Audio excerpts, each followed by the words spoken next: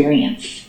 So I had a dream that I think was a rapture dream. I had it, wow, it was like 2017. And I've just put off making the video for years and years, but I watch your channel all the time, and everyone on your channel and you have encouraged me to make this video, so I'm going to keep it short. So it was kind of a short dream anyway, but it started out, I was in the back seat of a car.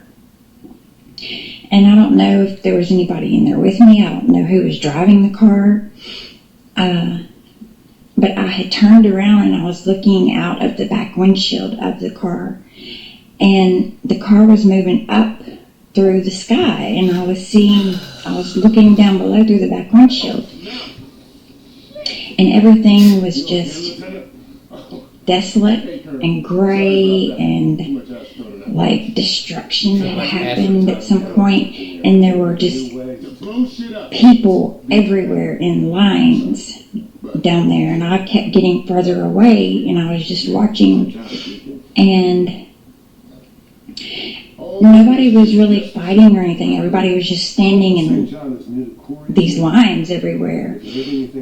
And then all of a sudden, this one woman that was in one of the lines, she suddenly turned around and she looked up at me, and we made eye contact. And this woman was somebody that I would describe as, she was very masculine.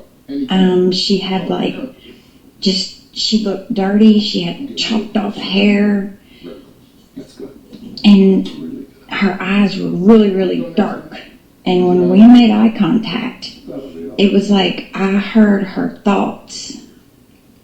And it was as if she thought, they're gone, they're finally gone. And as soon as I felt or, heard that thought of hers, she turned around and she started going nuts and killing people. And then once she started going nuts, everybody started going crazy down there. I mean, it was like mass chaos. And I was moving farther and farther away. I mean, there were cars careening everywhere, planes. I mean, it was mass chaos. And then I made eye contact with this man, and I can still picture his face. He had on a baseball cap. Does this look like that? And he was lying on the ground, and a truck came skidding and ran into him, and I heard his legs break.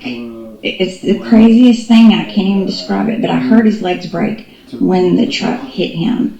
And then that was the end of the dream. Chlorine and turpentine. How can he not? The legs breaking thing, that part stuck in my mind so much. And I knew that it had been prophesied in, I know Psalms 34, but I'm going to just say Isaiah too. I'm not sure. But that Jesus' bones would not be broken. And I knew that, and for years I would think about that dream and think about, what did that man's legs being broken have to do with this? Like, what is that part of the dream telling me? And like I said, I had this dream in like 2017, and it was only about, I don't know, maybe a year ago, maybe not even that long. I was reading in Psalms one day, and in Psalms 34, starting at verse 19, it says, "Many are the afflictions of the righteous, but the Lord delivereth him out of them all. He keepeth all his bones, not one of them is broken. Evil shall slay the wicked, and they that hate the righteous shall be desolate.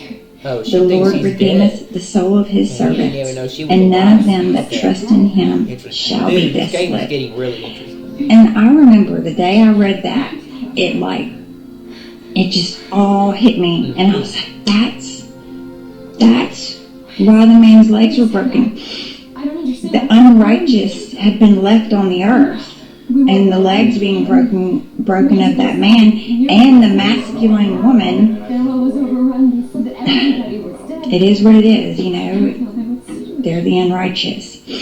And so I found that very encouraging, that the Lord is going to deliver his righteous servants out of all of that mass chaos. And that's an encouraging thought to have. And so we just have to watch and wait on the Lord. And like the Bible says, the Lord is not slack concerning his promises, as men count slackness or being slow. It's just that he's waiting on every person that is going to be saved. So I know that we're just so excited and we can't wait for Jesus to return, but we also need to be praying for our loved ones who aren't saved, and for everybody that's not saved, and that all would come to repentance and be saved. Thanks for allowing me to share. Bye. Thank you so much, Sister Misty, for wanting to share your rapture dream with the channel family. I definitely felt that you had a glimpse of the rapture into the tribulation period. They were very intense and vivid details. And one thing that really stood out to me about your whole experience was the fact that you had made eye contact looking down from that vehicle that you were in to a woman. And you heard her utter the words that she was so happy that Christians were not on earth anymore. And that definitely makes sense, because those that are left behind are those that have rejected God. And they have a lot of evil in their hearts. Yes, there will be those. Yeah. This is interesting. So this was just breaking news a couple hours ago, bro. It says the Houthis say all American commercial vessels and warships are now legitimate targets after striking Iran. Yeah, dude. Sudden destruction is coming upon the world very soon. I really do think we're going to be out of here. Out of here very soon. And they're still knocking, but no. People hate my guts. They want to kill me. They don't like me anymore. They want me to go. And that's fine. I'll go. But see, when I go, they'll get their peace. And they'll be happy when the believers are gone. They'll be happy. They will. They'll be happy. They don't have to deal with that anymore. They'll get their peace. They say, I want peace. They'll get their peace. But it's a false peace. They'll get 7 years of false peace. But they'll get peace. But it won't be what they expect. You don't want peace in this world. You don't want peace to come. Because when they say peace, that's when destruction comes upon the world. So, the only peace you want is from God. I'm going to leave it at that. I'm done, bro. People can do whatever they wish now.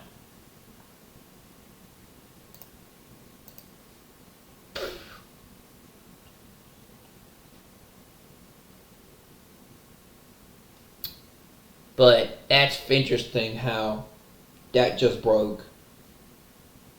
How Iran's proxies, the Houthis, are now saying that they are now all American commercial vessels and warships are now legitimate targets for strikes and to be attacked. That means we're going to war, bro. That's going to pull everybody in. That's when they said that's the sudden destruction that's about to come upon people. And I'm telling you, man. We also got these really we got these really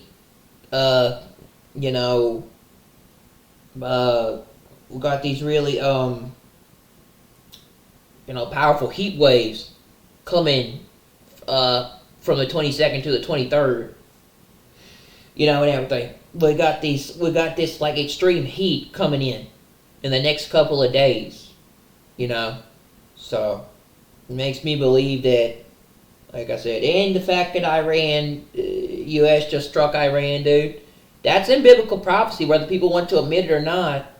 It's in the Bible, it's in biblical prophecy, and if you believe the Bible, we're living in biblical times. We're in the we're in the time when they call for when they call for peace, and then there's sudden destruction. In other words, John Trump wants Iran to surrender. That's in the Bible, bro. That's when they say peace and safety. That's when sudden destruction is the world. More than likely, that's when we go to war, or they launch a counterattack in response. So yeah, that's coming, bro. That's when they go in and hit them. Okay? With everything.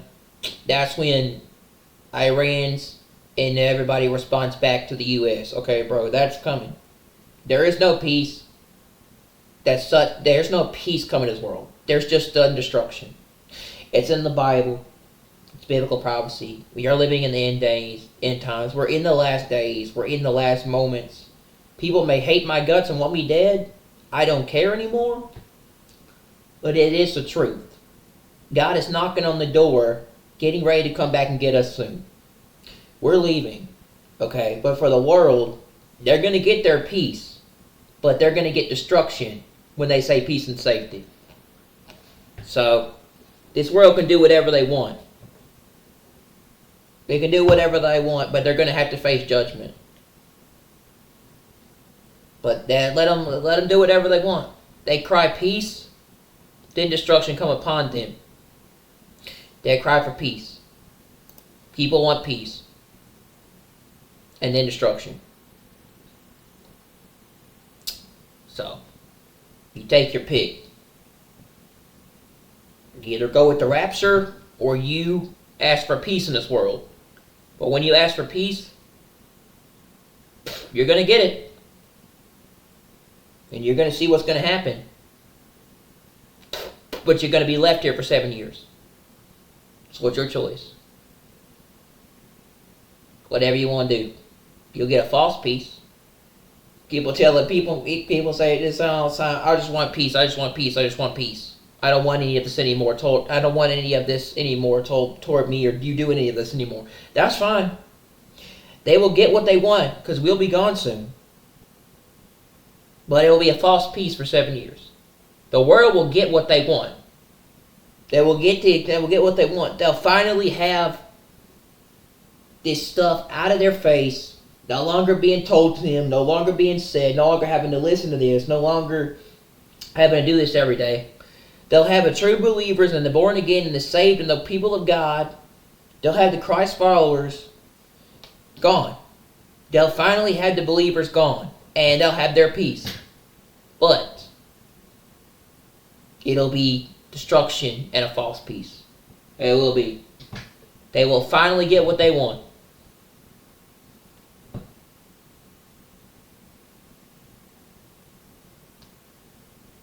They will. They'll finally get what they want.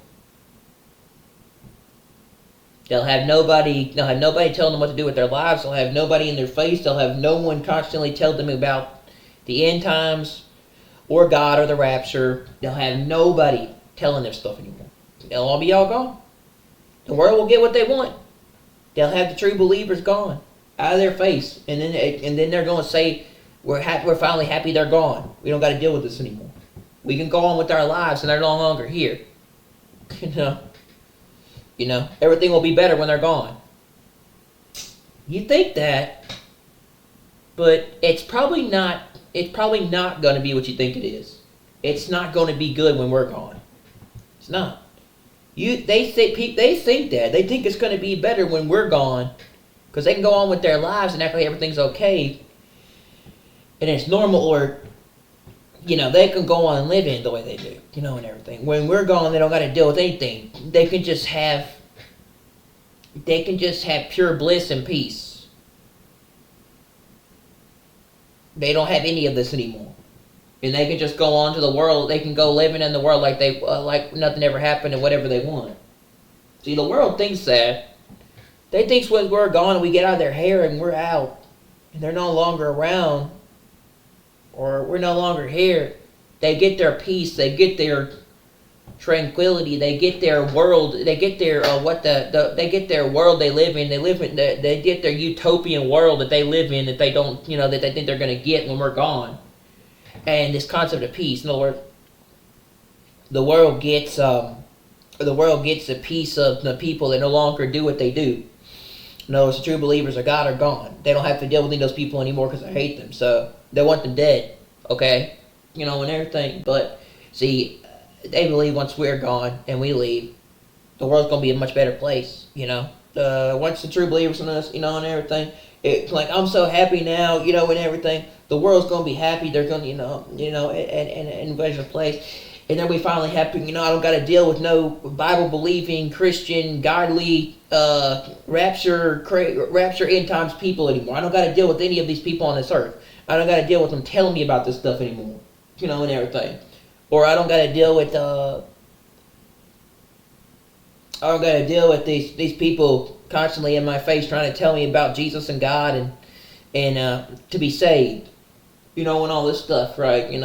The world finally gets. I don't gotta deal with these crazy religious people, these crazy quote unquote people, but they are these quote unquote crazy religious Christian believing followers of Christ, and everything. We're these people that follow God and the Bible, that believe the Bible, and everything, right? We don't gotta believe them. We don't have to be. We don't gotta see them anymore. But see, once we're gone, and the restrainer's lifted, the world is gonna realize that they want us back, and they wish we were here and should have treated us better, and shouldn't have said things they did, including wanting us dead. Okay, and everything.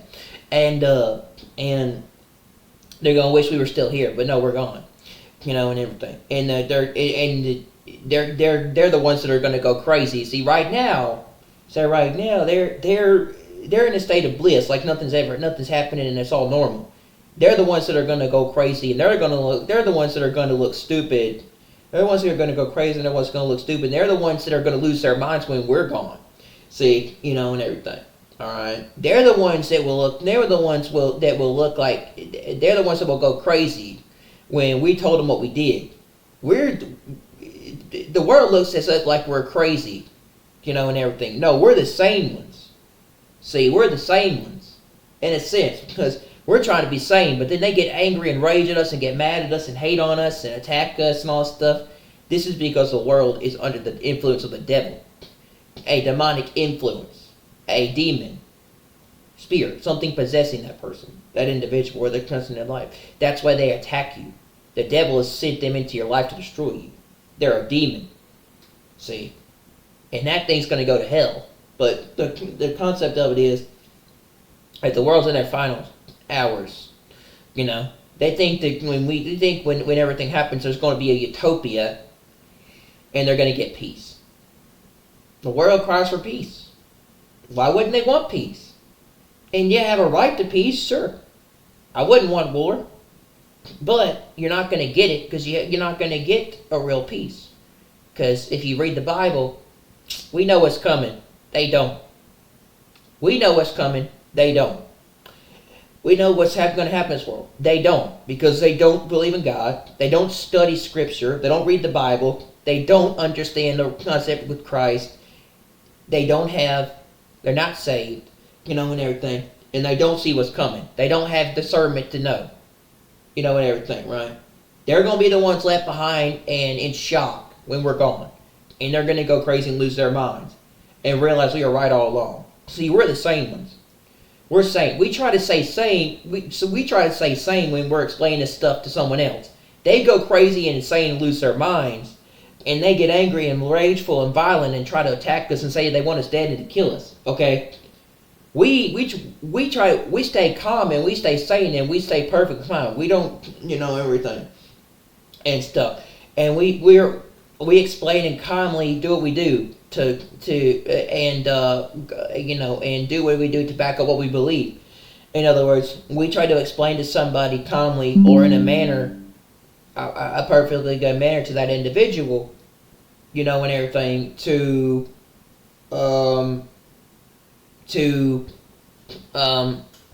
what we think and what we believe is being backed up by stuff, right?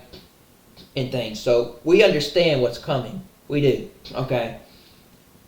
And things. We have nothing to worry about because we know we're going to be in a better place and we're going to be at peace with God. We're going to be in a place, we know where we're going, okay, or what's going to happen to us. We also know that our riches are not on this earth; they're in heaven, okay, to an extent, right? So, like when you look at it, this is what the world thinks. We don't, okay. We're only here for a temporary short amount of time left. But when we're trying to explain when we're trying to explain what we think and being backed up by the Bible, yes, these people get very violent, angry, and aggressive and attack us. They said, including me, I want you dead, and all this stuff. I should have strangled you or gotten rid of you while I had a chance. You shouldn't be here. I'm only here by the grace of God, dude. God saved my life. I am convinced. And I thank Him for it. Because I should be dead to this day. I should. I shouldn't be here. But God saved my life. He saved me from getting beaten to death. He did. He saved my life. And everything. And I've tried to do better with myself and rededicate my life to doing what He wanted me to do. Okay? And everything. And what I thought was best. And stuff like this, right? I owe God my life because I think He saved me, from the place I got into. Not only that, but He saved me from almost dying. I could have gotten beaten to death. I could have, so. And the fact that someone in your own life literally says that, I wish I would have killed you, but I had a chance, that's not them. That's not them, dude. That's a demon and that's the devil. That's a thing inside of them saying they wish you were dead. That's not the person. That's that spirit in them. They can't stand you because you have Christ. And they don't like you. That's that spirit in that person. They cannot stand you talking about God, the rapture, Jesus, or biblical prophecy, or the end. Because that demon hates you. And that demon knows his time is up too and it's ending. That spirit in that person knows. They can just sense the world's at an end. And when you have Christ, and everything. And the rapture. Tries to believe that the rapture isn't real. But see, that demon in there can sense you. And it knows the time is short, and so is the devil. See, the demon knows. It says even the demons know who Christ is. You claim to know God, and everything. Even the demons know God. But thing is, there's a difference between being saved and believing in God. But you got to believe unto the Spirit of Christ, and you got to believe in your heart. You got to have true heart and belief toward Christ. God don't take people that mock Him or make fun of Him or laugh at Him and scoff at Him. And everything, right? It says God will not be mocked. He knows the heart. So when He judges you, He'll say, away from me, I never knew you. And everything, right? You who practice lawlessness and iniquity. And everything, right? People who claim to say they're of God, they're not of God. They just have the Spirit of God. See, in the last days, it said people would believe God, but they would deny the power of Christ and say it wasn't real. And I don't believe in Jesus. I don't believe in what He did. I don't believe in any of that. I don't even believe in the resurrection, the death, and the burial. And everything. It said this would happen. They would deny the Son of God and that He rose from the dead. I don't believe in any of that. I don't think that stuff is real. People who claim to be Christ followers, they believe in that. They don't deny it. They outright admit that they follow Christ and believe in God. And they believe in the Son of God. And everything. And and everything. The other people, even the devil can quote scripture. He can quote me saying that he's of God. A demon can do that too.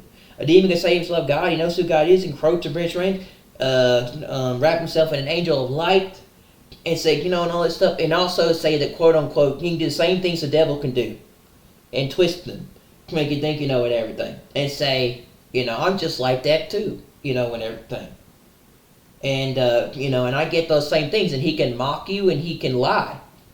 The devil was a liar from the beginning. He does nothing but lie. And he sends people after you to lie to you to get you to believe. These people aren't godly people. They're people with a demon or a demonic presence who claim to say they know you, but then they live their life in complete and utter recklessness and try to judge you, but really they're practicing lawlessness and iniquity. God will never know them. They will go to hell. They'll be thrown into the lake of fire, where they will be cast into eternal hell with fire. Weeping and wailing and gnashing of teeth, fire and brimstone, and everything, right? And stuff. These aren't godly people. These are people that claim to know God but deny His power. And it said it's what happened in the last days, and everything. Also, the devil loves to take things and mock you. He can take scriptures and things and use it against you. He can take spiritual things and use it against you. He can take something and claim that he has it, and claiming that the individual in your life has the answers, and they get the same thing to mock you. But see, what happens is, when you mock the people of God or the chosen, or you do certain things, God is not mocked. You will suffer for that and pay. That will be your judgment. And that's coming upon the world very soon. And they don't even know that it's coming. But the more and more they keep doing this, the deeper and deeper they're digging their grave toward what's coming. Okay? And everything, right? And stuff. They claim to mock. And the true follower of Christ or a chosen one, God does not like you doing that to His people. So, in a sense, what I'm trying to say is, bro, God not be mocked. God won't be mocked, and everything. This person claims to say that they get things from God. They don't get things from God. They get things from the demons and the demonic. They're not a godly person. Anybody who denies Jesus Christ is the Son of God. Has the spirit of Antichrist. That means he basically has a demonic spirit. Okay, and everything, right? In a sense that, But that's the devil. That's the devil, and that's the demons. He approaches you and he mocks you, and he takes everything you do and laughs at it, scoffs at it, makes fun of it, twists it, and he lies. He does nothing but lie. He's been a liar from the beginning, and he lies and lies and lies and lies, and he's a liar and full of lies. And he uses certain people to continue to lie, and so do demons. Demons lie too. They're just as bad as the devil. It said 20-something angels went with Satan when he got cast out of heaven, and chose to follow him. Okay, and everything, and they became his followers, which are demons. Demons are, if they follow the god of this earth, okay, and everything, supposedly Lucifer, Beelzebub, or Satan, in the constant, right? Do you think that they can't be like him and do the same thing? That they can't possess a person, that they can't possess an individual that has a spirit, and they can't be just like the devil? And everything? That they don't lie to and use things against someone and attack them and it's another person? And everything? And claim to say that they have us? No, demons can do that too, man. Demons are brutal and fierce and angry, violent people. Angry, violent, rageful people against Christians and true believers of God. And people that claim to be saved and carry the Spirit of Christ. Those people cannot stand those people. And around them, they just get extremely violent and angry and rageful when you talk about that stuff. It's the demon in that person that cannot stand it. It fills them full of violent anger and rageful fire. The demon in that person gets very violent, rageful, and angry, wants to kill you and wish you were dead. Okay? That's what happens. The person cannot stand you talking about the Bible or anything, like that, biblical or end time stuff. Okay? It's true. It's true, man. They cannot stand your presence when it comes to that. So they violently attack you. And they rage at you, man. They can't stand you. They hate you. Okay. Because they don't like you. They don't. Talk about anything else. Video games, baseball, whatever stuff in the world. But you talk about Christ. You talk about the cross. You talk about Jesus. You talk about the rapture. You talk about the Bible. You talk about biblical times and the end times. You talk about the signs going on in the world in the last days. Oh, they rage and get angry and violent and get mad up, get mad as hell in a storm of anger and rage. They get mad as hell in a storm of anger and violence and rage. And they want to get up all in your face and they want to attack you and yell at you and scream at you. and they just want to. That there's a violent presence in that wants to attack you and hurt you. Okay, and everything, and they get all up in you, and they come back, they all get up all in your face, and then start, just getting very, very extremely violent and rageful. That's because that's a demon. Demons and an individual. People who have a demon or demonic presence suffer with violent anger, rage, and outbursts, and certain things that are just they make them what to do. They also have a controlling spirit. They have a controlling spirit, and they have a desire to torture you, laugh at you, make fun of you, tear you down, hurt you, make you feel bad about yourself, feel worthless. They have a controlling spirit. They also love to tell you you're weak and a coward and all these things. That's a demon. That's the devil. And everything. That's not God. Okay, and everything. And that's the thing. Going to burn in hell for that. And everything. That's a demon. A demonic presence on that person. And everything. Saying you're weak. You're a bitch. You're a coward. All this stuff. You're worthless. You're not good enough. And everything. You'll never be like that. You can't do that. That is the devil trying to tear you down. He's a lie. He's a liar and the father of lies. And everything, right? And stuff. Because the devil can't possess you. He can't hurt you. He can't touch you. He can't possess you. He can't have demons attack you. He uses oppression, and he uses oppression. He uses harassment. He uses certain things in your life to tell you you're not good enough and to come after you.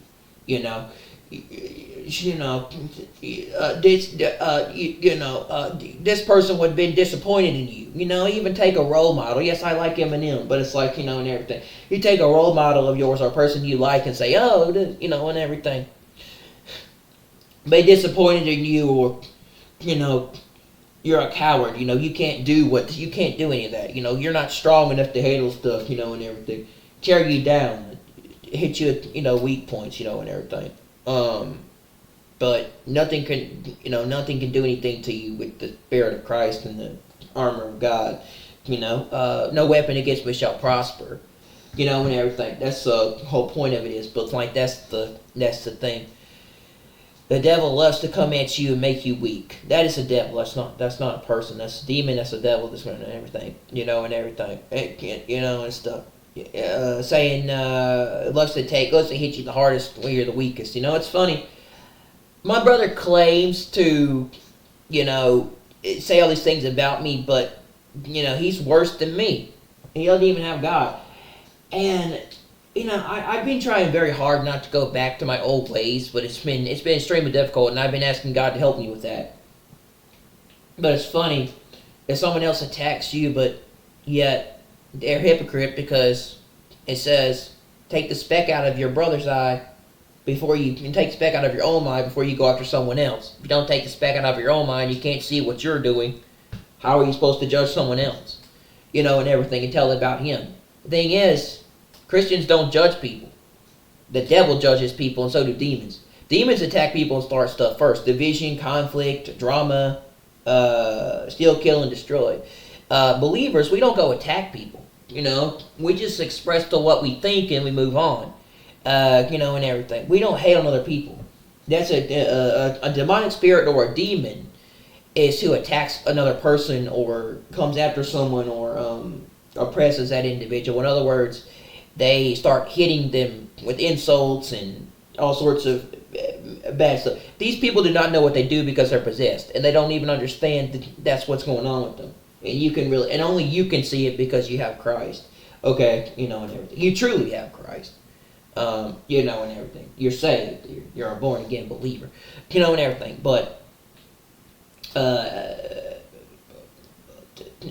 they pick fights. They start drama. They cause conflict. They hate. They attack other people. They hate on other people.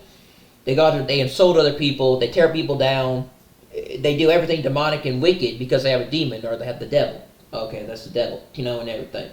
And the devil has a lot of ways of attacking a believer too, or a Christian, or a person that is of God. One of the best ways to do it is to insult them, and mentally oppress them, make them feel like they're not good enough and they're not worth it. They don't belong in this world anymore. It'd be better if they were dead, right? And stuff. And they love to hit you where it hurts. They really do, and everything. Tear you down, make you feel like you're nothing. You're weak, you're a coward, you're a bitch. Demons do this. Godly people don't do this. They don't insult people. They don't attack people. They don't hurt people. They don't go after individuals, and everything. They're pretty peaceful people because it says God is not the author of confusion or the author of division. He is the Prince of Peace. Okay, and everything. People who are godly people, they want peace. They don't want drama or conflict. They don't want a fight. They don't go looking for it. They actually walk away and leave. The devil, that thing continues to come after you and attack you, even after you leave. So you're going to come start, and everything. These people can't help but stir up drama and conflict and division. That is their goal. That is a demon's goal, and everything to do. But, we spend most of our time alone by ourselves as the chosen, the elect, and people of God, because we don't want to start drama or conflict. We're not of this world. We live here. We live in this world, but we're not of this world. But we don't belong here. We know where we're going to go. We know where we are about to be. Okay, and everything. But we're very peaceful people for the most part, to a degree. We're just trying to help other people. We're just trying to help people with these last days before it's too late. And the world doesn't want our help. I realize that they hate us, okay, and everything. But we try to keep peace. We don't want drama. We don't want conflict or fighting or a war or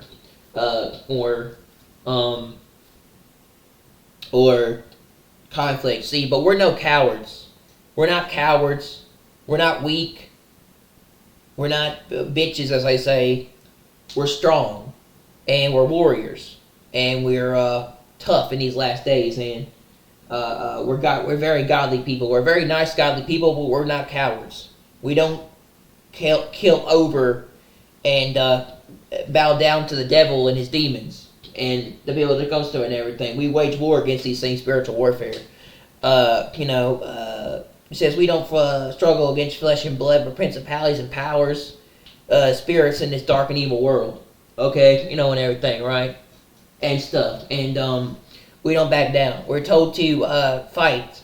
We're told to fight and go against it. We're not supposed to be cowards and back down. We're not weak. But the devil wants you to think you think you're weak and you can't handle it, and everything. You can't handle it, or you can't deal with that stuff. But we're meant to fight and be fighters, against these things, and everything.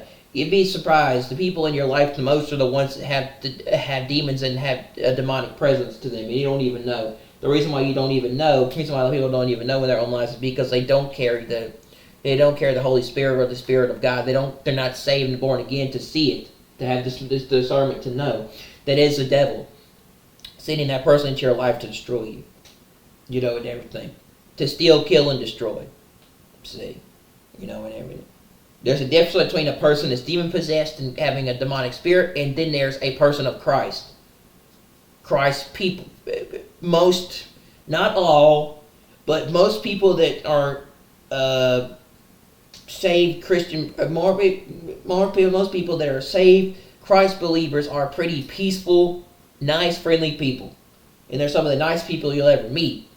But they're not cowards or people that are afraid to fight back or wage war with stuff, and everything, right? You'd be surprised. In the Bible, God is chosen as prophets and individuals that were human too, and they got sick after a while of what the person was doing, and they told them to get away from them, or they told that thing to come out of that girl, and she had a spirit of divination that made those people rich, and she kept following them around, and eventually they said, "Come out," and everything, right? And stuff, and then they got thrown into jail. So you'd be surprised that even the followers of God, the disciples, were not cowards. They were not afraid. Okay, they went to war with stuff. So you got to look at it like it's still on this earth, man. and everything. We still fighting a battle. You'd be surprised. The people that are in your life are not people. They're spirits, they're demons, or they have demonic influence. That's not a person. That's a demon. You can tell the difference between a normal person and a demon-possessed person. A person is speaking out of an individual and attacking you, coming after you. An individual that, someone that is threatening you or coming at you with words. A normal person would not threaten. A normal person would not. A normal individual would not say that I want that person dead. They would not say that I wish I would have killed you. That is a demon. Okay, and everything, right? Or unless you're a serial killer, a criminal, or some kind of like awful, terrible, evil, wicked person. Okay, but yeah, demons and the devil they're the most wicked, evil, terrible thing on this earth. And people who have them, they're even worse if you're possessed by them. Because, and you're around a believer or someone that's of God, they hate you the most. And they want you dead. And the thing is, that person might have been carrying a spirit for years in them, but the demon and the spirit's afraid of you, so it doesn't attack you. Because it already tried to take you out once and kill you. It knows that if it does it again, it's going to suffer, going to burn in hell, so, and everything. The demon cannot touch you. See, like I said, devil has to go to God to get permission to touch you. Okay, and everything. So, like Job. So, the demon knows. That person very well has been possessed for years and has had demons and had this problem. And they've never actually come to God, or they never actually got deliverance, or they never actually truly became saved and became changed. And they could be carrying that spirit around for years that wants to kill you and hurt you, but it knows if it tries to, or that individual tries to, their life will be ruined for you forever. Not to mention that demon will have to face God, and everything with what they do. So they know, and like I said, it's not the person. It's the spirit in that person that's harassing you and insulting you and hurting you and tearing you down. You can recognize the devil by his vices and his minions. Just like the devil, his minions do the same thing. They lie, they attack, they cheat, they steal, they practice lawlessness, they practice iniquity, they practice every evil, wicked thing on this earth, and everything. They do terrible, awful things. They are a person that lacks integrity and morals, doesn't care what they do. They have no conscience. They have no morality. Their conscience has been seared because it says these people will be turned over to their own desires in the last days. They have no sense of right and wrong with the way they treat people. They don't care how they treat another person. It doesn't bother them. Okay, they can just walk away and act like everything's normal. They don't care. Nothing gets their conscience. Nothing bothers them.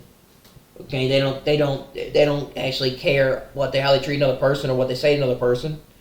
In other words, they don't. They have no sense in the world to have any sense of feeling bad about what they did, and everything, and they can just go on with their lives like everything's normal. It's okay, because guess what? Their unbelief has blinded them to the truth, and they're asleep. They're not understanding what's going on. And their conscience has been seared, and they've been turned over to. It said people will be turned over to a reprobate mind, and when God turns you over to a reprobate mind, it's never good, because that's when things get bad. They really do, and and demons can come and attack you and possess you if you don't have Christ. God will leave you open up. They'll turn you to a reprobate mind, and He will leave you open to the demonic to teach you a lesson. He will have you possessed or have you attacked by demonic spirits or demons to teach you a lesson. He will have you under the control of the devil.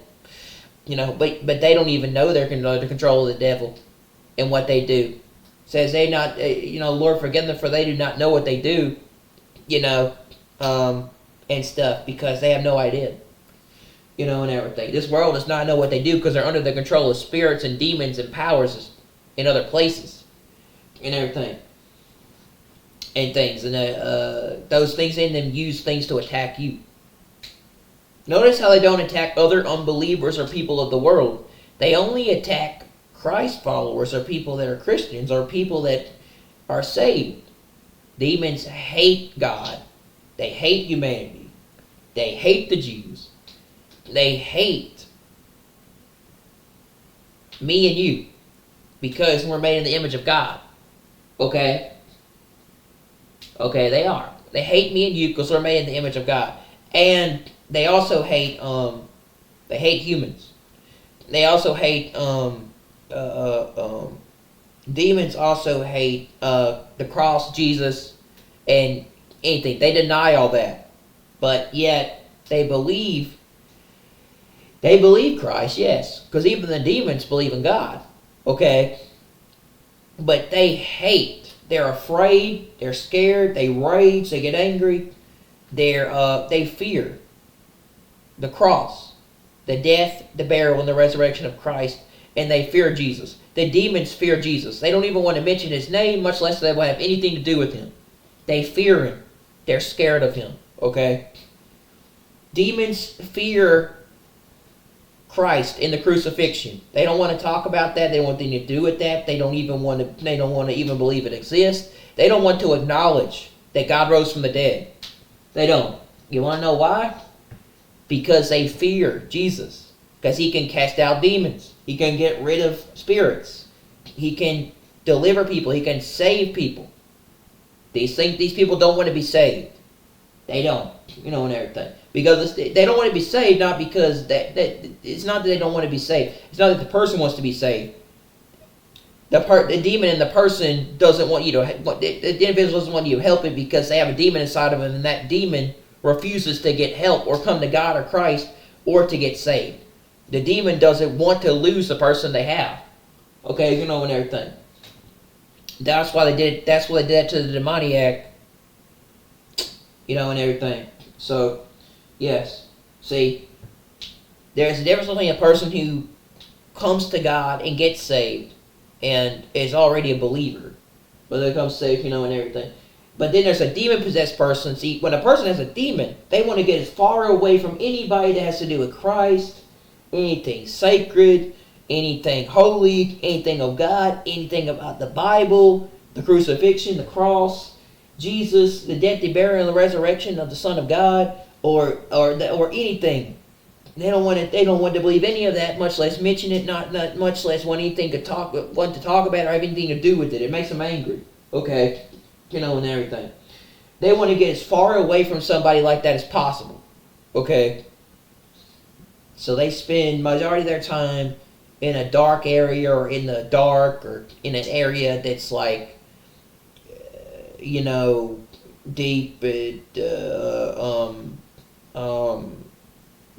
dark and gloomy, stuff, See, the world, this is what happens with certain people.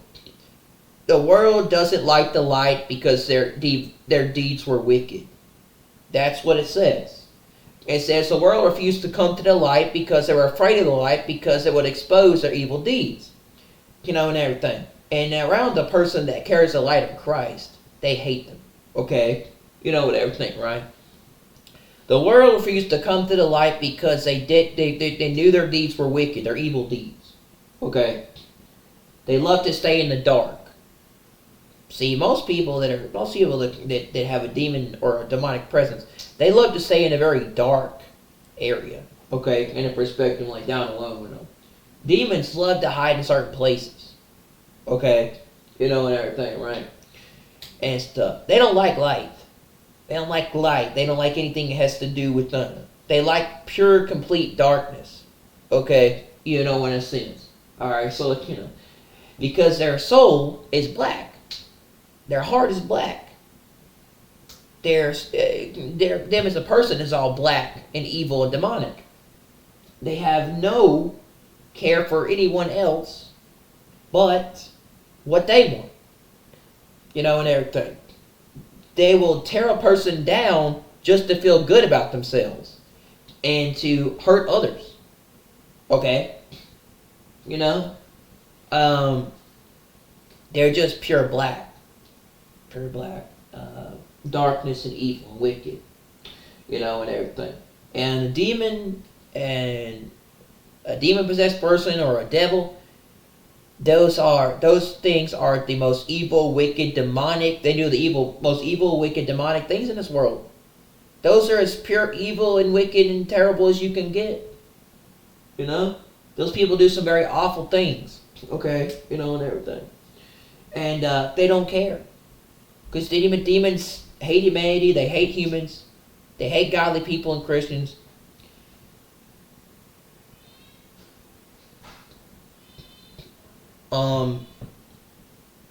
They hate people that are good. They hate good people, and they hate people that are doing what they believe is right. They hate anything sacred or godly. They hate they hate they want those people dead. They hate people that try to save them or help them and everything. It talks about this in the Bible. And people are like, and everything. Why are you mentioning the Bible? Like, because I believe in it, and everything. And it's like, when I mention that, it's like, I don't know how people can't believe what's happening with everything in the world isn't biblical or what's in the Bible. It's the last days. I don't know how people can't, what's going on. So, and everything. It's just like, I don't see how people cannot believe there is a God. Okay, and everything. And stuff. Demons know God's real and He exists and Christ is the Son of God. They just don't want to admit it or believe it. So they deny it and say that they don't believe in it or they don't think any of this stuff is true. That is because of that thing in them doesn't want to admit to it or the crucifixion and everything, and everything. It's true, and everything. It's true. The demons believe, but they're afraid of Christ. Okay, and everything, right? So they make fun of him and they, with everything, and they're scared. They're scared to officially admit Jesus Christ is the Son of God and He rose from the dead. They know it's true, but they deny it. Okay, that kind of. So the thing in that person will do that too, and they'll act like what you're saying is not true, and they won't believe it, and they want to stay as far away from the person's presence as possible. See, when a person has a demon, it hurts the individual to be around. It hurts the individual to be around a godly person, a person of Christ, or a person that's saved, or a believer in God. It hurts them. They can't stand being in their presence for a certain amount of time before they have to leave. They don't get them. They can't be around them. They don't understand them. They don't know how to deal with them. They can't get it. So they gotta leave. And it just and they continue to get more and more angrier and rage and get mad around that person the more and more they do what they do and be around them. And they can't stand their presence. They can't. They hate them. Okay? They hate them. And it's true. It's very true. And it hurts the demon. It hurts that thing inside that person to be near their presence. So that's why they spend most of the time downstairs or in another place or away from that individual while this person is doing, and they want to judge you, but yet they want to judge you and tell you what you're doing with your life. Not to mention, I think it's funny how people get my age wrong. How you claim to think you know me and know about my life and who I am and what I do, when you can't even get my age right. Okay, my brother does, and everything. I often wonder if he's losing brain cells from drinking and smoking his life away. Yet he wants to judge me. It's like, and stuff. So, yeah, how the world copes with Christ followers is they go divulge into drugs, alcohol, and whatever can help them deal with stuff. That's the world for you. Or that's the demon in that person. They can't stand your presence, so they've got to find a way to, cope. And they got to find a way to cope, or get rid of it, or just find a way to, in a sense,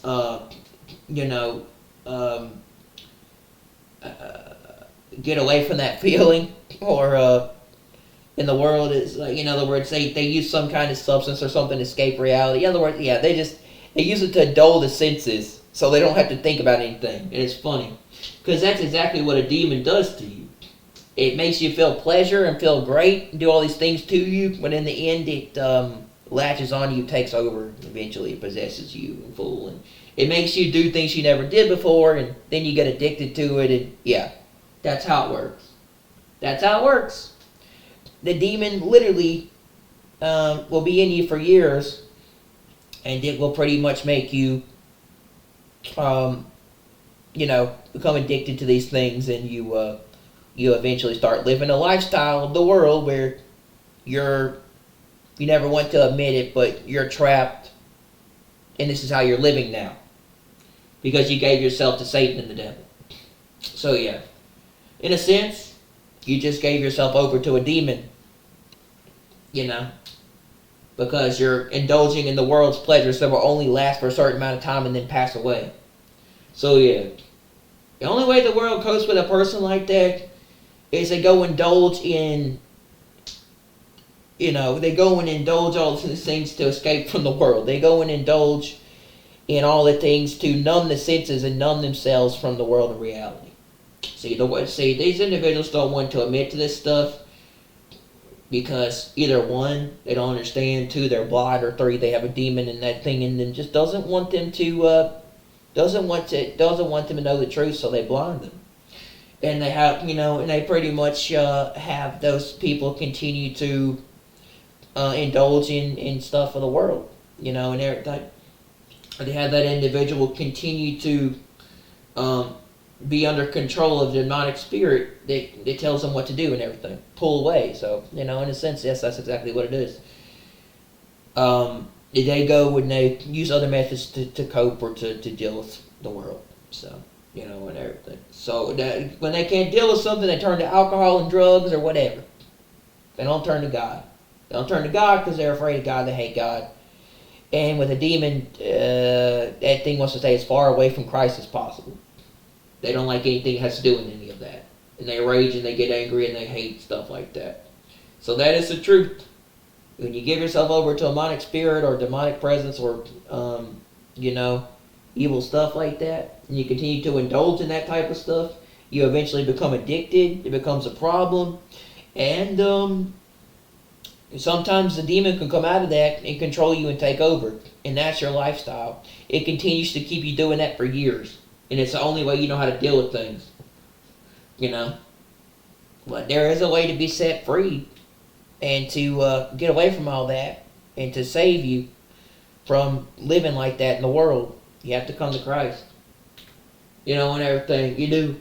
You have to come to Christ and He will set you free. He set me free from a lot of stuff, man, that I've never gone back to. Okay? And stuff. But I was in that place too at once. But God saved me, and I believe He saved me to this day. I do. So, but it's a shame. It really is.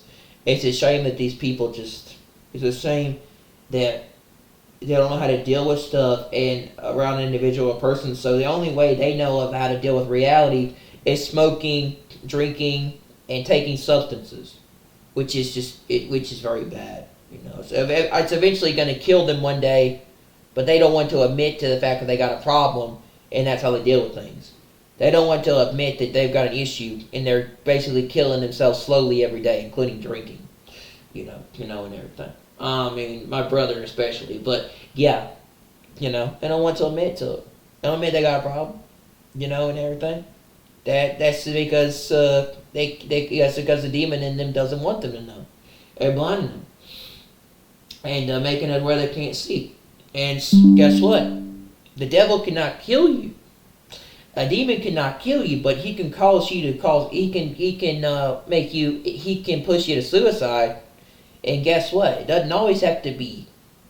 It can slowly kill you over time if you don't get rid of it, because it will eventually take over and possess you for years. It will have full control over your body, and you don't even know, making you do what you do. And everything. It doesn't have to be slow, like a gun, like being shot, like you shooting yourself, or even you stabbing yourself or whatever. It can be a slow death, and a lot of it could have to do with God's judgment and and having to live and being stuck in that life, what you did to another person. You'd be surprised, what you reap, what you sow, you shall also reap to another person. Maybe that person also drinks because they feel guilty about what they did to someone else. They can't get over it. I can see why, and everything. But yeah, it's sad, man. It's sad that the world doesn't realize that they're being controlled by spirits and powers and other influences in this world. They're too blind to see it, and everything. And it's sad, but there's only one way to be set free, and that is getting deliverance, or that is getting that is coming to God, that is coming to Christ, and having Him get you, having Him pull you out of all that into a better life, and everything. So you're not stuck in the world's perspectives, okay, including that type of lifestyle. I thank God to this day that I thank God to this day I've never done drugs, I've never drank alcohol in my life, and I've never done half the things people have done. I've pretty much lived a healthy lifestyle to a point. Except for maybe having stomach issues or problems after eating. I have digestive problems or issues. I have issues with my body.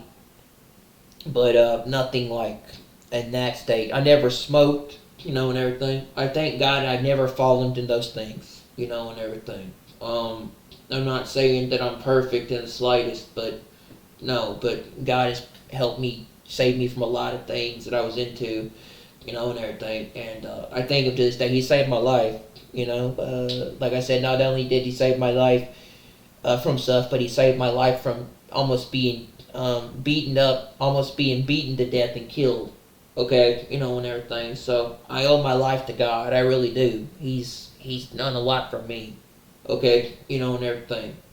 But yeah, I've never fallen in it. I thank God I've never become a drug addict, an alcoholic, or anything like that. I've always believed, but not this sin I have now. But yes, I've always kind of had I've always had some sort of belief in God that's got me through a lot of tough times. But luckily, I've never fallen into extreme things like that. And I don't do that. I'm not around those people, and thank God I'm not. And everything, and even my own brother, which I think he's I don't trust him, and I think he's involved in a lot of things that I don't do, and I'm not around him. We don't associate with each other, but we're not the same. I don't do what he does anymore. I don't associate with him. I'm not around him with the stuff he does. Okay, and everything. I don't know what he's up to. I think at times he's under demonic influence or a demon, or he has a problem because he has violent anger outbursts and rage and problems and gets mad all the time. He often does it to me when I talk to him. Okay, about things, and not only that, but he has a problem with getting incredibly violent and angry and saying he wants to kill me. He wants to kill me a lot, including one point where he said he would strangle me, or he would beat me up in my sleep or something, or at one time he said that if we lived together, I would kill you. And everything, right? And all this stuff, and they, but yeah, he's threatened a couple of times to kill me in my life. He has. He even came close to almost killing me. and everything. Yeah, I think he's got a problem. I think he's got a demonic presence or a demon or something around him that is scary, very scary. Okay, and everything. He's very violent, and has anger. As a very violent person, has angry outbursts and is full of rage. And he often has time at times. There's often times there's often times where he acts and does stuff that makes me think he's not normal and something's wrong with him, and everything. And he has a problem, especially when I try to stay calm and um, normal when I'm not getting angry or raging or getting pissed off, just trying to explain something calmly. He goes into a very rageful, angry outburst a lot, especially when I bring up God, the end times, the rapture, even the Bible. He hates it. And I don't know. I think he's got a demon or demonic presence because something's wrong with all that. Yeah, I often think my brother's possessed. I do. And I'm not gonna be frank. I think my brother's possessed by a demon. I often think he's possessed by a spirit. He has a demonic thing, a demonic perspective in him, or he's possessed by some kind of demon. He has a demonic presence in him. He has a demon in him. Okay, and everything. That often rears its ugly head or shows signs of stuff around me whenever I do stuff around him or we talk. He shows signs that I think he's demon possessed or he has something wrong with him. That often scares me to a point that I walk out of the room and leave. And then he comes back and then he comes back into the room and starts getting angry and starts going back to the room and starts having angry, rageful outbursts and violence. Okay, and everything, and wants to kill me, which is not normal. Okay, and everything. I'm scared of my own brother. I've been scared of my own brother, to tell y'all the truth, since about a year ago when he almost killed me. I don't know if y'all have heard this story, but my brother came close to killing me. He came close to taking my life. He came into my room one day when I was minding my own business, sleeping, and he had a very evil, malicious smirk or smile on his face. He didn't want to leave when I tried to get him to leave my room. He thought he could stay in the place, stay there, and he was acting strange and doing some weird, strange shit, okay, and stuff that just scared the crap out of me. And then we got in a fight because I was fighting this thing, and I don't think it was my brother. I think it was a demon or a demonic spirit, okay, and I often don't think that's my brother anymore. That's a demon. That's a demonic spirit. My brother's gone. His soul's been gone for years, okay. I've been trying to save him. I've been trying to save my brother, like before things get bad, right? And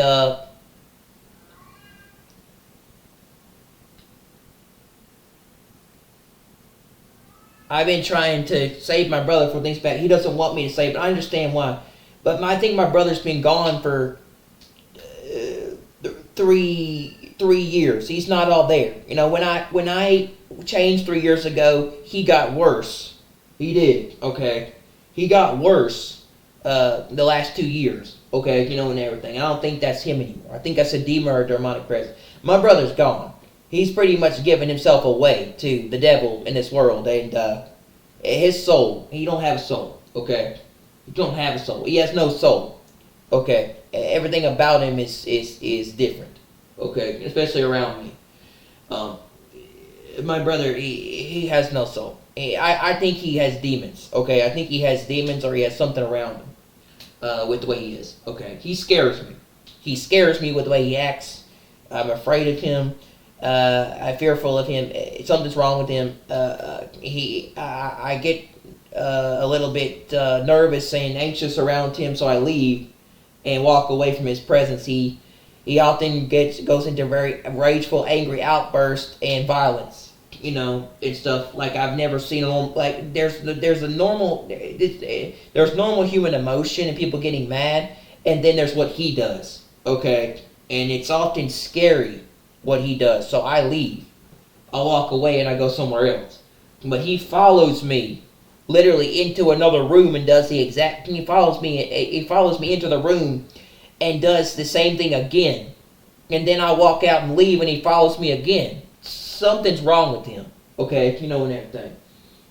This thing follows me whenever we talk, and I've noticed this. He's done this a couple of times in the past, but I believe it's coming back.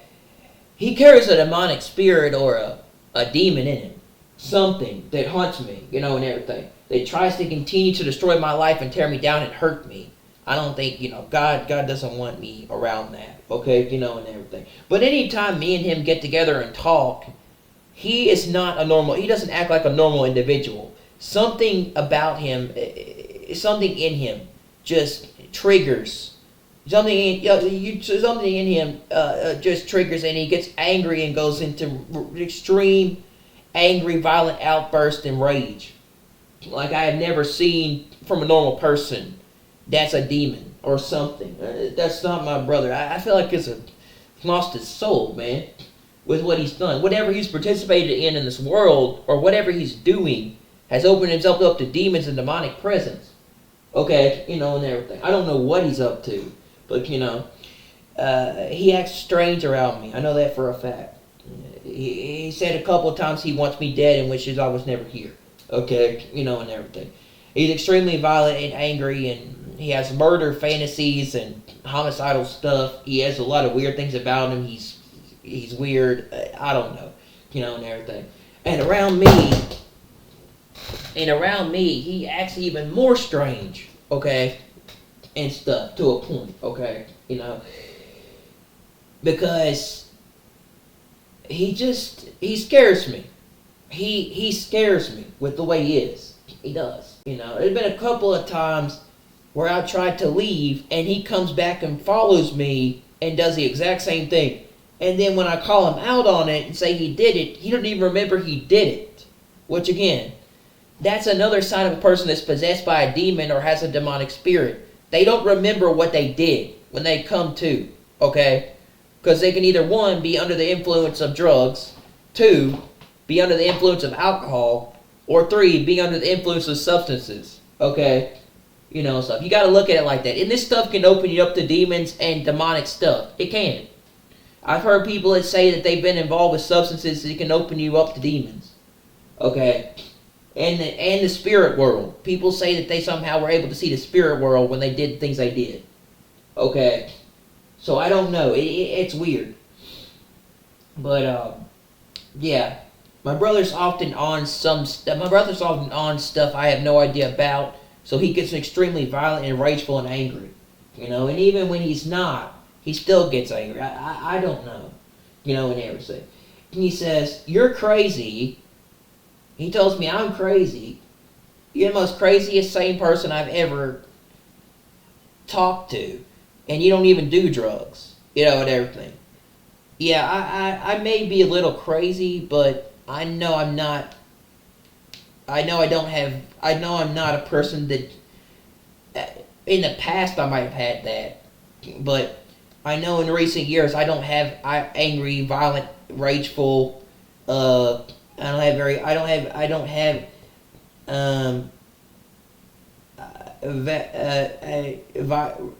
violent, rageful outbursts. You know, like he does, and that's not normal. Also, I don't threaten to kill someone. I don't threaten to kill another person, okay, and wish them dead. Alright, you know, and stuff. And I don't go attacking and beating up others, so that's a sign of a demonic presence, you know, a demon, you know, and everything. Not to mention, I don't go following someone around everywhere, you know, and continue to harass them and do the stuff they do the stuff I do to them. That's a demon following you around. Okay, that's not that person, that's a demon in them. And they don't even know what they do. Okay? They don't even remember they did it. And they don't remember they did it because they're under control of it. Okay? These people, these individuals, this person probably let themselves go for years, and they've been possessed for a long time and didn't even care what they did. And they have been so stuck and trapped and gone so far into the depths of this world and deep into the stuff of this world and doing whatever, that they have been controlled by, they have been under the control of a spirit, and have been, and this thing have fully controlled them for years. This you know what I'm saying?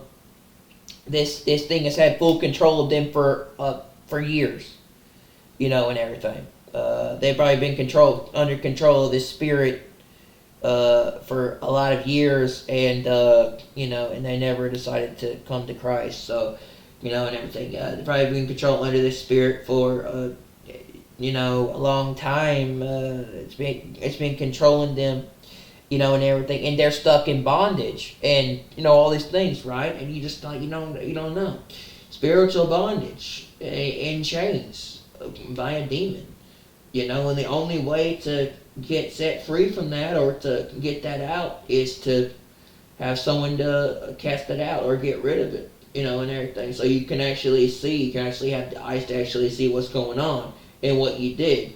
And then once that thing is gone, you don't do that anymore. You don't do it anymore. See, these people do this because they're probably under a demonic spirit or demonic influence, you know, and everything. Once that thing is gone, and once you come to Christ, or once you get rid of that, you don't drink anymore. You don't do that stuff anymore. You'd be surprised. Spirits can cause you to drink and do drugs and be on substances and just numb yourself down, your life away, right? You know, and everything. It can cause you to be violent and angry and rageful. Those are the signs of a demon. And also just the way you are. Also wishing death upon someone is also a sign of demonic presence. You know, and everything. This thing attacked these people in the Bible when this person said that I don't know who you are, and just, you know, and everything. So you can really think about, not to mention also this demon-possessed girl followed the demon-possessed girl followed the disciples around wherever they went until they finally told it to leave, or to go away. Get out of my presence. You know, go to hell, demon, where you belong, right? You know, and stuff, right? Because we said we have the power to command spirits to do what we want them to do, because we have Christ. We have the power to command spirits to get away from us, right? You know, and everything.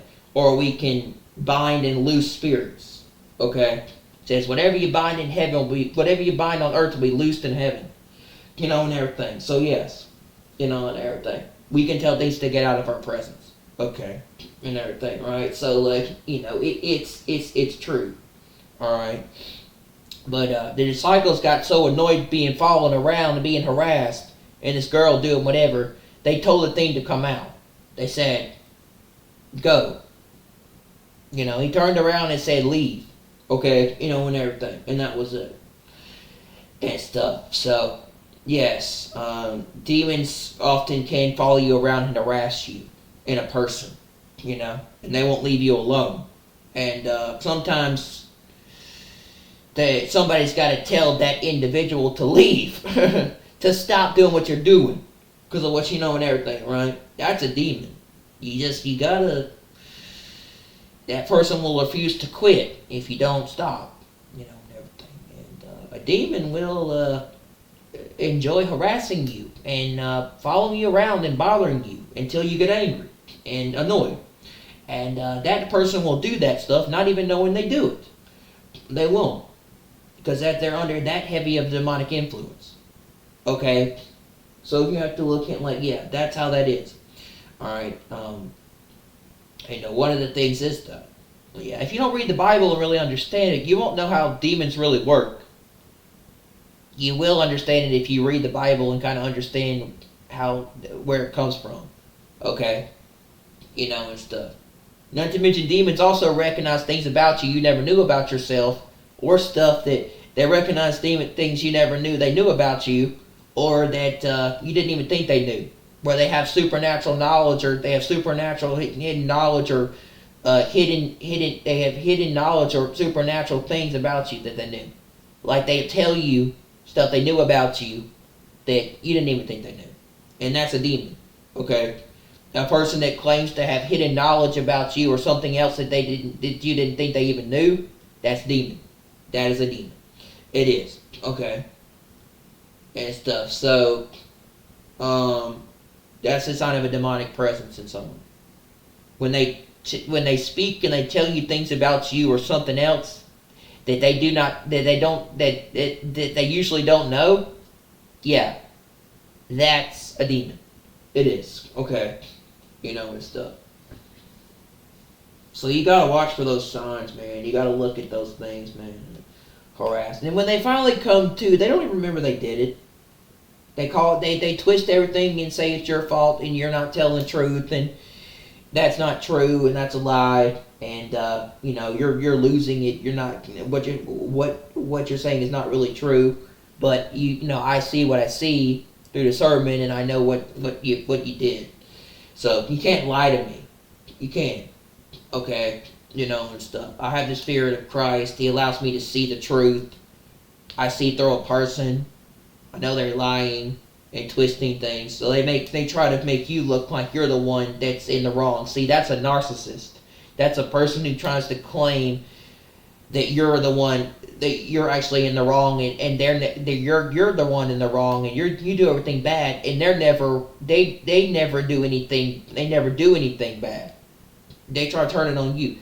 These people never claim to say that they do anything wrong or they're a bad person, or anything, right?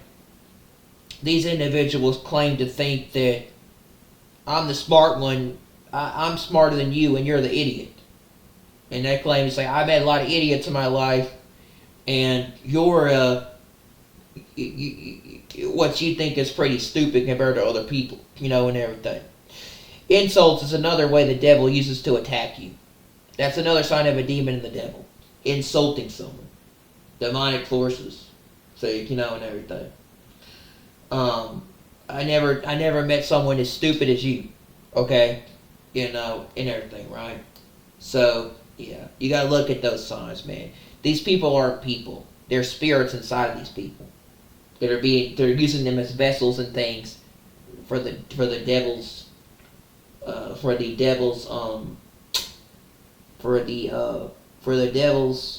agenda, its mission, because they've already given themselves over to the demon and Satan and hell. They already know they're going to hell. They already know that they've given themselves over to the world and the devil.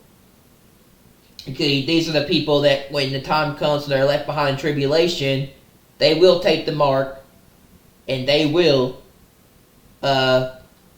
suffer on earth for this, and they will be cast into the lake of fire. So these are the people that will take the mark and pledge their allegiance to the devil. They will, because this is what they do. Okay, and this is what they're going to do, and because they've already given themselves over to a demon. So they've already pledged themselves to the world and the devil. I don't want to be saved. I don't want help. And they say, my father is the devil, and that's it. My father is the devil and the father of lies. And I've made up my mind, and that's what I want to do. I want to spend my life in hell. That's your choice. It is. But I've picked my side. I want to live for the devil. When you want to live for the devil, when you want to live for the devil, when you want to live for Satan and the devil, you are now the property of demons, and you are now the property of demons and the demonic, and they take over you, and control you, and they trap you in this world and everything in it. And all the pleasures, but eventually it gets to be a problem, and you go into addiction, and you die at a young age because you didn't have Christ. So when you give yourself over to Satan, he slowly kills you over time.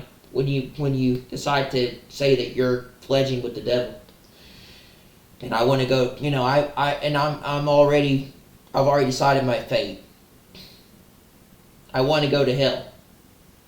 That is your choice, but you've already picked your fate.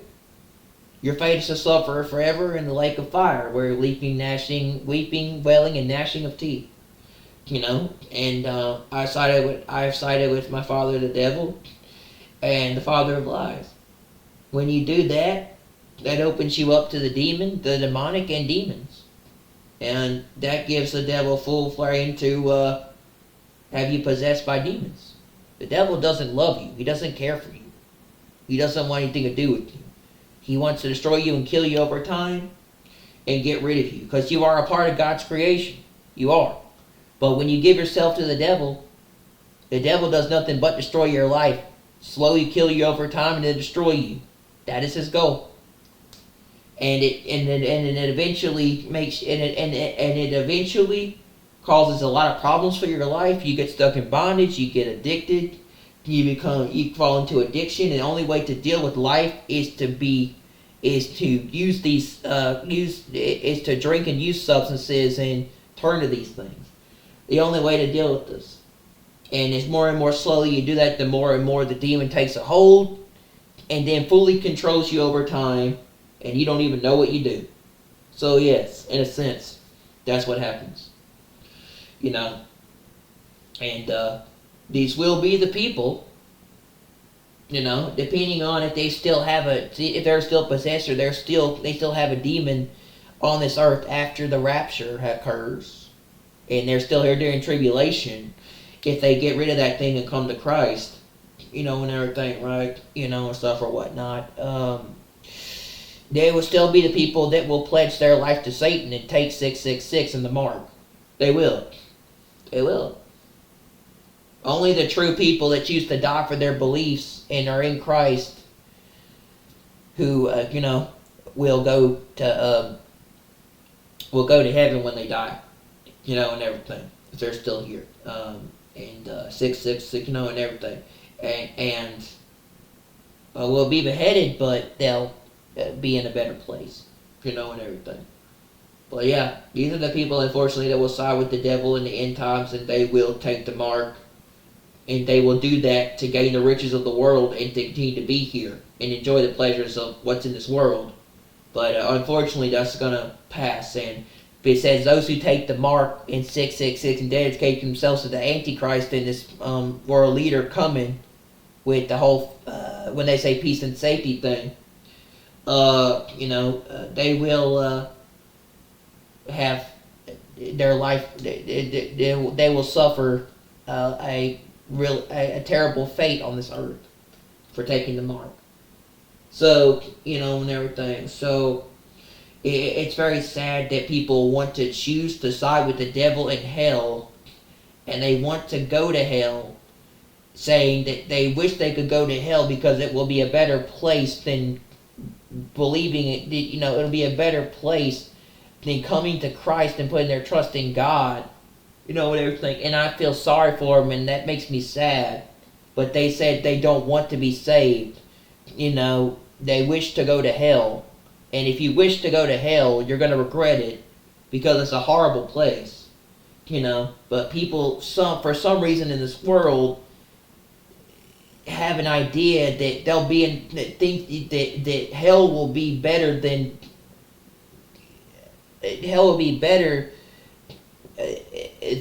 eternity.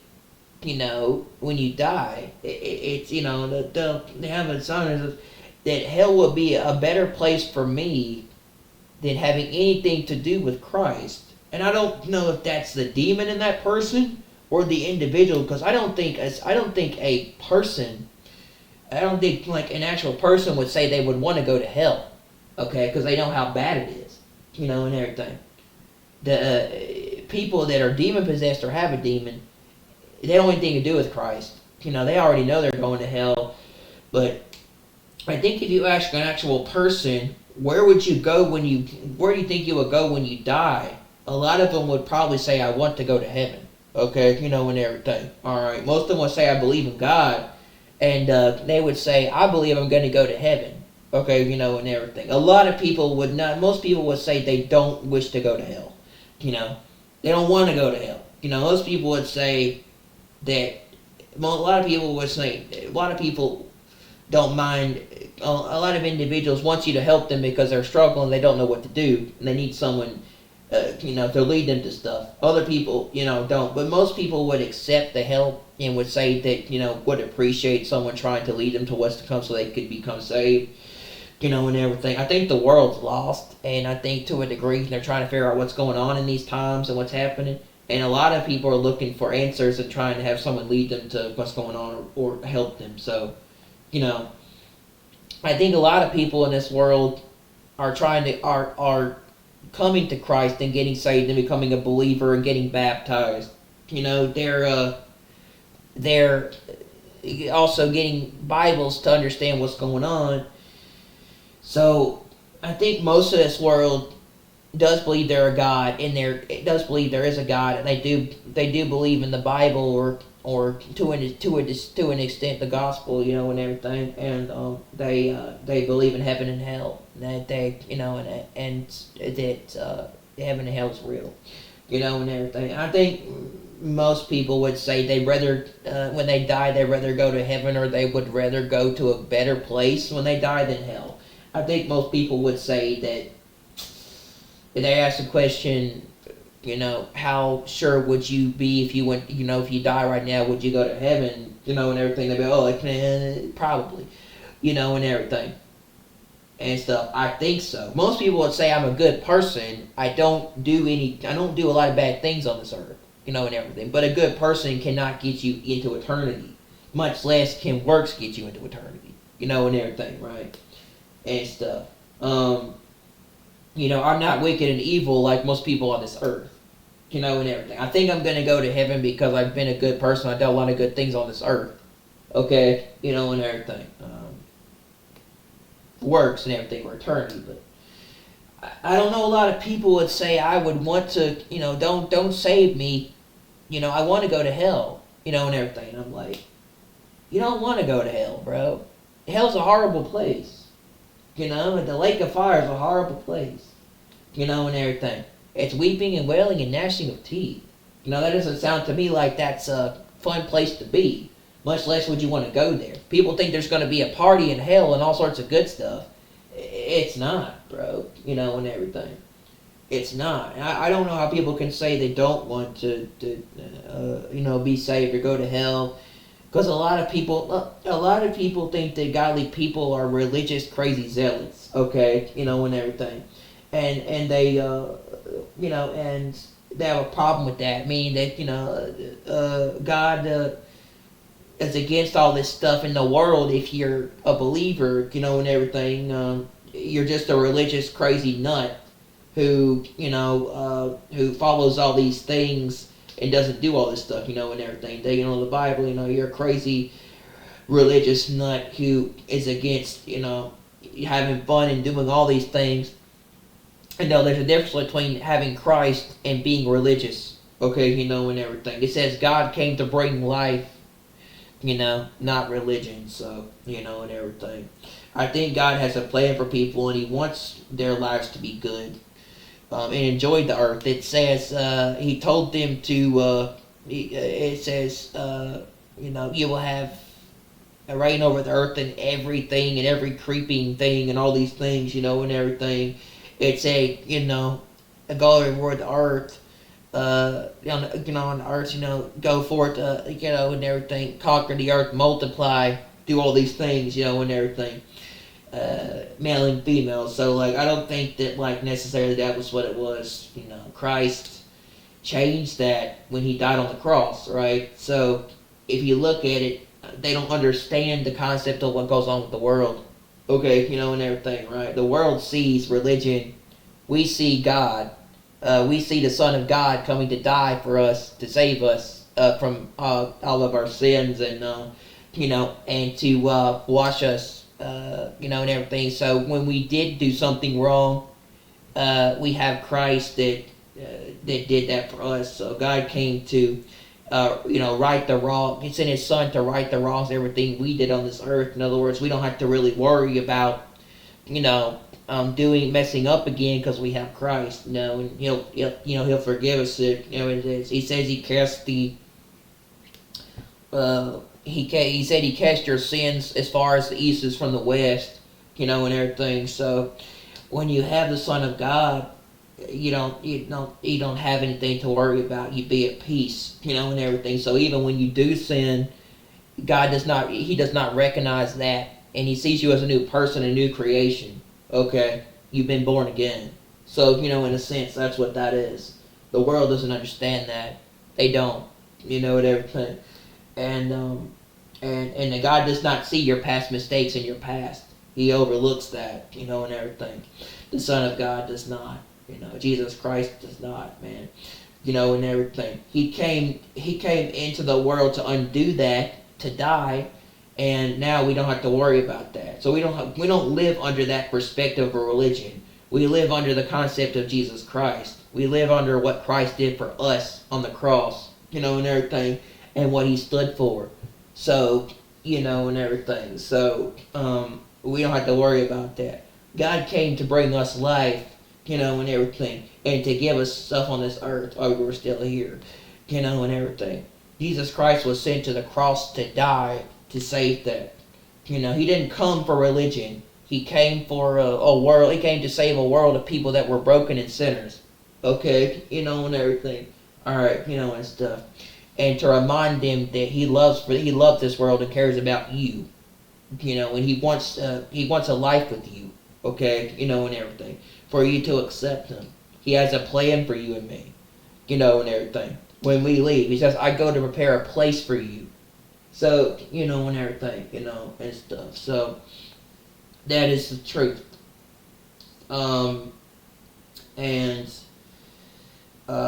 we don't have to worry about the religion zealot, the religion perspective of being under all those laws in the Bible, because we have Christ, and Christ died to save us from that, and to provide a way for us not to have to worry, and protection for the things that we do in the past, the present, and the future. Okay, and everything. And if we do sin, God doesn't remember those. He sees you as a new creation, as a son and daughter. As one of His sons and daughters in the future. Okay, and everything. God sees you as a child of Him. You're a child of God.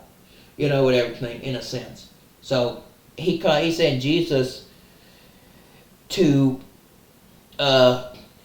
basically change the idea of people having to live under the laws of religion and the perspective. Okay, and everything. So if you do things like lust, or you commit adultery, or you do all these things, you can come to Jesus, and He can save you, and He can change you, and He can make you a new person, and He doesn't look at you the same. God can forgive you, and everything, right? And stuff. So, if you commit a sin, it's not as bad as when the world doesn't have Christ. Okay, it's different. What I'm trying to say is, if you're protected by God's blood, or by Jesus Christ after He died on the cross, you have nothing to worry about. Because, like I said, and necessarily it says it doesn't give you a right to do, wicked and evil deeds, right? And everything, but you're different, So if you do, because we're still people in mortal bodies, that does sin, and commit things that happen, if you do sin, God is, it says He will forgive you and fix that issue. So everything. So, we're still sinners, even after you become born again. So, but now you have Christ, you have an advocate to help you with that. It's not that, it's not as hard without, with God is without God. And everything, right? With Jesus, and everything. So, yes, God came to the world to die on the cross to make it to where people didn't live under the laws of religion, or under the law, the perspective of having to be perfect, or having to be, sinless or not do bad things. Okay, in a sense. All right, that's the difference between having Jesus Christ and being religious. Okay, and everything, and that's what you don't understand. Uh, so, like I said, we're sinners. We're not perfect. We're flawed. But you say you have a sin like lust. You have a sin like gluttony. You have a sin like whatever. When it comes to it, right? Or you curse. You do whatever. God will forgive you with that, and He will change you, and it will be better. He doesn't see that anymore. He sees you as a new creation or something different, and you're not that person you once were. Once you come to Christ and you become saved, you become born again, you put your trust in Jesus, you're not the same person you were, okay, and everything. And He saves you from all that. People look at us, people look at people like us as being religious. No, we believe in Christ. There's no and everything. We know the difference between being religious and being under Christ, being in the perspective of Christ. Okay, and everything. We know He was sent to die on the cross because it was to save the world from all the bad things that were going to come, and because people are sinners, and we have to, and God is a perfect God. So He expects us to be perfect too, because we were created in His image and His creation, just like Adam and Eve, and everything. He wanted Adam and Eve to stay perfect. He didn't want them to eat from the Garden of Eden, the tree of life. The devil, the serpent, tempted them to do that, and everything. Everything was perfect, including the Garden of Eden and where they were. Everything was the way God created it to be, and then supposedly. The story goes, and like I said, some people have their ideas, okay, of course, right, that Adam and Eve were tempted to eat from the tree of life. And that's when sin came into the world, and everything, right? But God didn't do it. God doesn't tempt you to do anything bad, much less does He make you have that. Much less does God much less does God calls you to do anything bad. He gives you a choice, and everything, right? He gives you free will, He gives you free reign over the earth. At least that's what it said He was, and everything. God gives people a choice, and everything. God doesn't cause people to do anything bad or tempt them with anything evil. God is, God is. It's supposed to be good. He's a God of wrath, but He's also a God of, and everything. But God doesn't. The devil is the one that causes you to do bad things, puts things in your head, or tempts you, or makes you feel bad, or causes you to act. His minions, His demons, His things that He uses on this earth do it too, with people and certain individuals that come into your life. So yeah, the world was perfect until Adam and Eve. So because we're supposed to be sinless and perfect, because we were created by a perfect God that never sinned, and His Son that never sinned, that never once sinned on this earth 2,000 years ago, even though He was tempted by everything, even by Satan in the wilderness. Okay, and everything.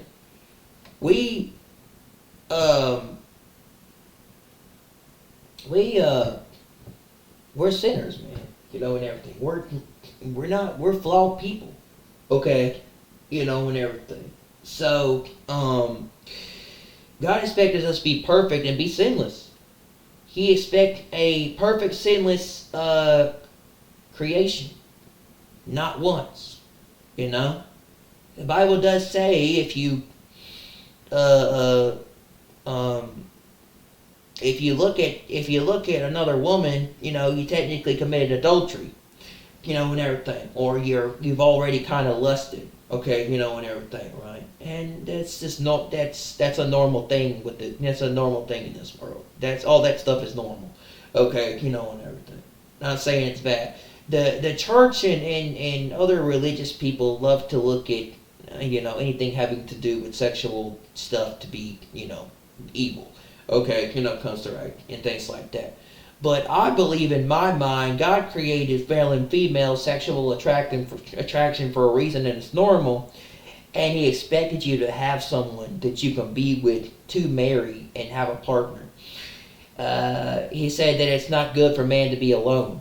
It's not, and everything. And so He created Eve for Adam, okay, and everything. So, and I think it's normal to have that, and everything. But like I said, you can look at like Satan perverts everything with stuff like homosexuality and LGBTQ and transgender and all that. Okay, so you kind of look at it like yes, he perverts everything, he twists everything.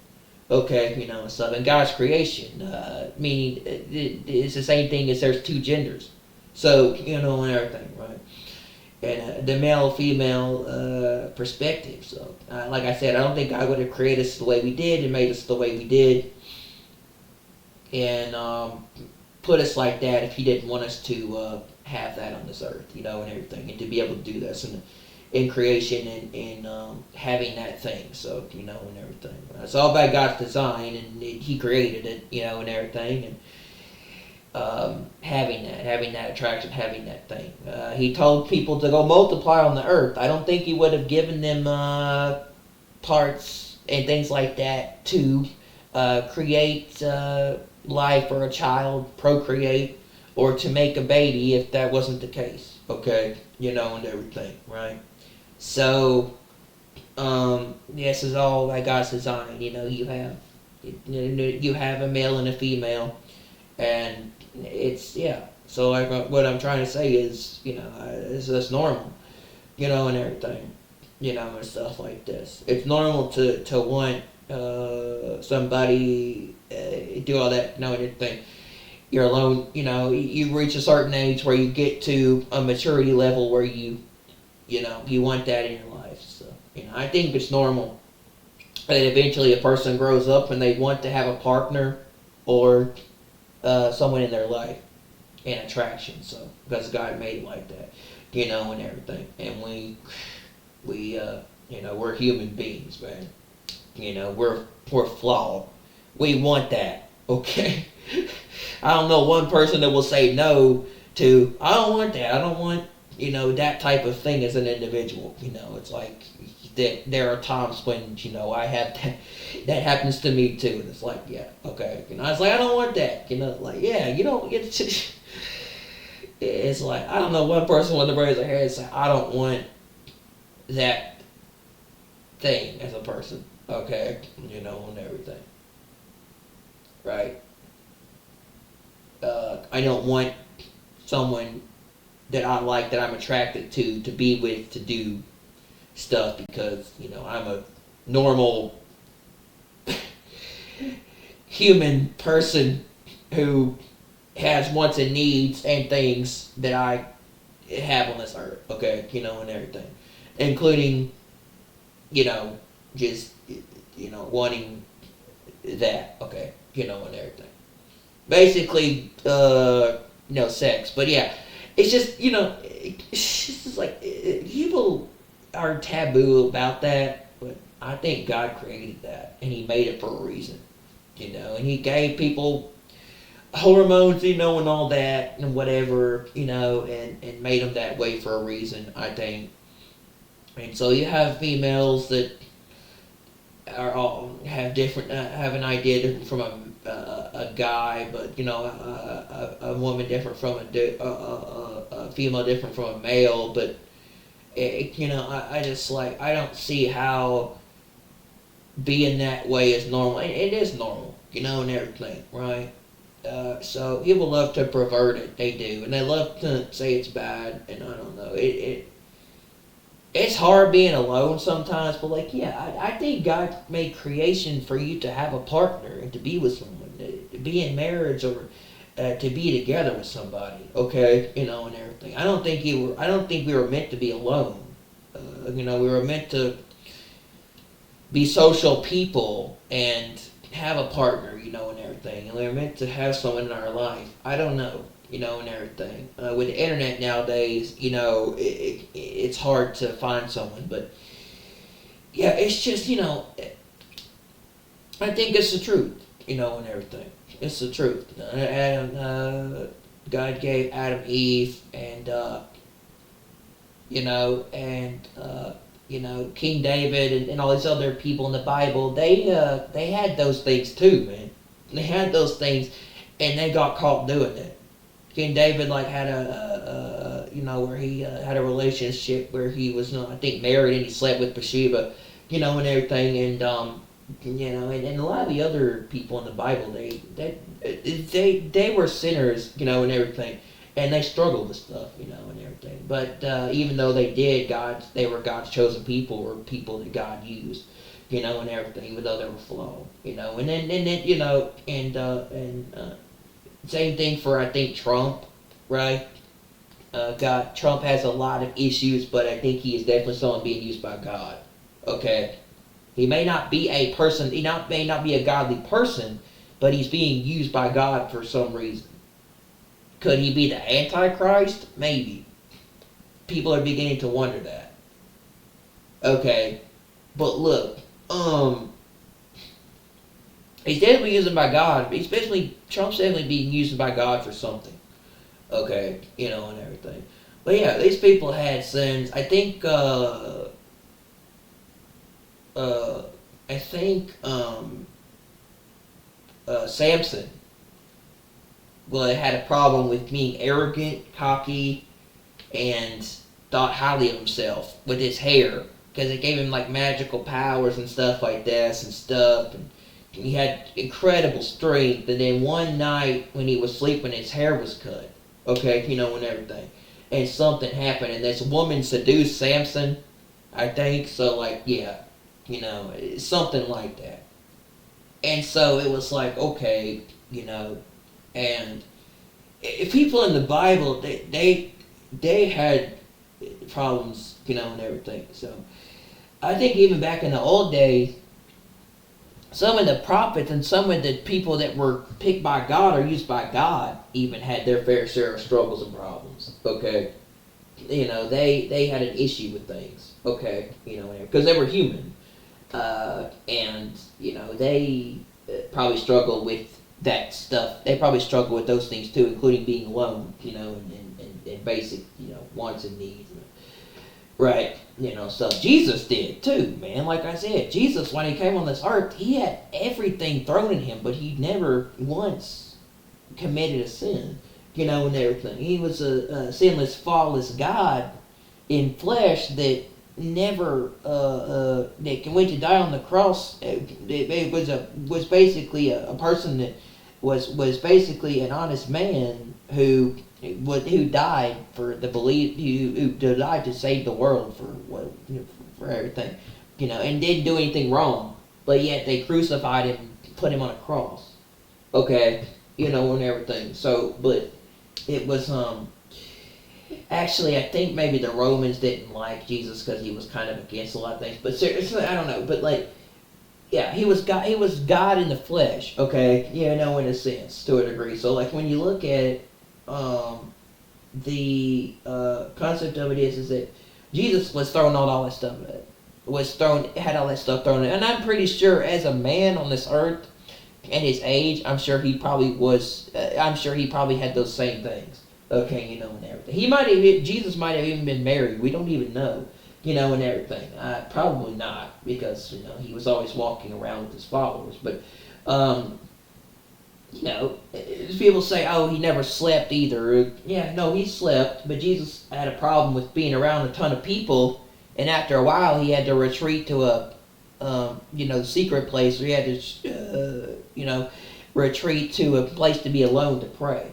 So, so like he was, he liked people, and he enjoyed being around the disciples, but he liked being alone. So I think Jesus struggled with a lot of difficult things. I think he had a lot of hard things to deal with.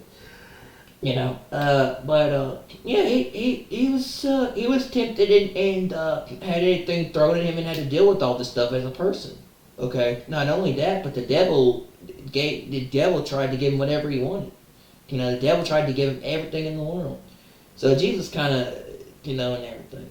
So like when you look at it, um, the devil hates me and you because we're God's creation and we're like Him. We're supposed to be sinless and flawless. We are. We're never supposed to commit. Or we're never supposed to do any. We're not supposed to commit or do anything wrong or evil or bad. And that's what And the reason why that happened is because there's sin, and and there's evil in this world that came in, and even we're in mortal bodies. We're in mortal bodies that of flesh that can sin. Okay, in a sense. And then there's the spirit, and then there's the flesh. So like look at it like we're still in bodies that can sin. Okay, and everything. Even though and we have things that it's easier not to do that if you have Christ, but and it helps you deal with that. But yeah, we still have things that make us sin. Okay, and everything. So, but we're still in mortal human bodies or bodies that are that have this, and everything. I say we're still in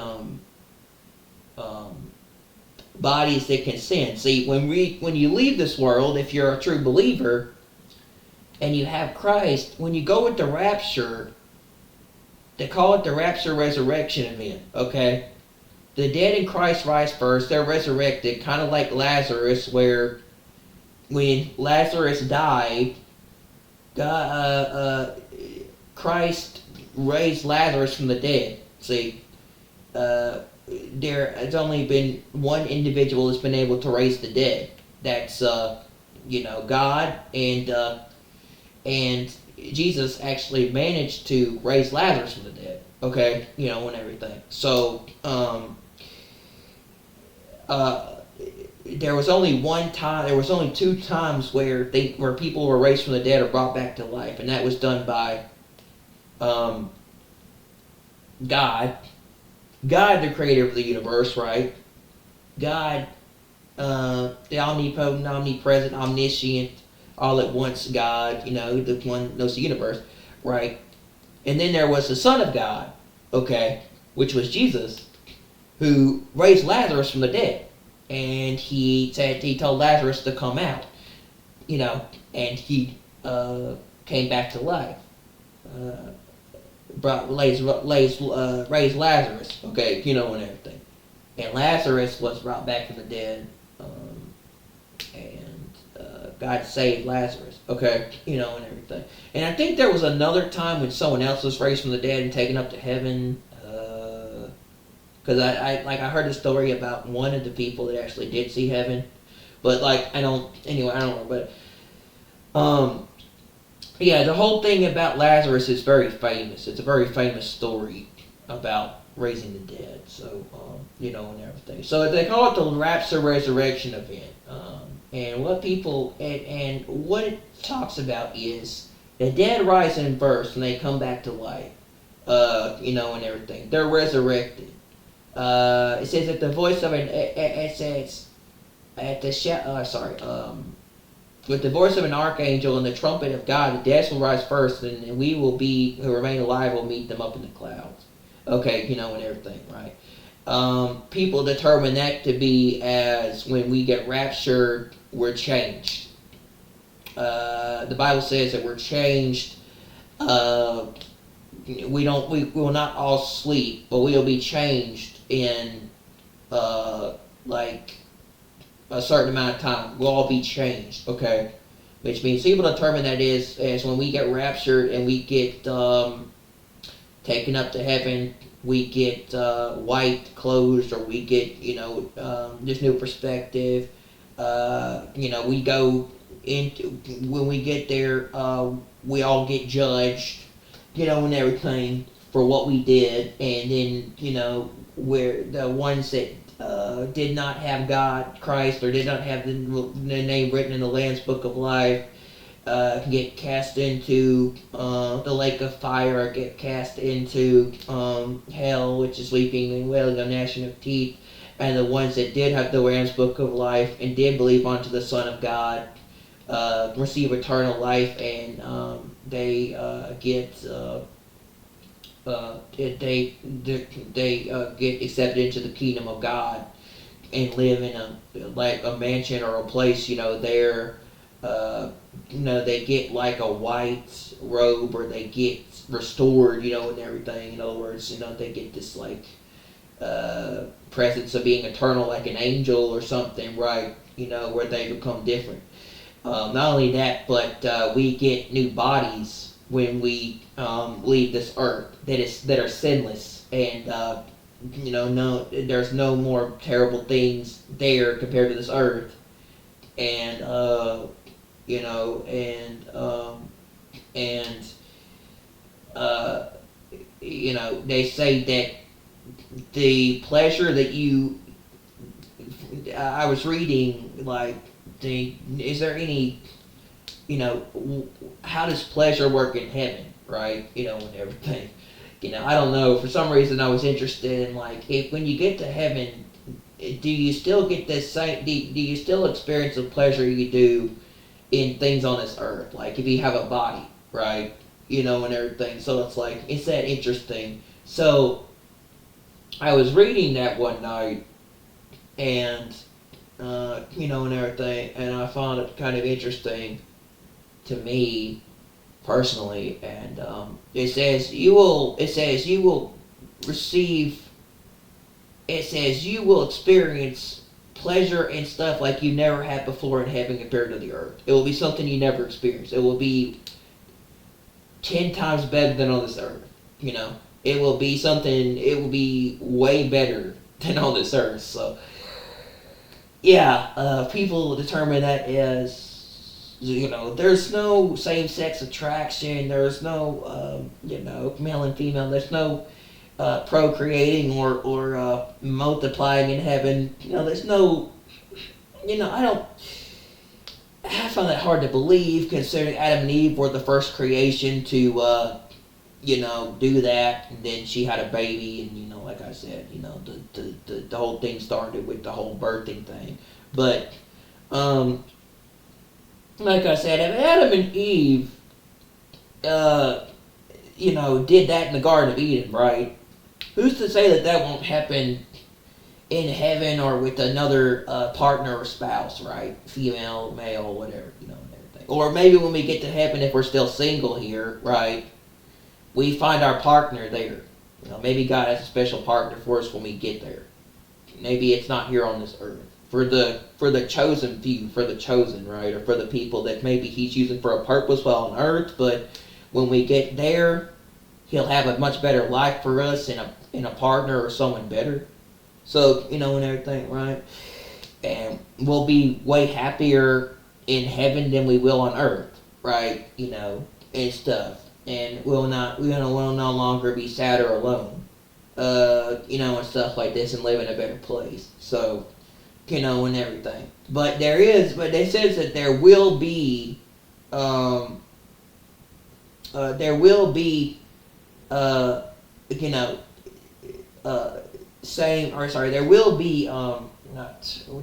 just say same-sex attraction? Yeah, I did. Okay, I didn't mean to say that. There will be, male and female, right? And pretty much there will just be male and female in heaven, right? What it says. They're saying that, well, you'll still, like that, but, that person will still be male and that person will still be female when they get to heaven. Okay, even with new bodies. Okay, and everything. And obviously, if we have new bodies, we're obviously going to retain, our appearance as male and female, right? We're going to have the same stuff we have on Earth, okay, and everything, right? Even like, our bodies, and everything, and how they look and shape, and how they look and they're shaped and how they are on Earth, and everything, right? So is what I'm trying to say, and there will be male and female in heaven, like male and female attraction, right? But uh, but um, but but like they said, it's not. They said the whole thing about sexual, uh, attraction and all that kind of goes away, in heaven, and it's like there's no looking at another person like that, or like that, like lust and all that, and everything and things, and you don't have that type of thing in heaven. You don't get that type of thing while you're there. I don't know, and everything, and stuff. And when you look at another individual, you don't have that thing, and everything, right? In other words, you don't uh, have that type of thing with your partner. But see, the thing is people say we're not going to stay in heaven forever. We're going to come back, and after 7 years, and with the second coming, the millennial reign, right? And there's going to be a new heaven and a new earth. So, like, if there's a new heaven and a new earth, there's a new earth, like you would think that would be a thing on the earth, because it already is, right? That type of thing, where there would be multiplying, and there would be children and kids, and there would be generations to come during the millennial reign, and everything, and I don't know. Sex is sex is normal, and it's just something that people do. Okay, even on this earth. So I find it hard to believe that we won't have that when we're, in, somewhere else, or even on this earth, this new earth, and everything, or whatnot. But like, I feel like if it's a part of what humans do, and it's something God created, and male and female are part of His design, it was normal to have a partner, and for that to be a thing. And for him to want to go forth to multiply, him to be able to multiply on the earth. I don't see how that wouldn't happen in another perspective, and everything, right, or whatnot. So I feel like that would still happen, like even on the earth, like new earth, so like and everything. I don't know, right? Yeah, it's just like and everything. If God didn't create male and female and Adam and Eve, and He didn't create that, then like, what's the point in not having someone to be with and be close with and be attracted to, and having that thing for someone else? Just having that thing for a partner, or wanting that, and everything, or in general, you just wanting to, I don't know, just wanting to feel pleasure, wanting to feel that, like wanting that, and everything. Just wanting to, in a sense, have that connection, right? Have that connection of feeling that, right? And I'm not just talking about intimacy, but stuff like that too, right? And like I said, we're all adults here. I don't know, I just got a conversation of thinking about, because I feel like we're really close to the rapture, that I'm thinking about eternity, thinking about eternity, and what would happen when we're not, like, what will happen when we're not, what will happen when we get where we do, like, what will happen when we're no longer here on earth. How does, what is heaven like? Because we don't really know. What do we experience there compared to here? And everything, right? And the pleasure of being in heaven, because it's much better than this earth. But how is it pleasure, and how is it such how is heaven, and everything, a much more pleasurable, happy place than earth, and everything? Like, what makes the difference? We'll never know, but like I said, but another thing I thought about is, how does like male and female work in heaven? How does like attraction work? How does the sexes, obviously you have male and female, right? And what happens for people that are still single on this earth, and everything, and don't have a partner? Does God have a special partner for them eventually in the future if they wait, or when they leave this world? Does God have that partner for them? Does God have that special partner, that individual already picked out for them when they get to where they do? Does God already have that individual picked out and planned for that person, for them to meet when they leave this world, and everything, or to find that person, when they're in heaven, right, and everything, living, for those 7 years, like during the 7 years of the does that person finally get happiness and pleasure in the stuff they didn't get on this earth? Do they finally get those rewards and those benefits? Do they finally get, everything? Do they finally get 10 times the effort they had 10 times the stuff they had on earth there compared to here? And did they finally just get, the satisfaction and the play, and the peace, or the thing they want on this earth?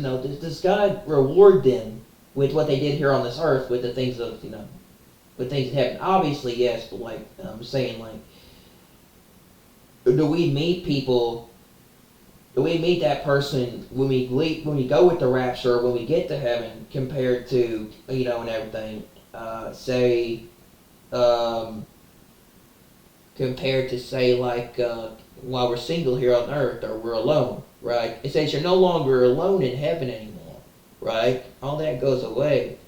But for people still on this earth, do you meet your partner when you leave this world and you go to heaven, or you're raptured up? Do you meet that individual in heaven, and everything, or is it already planned out for you or picked, or do you find that individual when you have a hard time finding somebody here on earth, and you can't really find a partner, and it's just not really working, or maybe God just doesn't want you to be with anyone at the moment because He has that special person picked out for you, or has it already planned, and everything, and you're struggling with being single and other stuff, right?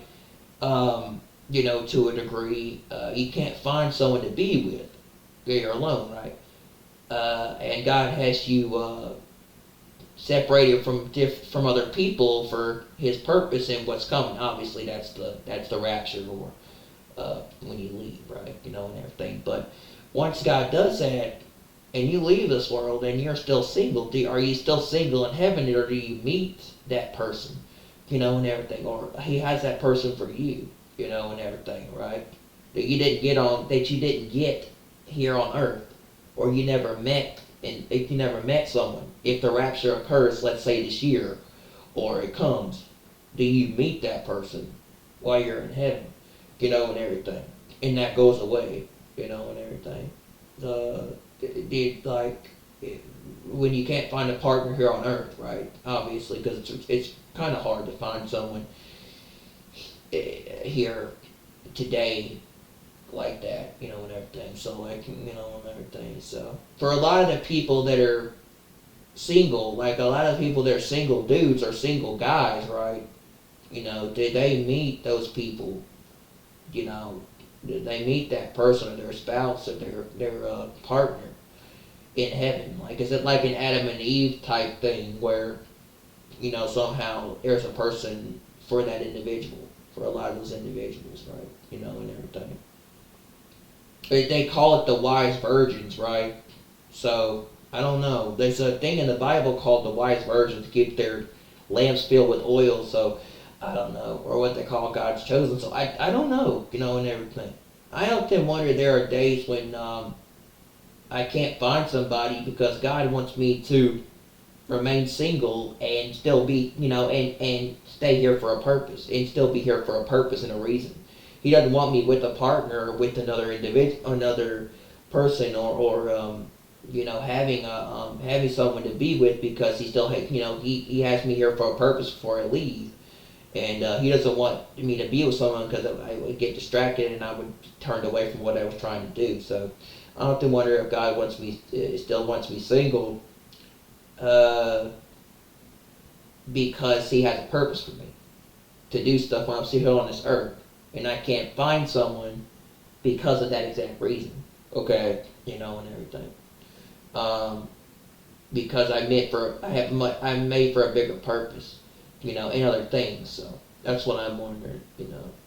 All the pain and suffering, all the bad things go away when you get to heaven. It says, but you know, do you find your partner in heaven too? When you were single on this earth, right?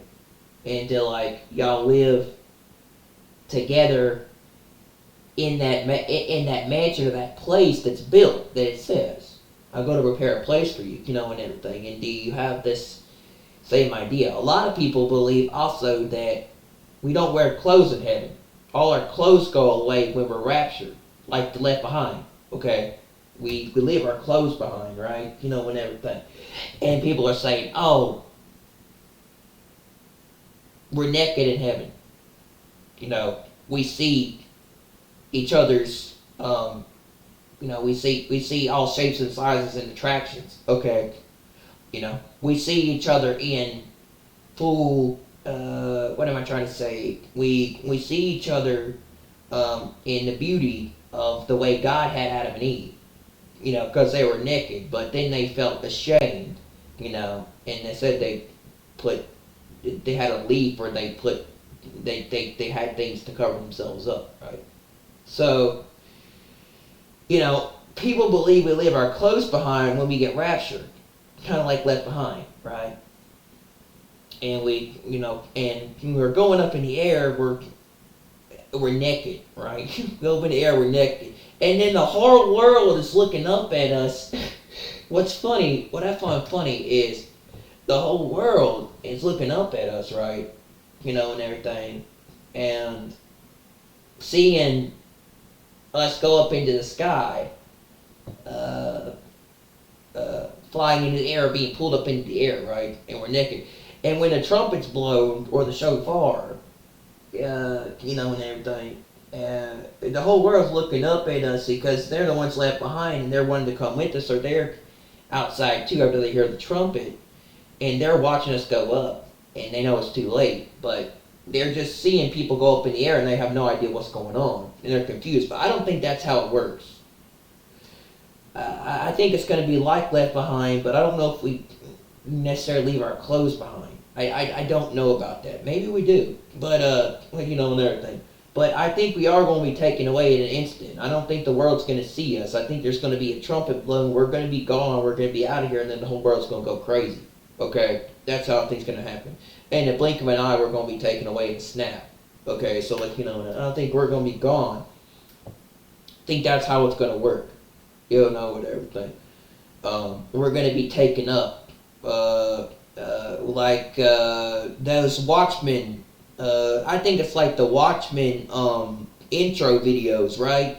Where you see, which I really love. I'm a big fan of those introduction videos. I am.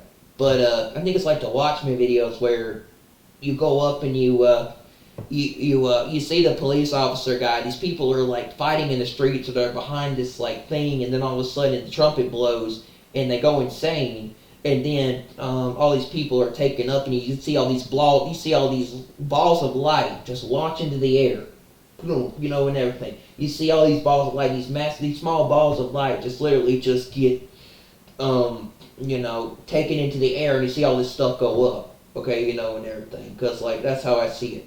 And then the police officer, the guy's looking up, he's confused. He sees all these clothes left behind, and everything, and he doesn't know what's going on. And I don't know where that's from, but I like that intro.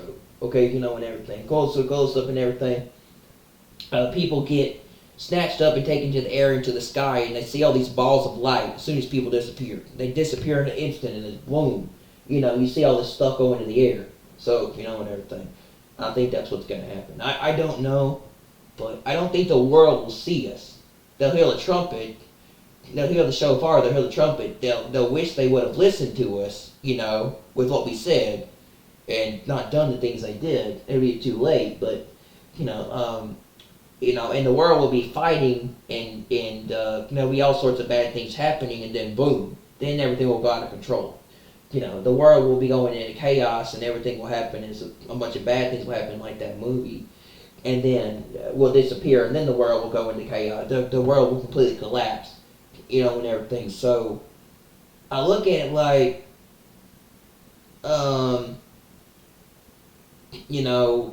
we'll be gone. The world will hear the trumpet, they'll hear the shofar, they'll be afraid and scared, they won't know what's going on, okay, and everything.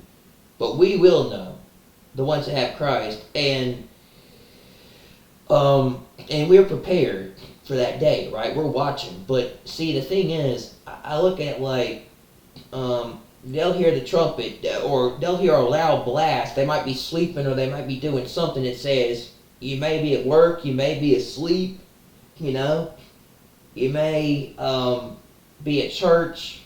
I like that intro too. I like that other intro. I like both of those intros actually. But it said in the days of Noah, people were doing regular stuff, right? And I feel like, I look at it like, people might be sleeping on one day, and they'll hear a loud blast, and it will wake them up. They'll want to know what's going on. They'll look out the window, or they'll go and see what's going on outside. Or they'll be awoken out of their sleep, and they'll be freaked out. Where did that come from? Right? And everything and stuff. Right? Or they'll hear a loud trumpet blast or the shofar, right? And they'll go nuts. They'll go insane. They'll be freaked out. They'll be afraid. Okay? And they'll want to know what's all that racket and all that noise. We'll be gone. We'll be taken up and gone. We'll be taken up and out of here, gone away. We'll be snatched away. But the world will go nuts. They'll go insane because they realize they were lied to. The stuff they were told was true, and they'll be incredibly mad or insane or upset that everybody's gone. Some of them will even break down, I think, in tears. They'll cry. They'll be afraid. They'll realize they messed up badly. It'll be kind of like the Simpsons episodes. Y'all seen that, right? I'm a big fan of Simpsons Predict the Future. And in the Simpsons episode, it was called Left Below. And, it shows in the episode the rapture. Homer goes to a Christian bookstore and buys a book on where it says Armageddon, right? Armageddon or something like that. A book on Armageddon, and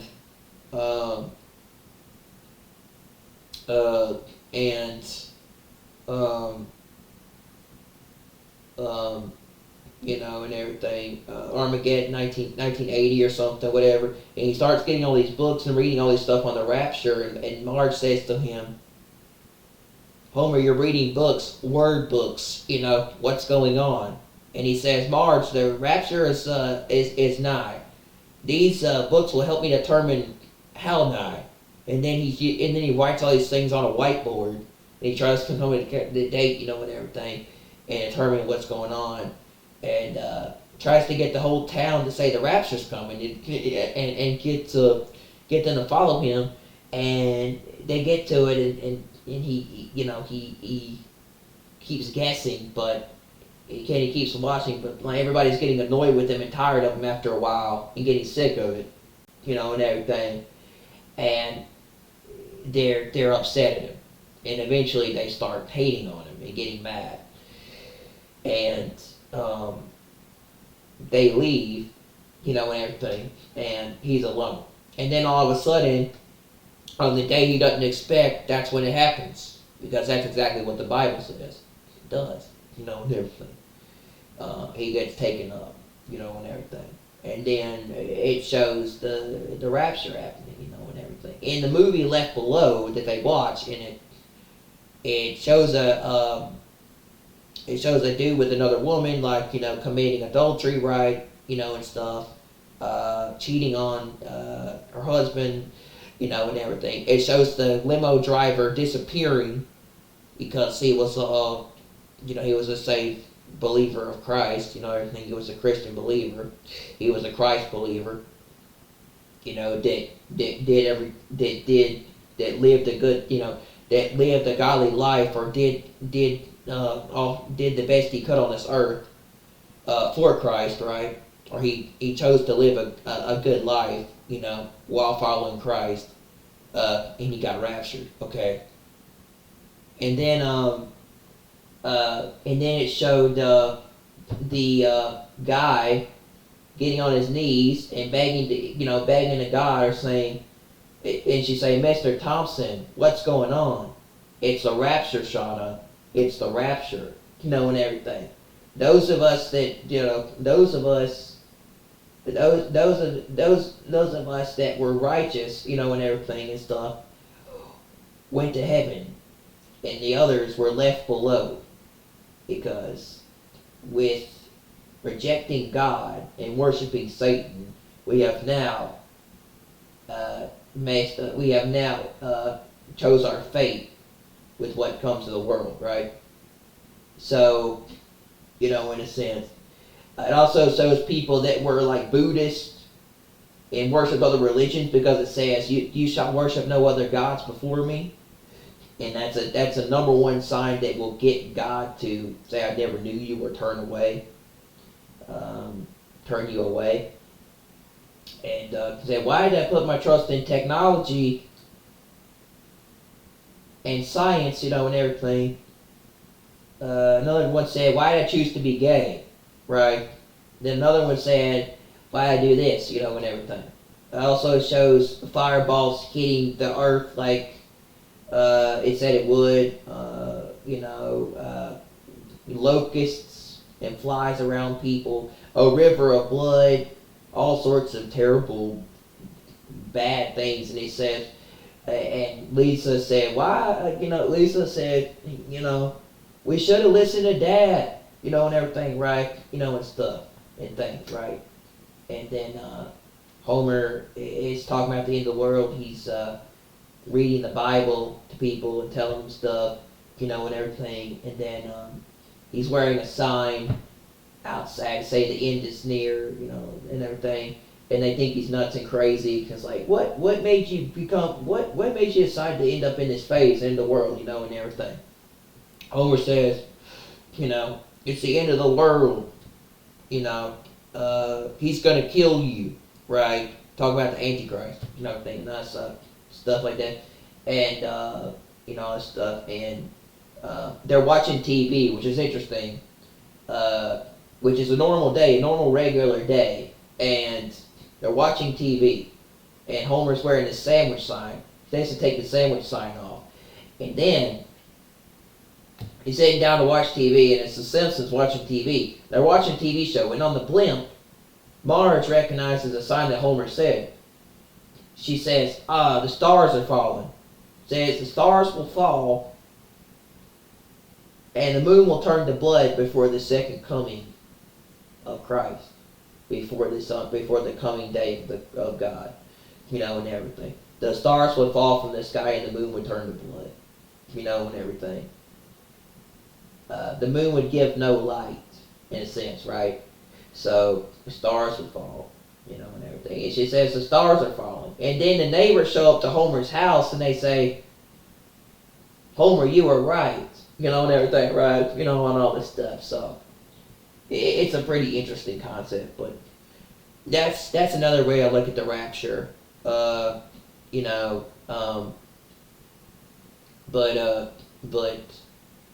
I find that kind of interesting that the Simpsons predicted the rapture. But when you look at it too, I look at it like that. I do. The world will not be aware of what's going on. They'll have no idea, or they'll be blinded to it. And at the last minute, when destruction hits the world, we'll be gone, and we'll be out of here. Okay, we'll be out of here. When they say peace and safety, sudden destruction come upon them. That's the world. That's the unbelievers. That's the Jews. The church, the quote unquote church, or the saved believers and followers of Christ, we will be gone. We will be taken up and snatched out of here in an instant. We will be harpazoed. We will be taken away in the blink of an eye. It'll be like a thief in the night. It says we will not all be asleep, but we will be changed. And we will be snatched away. It says the snatching away of all true believers. Right? So the snatching. You know,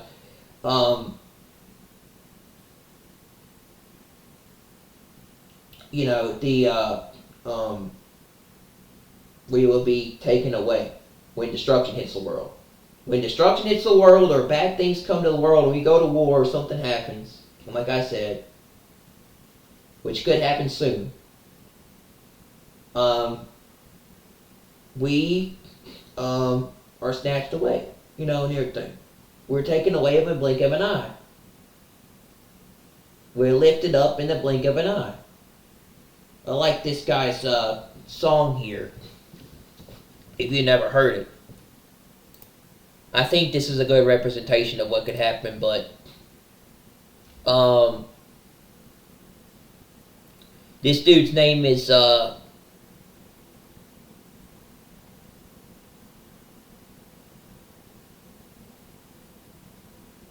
this dude's name is Rapture Alerts. He has this song. I don't know where it's from, but I like this song a lot. It says, "The rapture's here. Can you hear the call? Can you hear the call? No chains on me. I am free to fly. Be taken up in the blink of an eye." A voice so loud, breaking through it all.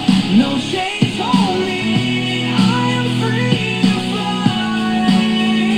As I'm lifted up in the twinkling of an eye. Twinkle of an eye. Hey guys, welcome back to. I lifted up with twinkling eye, or you're taken up in the blink of an eye, and everything. But I don't know where that song's from, but I'd like to find where that is. I like that song. But I look at it like we're snatched away. The world doesn't know what's going to hit them. They're expecting it to be a normal day. It's a normal day. They're just doing their regular thing, and then boom, we're gone. And then life just completely collapses, and they don't know what to do because they don't even know where people went. They don't even know what happened. The people they once knew are gone, and now they're alone on earth. And I don't wish that for anyone. I hope that I don't want them to be like that. But see, they refuse to listen, or don't want to do it. They don't want to listen to us. They hate on us. They want us dead. And everything. They're gonna wish that they didn't want that when it happens. And everything. But it's sad. I don't want anyone to be left here, much less have to suffer through that, and everything. I don't hate them, they hate me, and everything. That's not my goal, even in my own life, and everything. I don't want people to be left behind, and everything. I don't even want my own family to be left behind, but certain people in my life hate me, okay? When I talk about this stuff, so, and everything. I would much prefer all of us to be together, but that's not going to happen, because that's just not going to happen. It's not, and everything. I would much prefer all my family to be together, and I'm sure y'all would too, and everything. But we can't get everyone to jump on board the rapture ready train with us and get on the ark. Okay, we can't. And that's why most people will be saved during tribulation compared to the rapture. But it's just it's sad. It really is. That this is the fate that happens to the world that's coming, and I hate it. But I've been seeing it happen for a while, man. I have been. But yeah, that's how I see it. I see it like it's a regular day. You know, you may be at work, you may be asleep, you may be at church, you may be going through certain things, and then boom, the rapture happens. Um, or you know, that there was a video where a dude was preaching and telling the church about the rapture, and then all of a sudden they disappeared. Boom. You know, that quickly. You don't even have time to think, dude, much less figure out what you're going to do, much less, like, at that point, accept Christ. Okay? You won't even be able to do anything. At that point, it's that quick. Okay? Your opportunity's gone. You know? And we're gone. You know, and everything. And we tried to tell people, but they didn't listen. You know, and everything. Right? That's it. That's the last chance. You won't have time to be prepared or be ready. It'll happen that quickly. You know, and everything, right? So something's coming with the world, man, with everything going on. But yeah, I guess I look at it more like Left Behind. Like I said, maybe we will not. Maybe when we're gone up, taken into the air, yeah, maybe we do lose our clothes, but you know, people can't see us really because we turn into like balls of light, right, or balls of of energy, right, or something. That's what it looks like, you know, and you know, we're all taken up as these like sacred or special balls of energy, or you know, or something, or we're God saves his people, you know, and everything. We're so special. You're so special. He puts us in this perspective where we're protected when we're going up in the air. Okay, you know, and everything, right? You know, and stuff. God, God, you know, you know, makes us these, you know, he turns us into these things to protect us from the, you know, the air. So I don't really know. I look at it like maybe God, like, you know, makes us into these things to so that we're go, you know, and everything. But I don't know. But yeah, he cares about the believers so much in this, you know, saving the true followers that he does everything he can to protect them on the day of the rapture, so nothing happens to them. Okay, you know, and everything when we leave, because there could very well be missiles falling. There could be missiles falling, or there could be nukes, or there could be bad things coming from the air, and we very well could, you know, we're not going to be, we're nothing bad's going to happen to us, okay, but that's destruction for the world. So, you know, but I see it like Left Behind, kind of. I guess we lose our clothes, we leave, and then we we become changed, and we get new bodies, and you know, we're not the same people we were. We're not like we were on Earth, right? You know, in a sense, and things change. I guess you could say to a degree, right?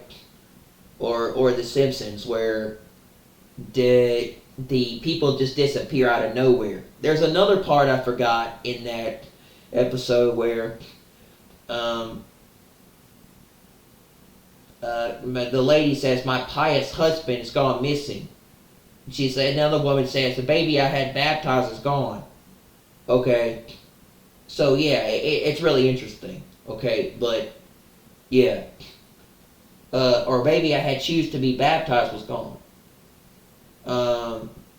And it's like the end of the world. It's the episode is titled "Thank God It's Doomsday." It's called "Thank God It's Doomsday." You know, so, but yeah, I see it like that, or I see it kind of like.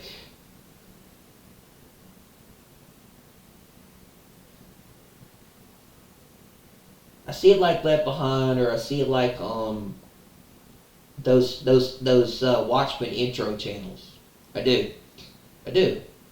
You know, that pastor and that police officer guy that sees all these people go into the air out of the blue, and you hear the trumpet blow, and there's people comes out of the blue, right? That where something happens to them, and the world thinks it's just a normal thing, and they're caught off guard, and you know, and something happens, right? Something happens to the real believers. They're taken away, right? And everything, and then the world goes nuts. They go nuts. They go crazy. They lose their mind. They wake up and go insane from hearing that thing. It wakes them up. It's loud. They go out to see what's going on. They don't even know where people went. It's like they wake up and then they're like, where'd everybody go? What happened?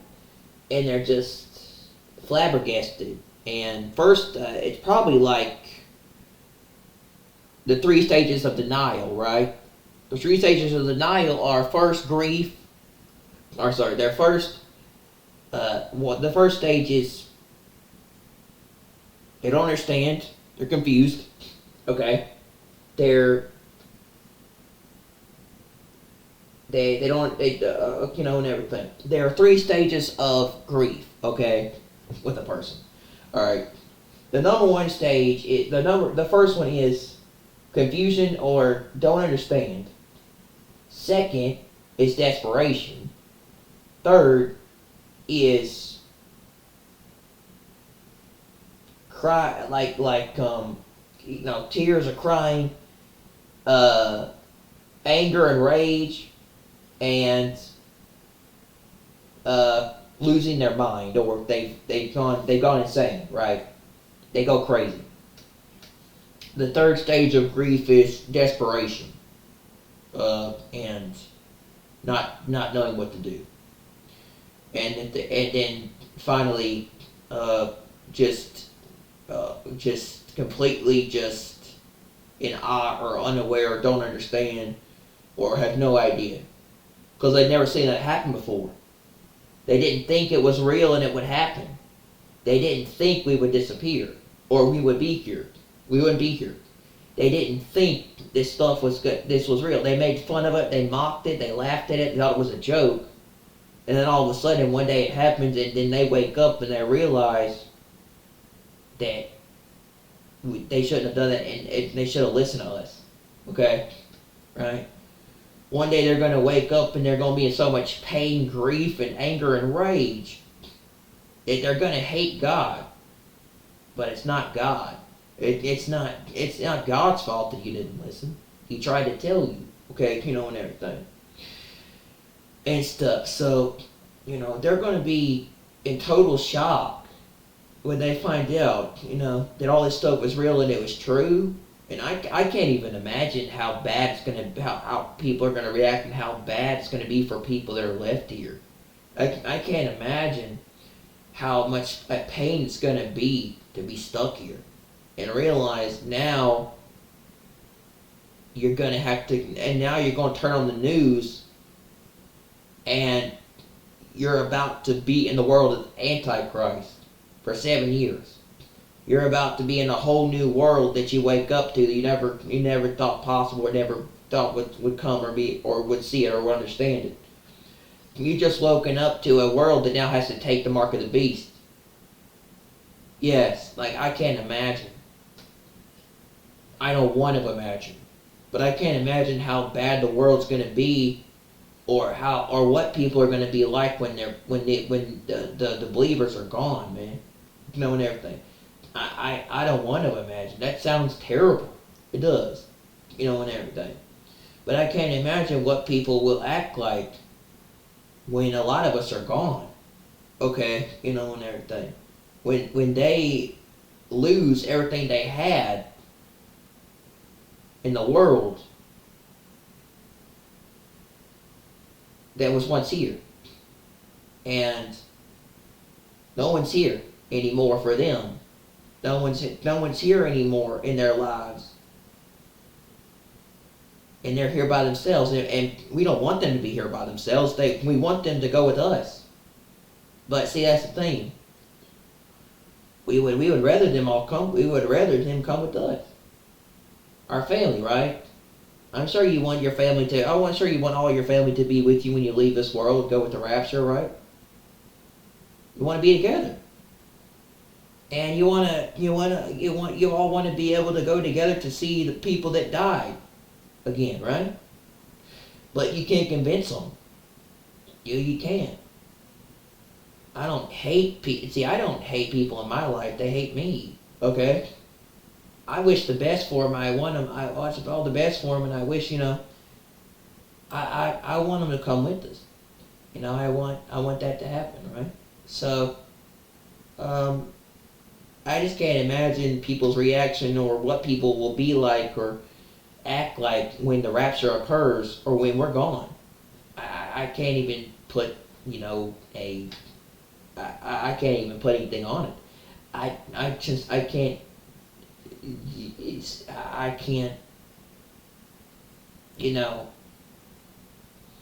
Uh, I really can't, in all honesty, comprehend what people will be like when we're gone, how they're gonna act. I don't. That's not something I can really.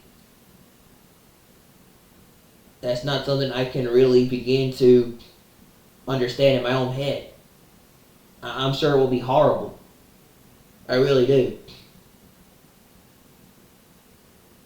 I hope that I don't want that to happen for them. I don't.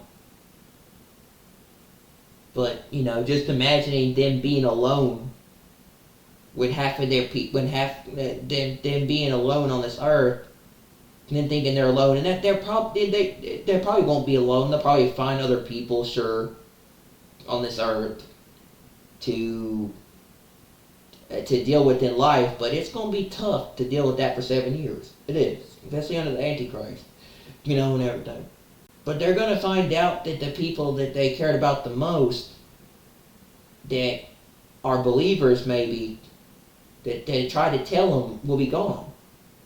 Okay? And everything. And they won't be here.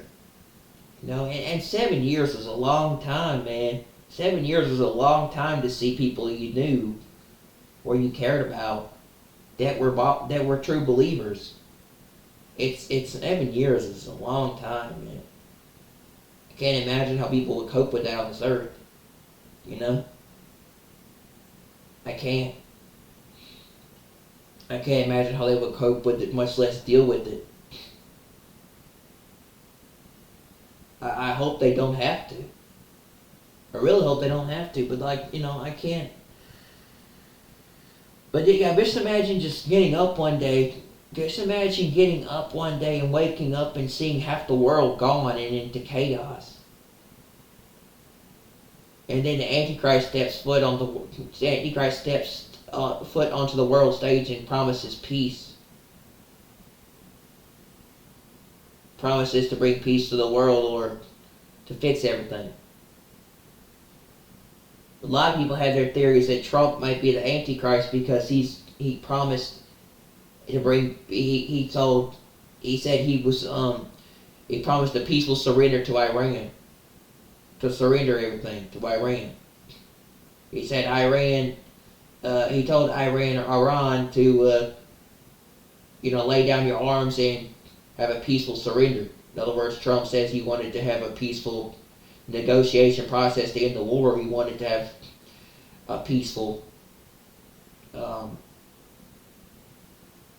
Trump wanted to have a peaceful surrender. That's sudden destruction, man. Just imagine though having to live under his rule as Antichrist, if that's the case. I can't imagine waking up to knowing that people you knew were gone. And you're alone by yourself. Everybody you knew once in your life that were there are now all gone. And when you lose everybody, I don't know if you can really cope with that. That's really hard.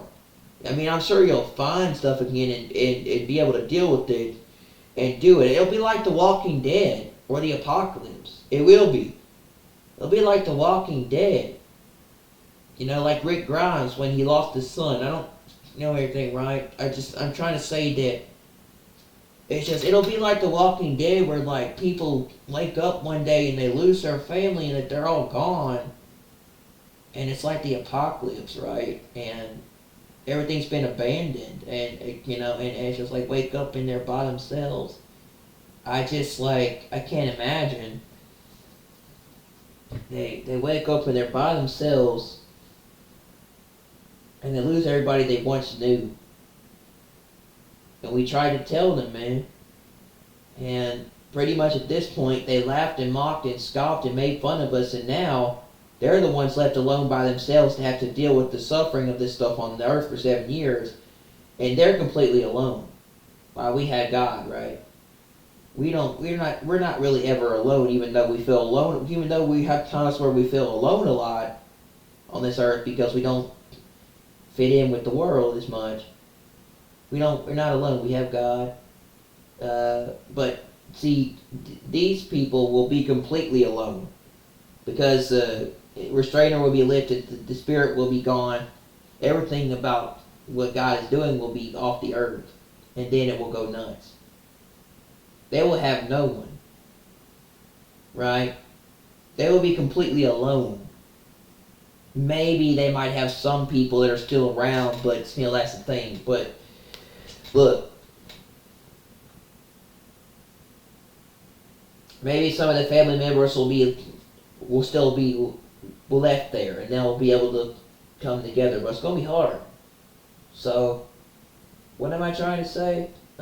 I guarantee you, most people will be raptured, especially in my state, because we're a conservative state. I live in Alabama, so we're a conservative state. We believe in conservative Christian values, and a lot of people believe in Christ. Okay, a lot of people are godly people, especially probably where I live. I would think we live in a pretty small neighborhood, but I'd say those people that I live around, most people that are in Alabama, I'd say they're pretty. I'd say they're pretty God-fearing, Bible-believing believers. They're God-feeling Bible believers. Okay, Alabama's a Bible belt. I'm pretty sure you know when it comes to right that most people in this world in this state will be raptured. Unfortunately, the South is known for being very conservative. You know, so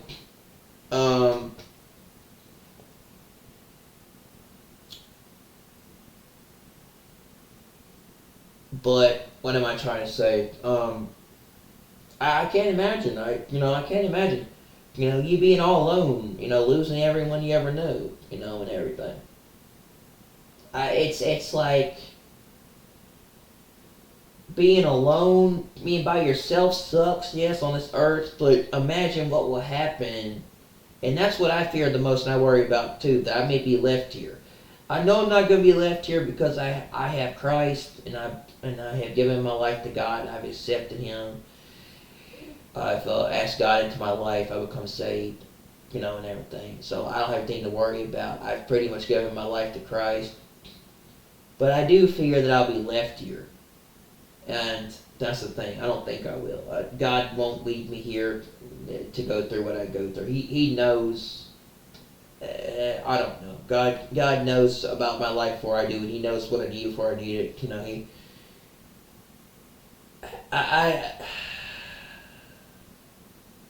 I probably knew I wouldn't be able to survive very well being here for 7 years on my own. That's just the thing about this.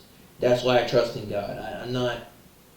You're not not great at being able to. Yeah, what I'm trying to say is I have issues as a person, so that affects me being able to do things in this world. Okay, you know, and everything. So I think because I have those issues, God sees me as a, anyway, he has his hand on my life. So, you know, and everything. I think he has his hands on the lives of a lot of the families that have uh, people that have, you know, certain things about them that they struggle with, you know, disabilities and, you know, stuff like that. So I think God's special people, or his chosen, are the ones that are not necessarily like the world or normal. God's chosen are the ones that have issues and problems. You know, God's chosen are the ones that struggle with these things on this earth. Okay, you know, and everything, right? In other words, you know, and everything. We're the ones that God's got his hand on. You know, and everything, even into our older lives, you know, and everything. So God's got a guardian angel or something, or something on our lives, right? God's got his hand on our life, and we're the chosen because we've, you know, because God has had a hand, he has had something on our life since we've been born, right, on this earth. So, you know, so, you know, with the way we are, so God has his hand on a lot of the people on this earth that, you know, struggle with those things, you know, and everything. He's not going to let anything happen to them, you know. And so, yeah, I definitely think I'm one of those people.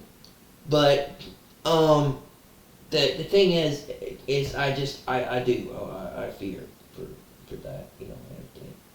I definitely believe I've been one of God's chosen, and he has that on my life.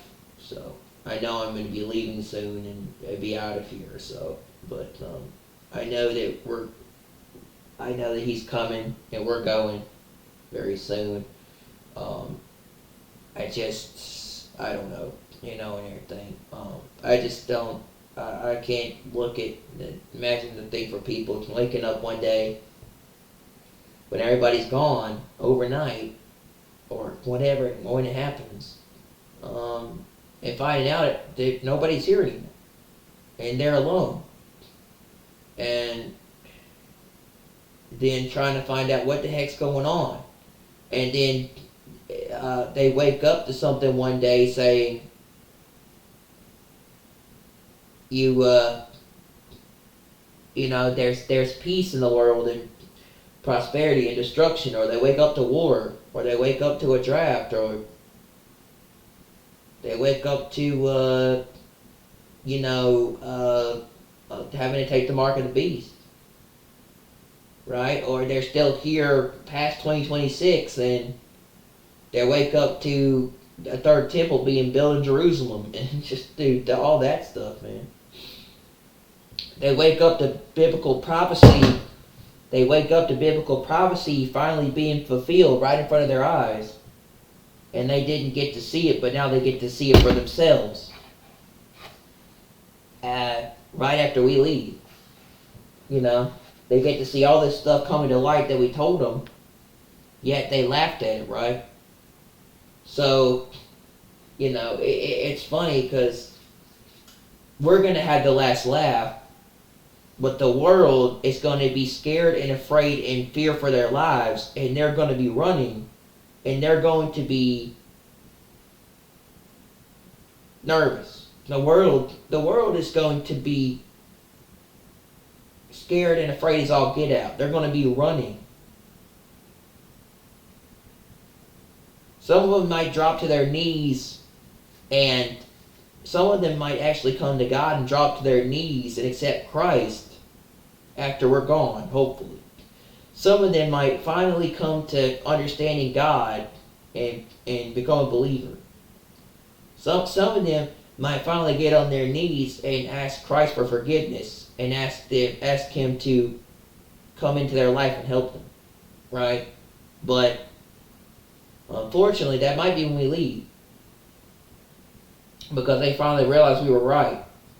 So I don't want to say I told them so, but it's a possibility, right? So, you know, but they make us fear and be afraid and scared and cower from attacking us, but they're going to be the ones that are going to be the ones that are really afraid, and cowards, and they're going to be running and being fearful of stuff.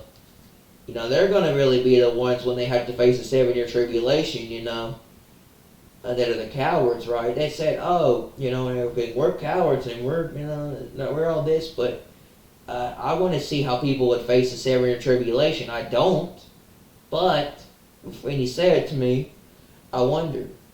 But what's a true test of someone's strength and being able to get through stuff? People that have gone through hell and come to God, or someone that can suffer through 7 years of there's no telling what you're going to end up with if you're still on this earth.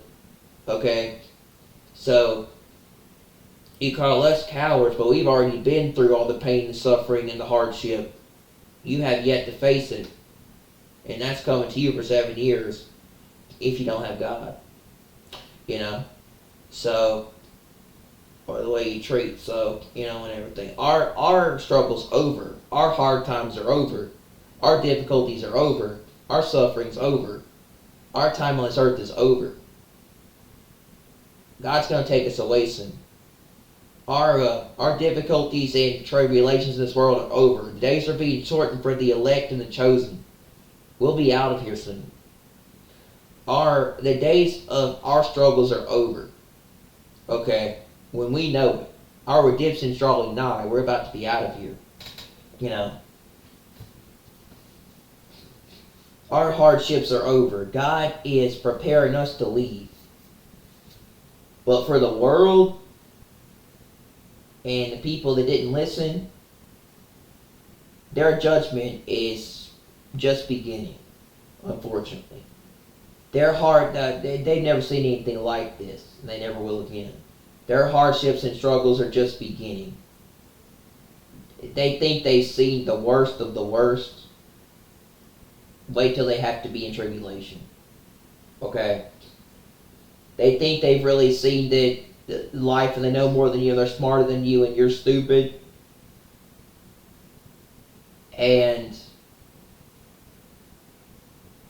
they tell you, you don't know struggle, and I know more than you do, and you really haven't really dealt with anything hard. Well, wait till they have to face the 7 years. Okay? So, I don't want it to happen, and I know it could happen for them, because they refuse to listen. Thing is, we can go to our beds and sleep peacefully at night, knowing that God has us and we're going to be out of here. The world, they just go to bed normally and act like everything's okay, but there's going to come a night pretty soon when we go to bed and we're gone, and they go to sleep, and then they wake up and they're like, what just happened? And everything. I'm confused.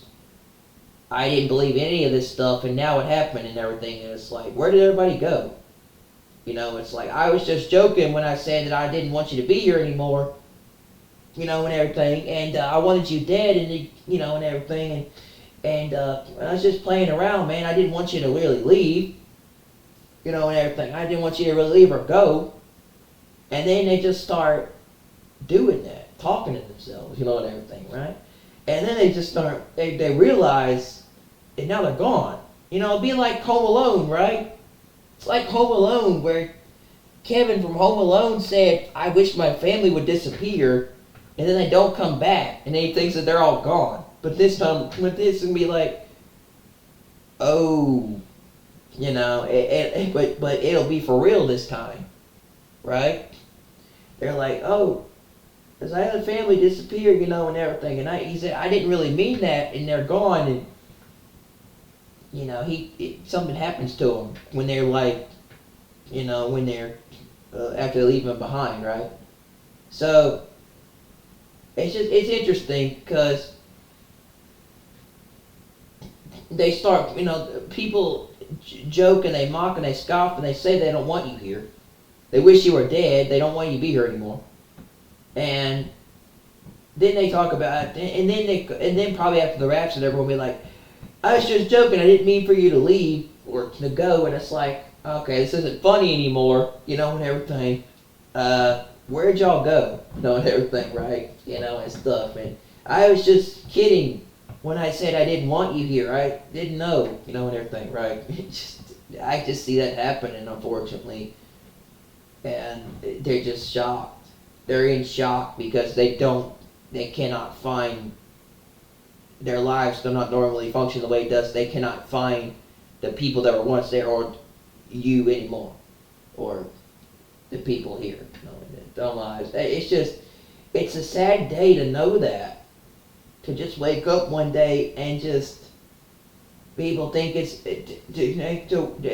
wake up one day and then people think it's a joke and people are gone, and then they realize it's true and no one's there, and they start to freak out and go insane and crazy. Because of what happened. And they want answers to know where people went. But the Bible can only give you the answers. And you have to open up the Bible and read about you have to open up the Bible and read what happened to the believers. The only way you're going to know.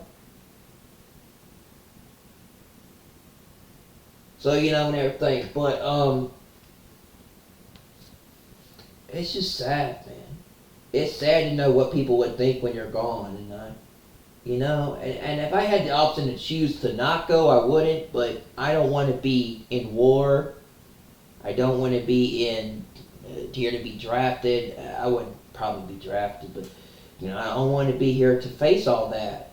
I don't want to be here to be stuck in the Antichrist beast system. I don't, or where when this happens. I don't have the option to stay here. God takes us out when He takes us out. Our time is up when our time is up. Okay?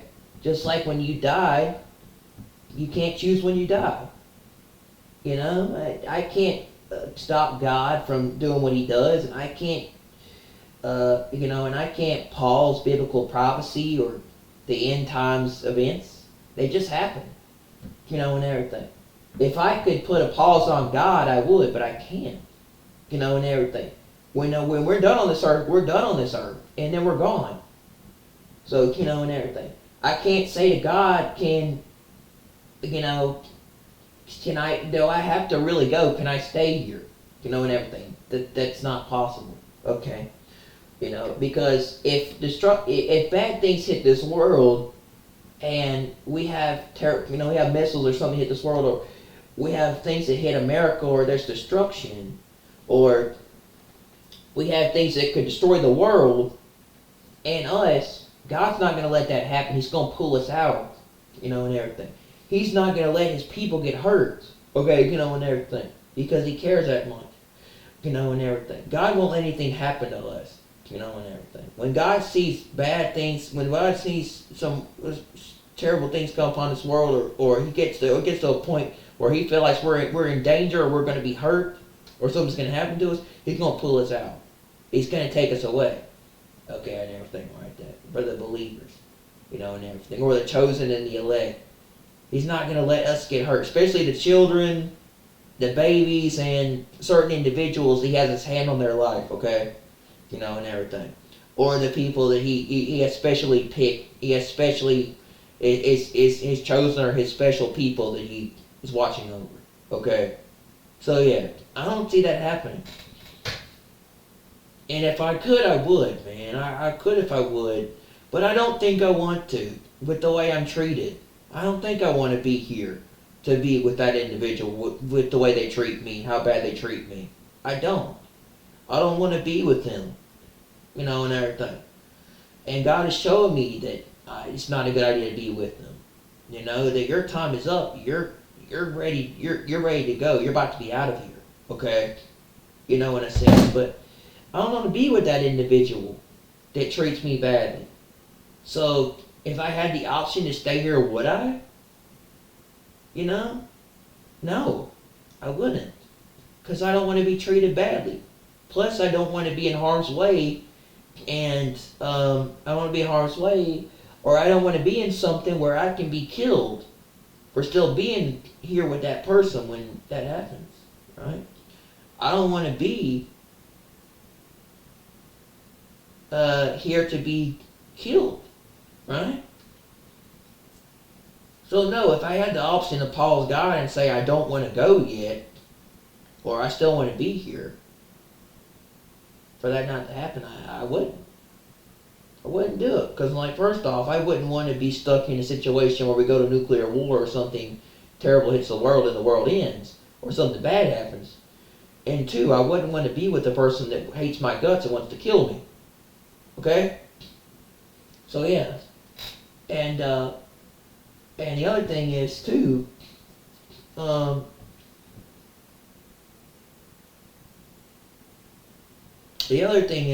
that I just don't like it. You know, I don't want to do it. I can't pick the day I die, just like I can't pick the day that the world ends and we're out and we're not here, the believers. I can't pick a day doomsday comes to the world and the world ends and, you know, that's it for us, but that's the 7-year tribulation for the rest of the people that are not the believers. I can't pick what day God has the rapture and what day God has tribulation. Only He knows. I can't. I wish I could, but I can't. It only goes, everything goes on God's timing and His agenda and His purpose.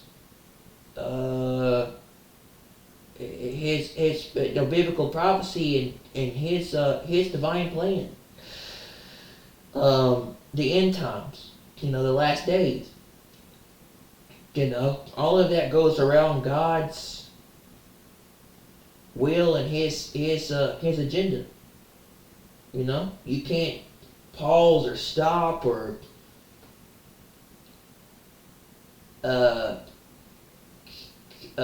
keep from biblical prophecy or all these things coming to pass. They are, including the war with Israel and Iran. You can't stop these things from coming to pass. Just like you can't stop unless you are not a believer or you don't have Christ or you didn't get saved and ask God into your life. You're definitely going to be here, but it's going to be hell on earth. But I can't stop God from taking us away or taking me away or the rapture occurring. The rapture will occur on the day when no one expects it. They don't know the time or day, but only God knows. And I can't stop it from occurring. It happens when it happens.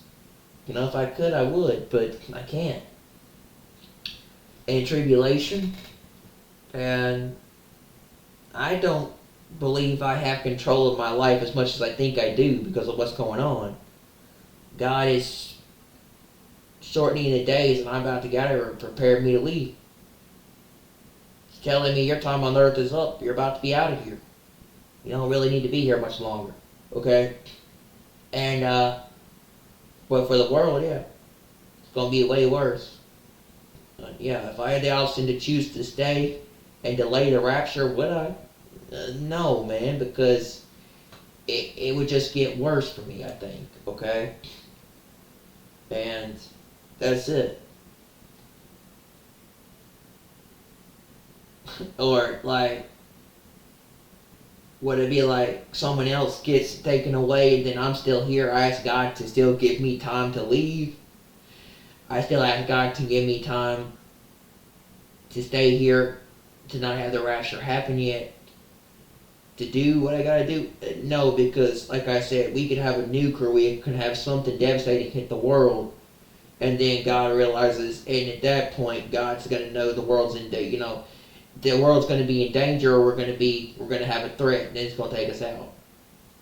God will be putting us in danger. It means He wouldn't be a loving, caring God if He didn't take His fall. He didn't take the people that trusted Him away. That means God is. That basically means that God is not a person of His word, and He doesn't go along with what He says He does. That means that what God says is not real. That means that God is breaking His covenant and His perspective that He made with stuff. So that is God breaking what he said, okay? That he wouldn't take us out of here when destruction hit the world, right? So, yes, that's exactly what he said would happen. And he would be breaking that if he put people in danger that were not the real believers, okay? And everything. Or people that put their trust in him. People that put all their trust in Christ to save them, to keep them out of danger, and to protect them, and to preserve them for the rapture, and to keep them from all the bad things to come in the world. That would be God be breaking his word about what he said he would do, including preparing a place for people and coming back and getting them. So yes, that would mean God would put the world, that would mean God would put people that believe in him in danger. And he won't let that happen. So when God sees sudden destruction hit the world and bad things happen, he'll take us out of here and we'll leave. We can't delay that. We can't stop that. We can't even decide to tell God to pause that. When God sees the church or his believers that put everything they did into him, his people that trusted upon him for everything coming, will be gone. God will not let the true followers of him suffer through destruction. God would not let them be hurt. When God sees terrible things come into the world, that's when he'll take us out. If I had the option to stay here and tell that person that you're going to be by yourself for 7 years if you don't come with us, I would. But that's not how it works. When something hits the world that causes destruction or something happens, that's it. You're out of time. I can't do anything about it. It's only on God's timing. You can't stop what's coming. It's going to happen anyway. Just like we couldn't stop what happened with Trump, right? We couldn't stop that. We knew it was coming, but we didn't know what day it was going to come, but we knew it was coming soon, and it was going to happen. But just like you couldn't stop Donald Trump from attacking Iran, we knew it possibly was going to happen because Iran wasn't going to stop building enrichment and trying to get their hands on nukes. We knew that they weren't going to stop. We knew that Iran was not going to agree to not build nuclear weapons or get rid of their nuclear program. We knew Iran wasn't going to stop building nukes, so they had to do something about it soon. We knew very well could cause war or something could happen. We knew they weren't going to surrender peacefully and come to a nuclear deal. So there was no choice but to go in there militarily. We knew Trump was going to strike Iran eventually. He already said that and he announced it. He said he was going to go through with it sometime, between Friday and Saturday. Okay? And everything. We knew that was coming. We knew that he was about to strike Iran because he said when the markets closed, that's when he would make a decision to strike Iran. He also said that he had already put the plans in place and had all the military planes over there to do it. Trump had also given the go-ahead and said he was going to do that sometime soon. Okay? Not only that, but he said he would probably do it. And then he attacked, three of Iran's nuclear bases are hit yesterday. Okay? It's yesterday now because it's in the morning. I probably need to go to bed. But, but yeah. I was going to do some Days Gone, but then I got on this ranting spree. I don't know why, because that's some big news that just came out. I gotta talk about that. I'm gonna talk about that before I go to bed. But yeah, Trump just hit 3 nuclear facilities in Iran with bunker busters. We knew peace and safety was coming eventually, bro. We knew peace and safety. When they say peace and safety, sudden destruction was coming. We knew that was going to happen. It's in the Bible. We knew Jeremiah 49, I'll break the bow of Elam, was coming. We knew that, Russia and Turkey and all these countries were going to involve somehow, was possibly coming. We knew there was going to be some kind of attack on U.S. ships or vessels if U.S. joined the war. They said that already. Iran and the Houthis. Iran also warned they would put mines or they would shut down the Strait of Hormuz if the U.S. joined the war. We knew these were coming. These were warnings. Okay? So, we knew Trump was eventually going to attack Iran. We knew that the U.S. was probably going to strike or join the war with Israel. We heard that too. Okay? The watchmen and the people that have been seeing this stuff knew it was coming. We just didn't know what day. And we didn't expect it this soon. Right? Trump said he gave a 2-week deadline to Iran. And we thought it was going to be maybe in July or by the end of June. We didn't expect it to be this early, which was yesterday. But we knew it was coming. So,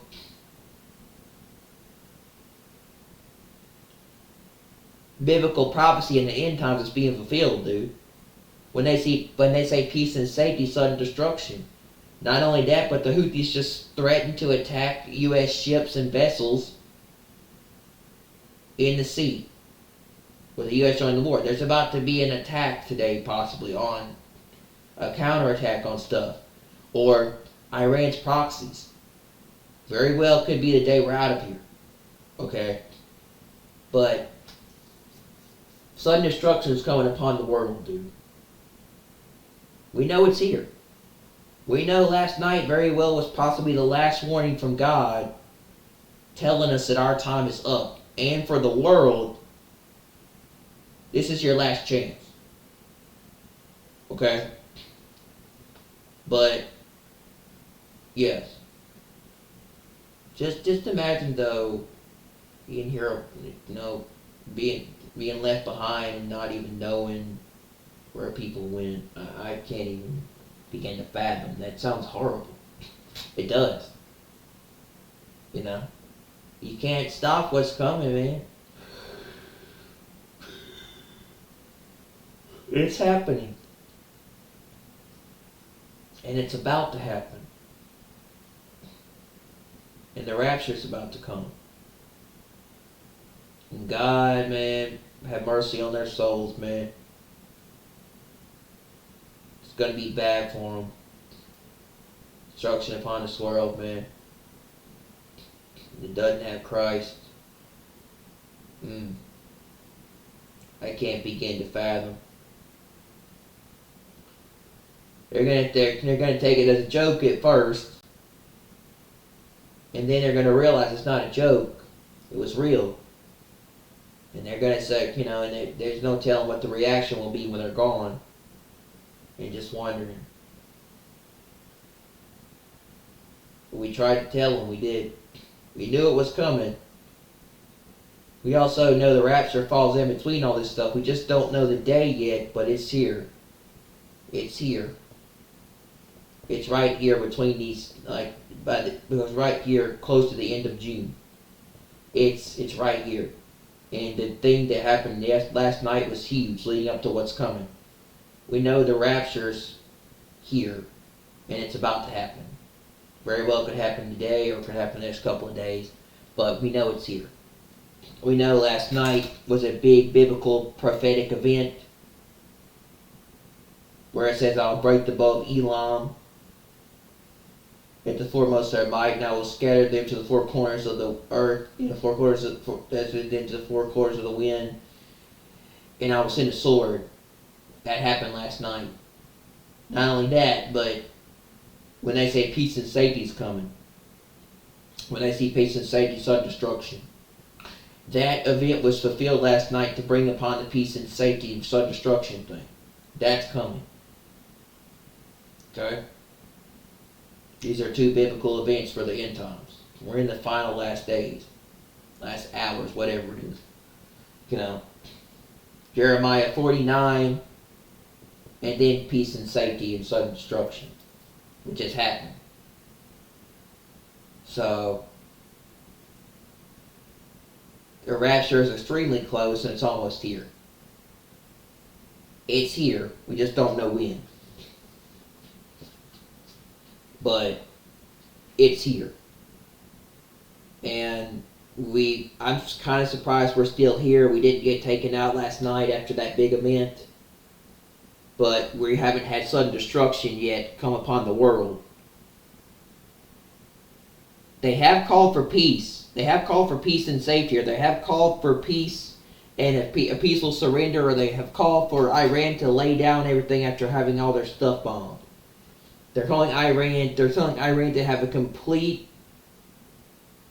a full and complete surrender of everything. But they're not doing that. But we're about to have a counterattack or something come at us, I believe. And then that's sudden destruction. I believe we're about to have sudden destruction come upon America and the country. Okay? Sudden destruction's coming for people when they're calling for peace. And that leads to the rapture. That's about to happen. Biblical end-time prophecy is about to be fulfilled. The rapture will occur, and then tribulation will start. And that leads to Revelation. That leads to the last days, things that happens in Revelation. That leads to all the things that come, all the bad things that come with the 7 years tribulation in Revelation. It does. And you best pray to God and hope you're not stuck here to have to deal with all the things that come out of Revelation, because Revelation is the worst chapter in the Bible. Revelation is the end of the world for people that are still here. Okay? Before the return of God. Okay? So you best be praying and hoping that you're not here to live out Revelation. Because you don't want to be living in the time of Revelation. You don't. You best be hoping that you're living in. You're also hoping that it's better if you're living in the last days before the rapture, than you're living in the tribulation of all the things that happen in the last of Revelation. It's horrible. The final chapters of Revelation are horrible. What they do to the world. What happens to the world. It says they will pour out like 7 bowls. There's like 7 bowls, 7 cups, 7 trumpets. The 4 horsemen of the apocalypse. The red horse, the white horse, you know, all that stuff. Famine, pestilence, death, sword, all these things. 7 scrolls, 7 bowls, all these things. Horrible things. Hail, scorching hot weather from the sun that is horrible. Water that turns to blood. An earthquake that strikes the world. Kills all the fish.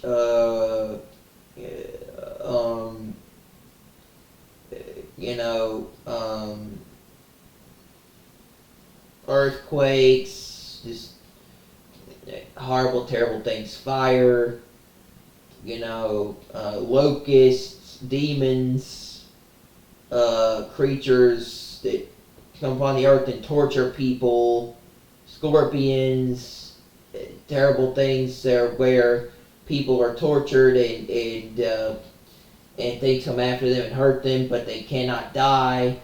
They're screaming for death, but they can't be killed. It's horrible. It's horrible. Things come out of the bottomless pit. and torture the world for 7 years, and everything. Basically, it's horrible. It is, and everything. Locusts, scorpions, things, everything. They have full reign over the earth to do nothing but torture, hurt, and it's all suffering to people. And they wish for death, but they can't. They don't die. They don't. They wish for death, but they don't die. And this is a judgment upon the world that refused to accept what was offered, what Christ offered to the world as a free gift of salvation and to save them for what's to come, to live in eternity. This is God's judgment. This is a judgment on a world that refused to change who they were and turn to Christ. They weren't. This is a judgment upon the world where they are tortured and suffer a lot of terrible things from these things. It's horrible. It's something you can't imagine. It's nothing you never known or seen before. You don't want to be living in the times of Revelation where it's just going to be terrible. It is.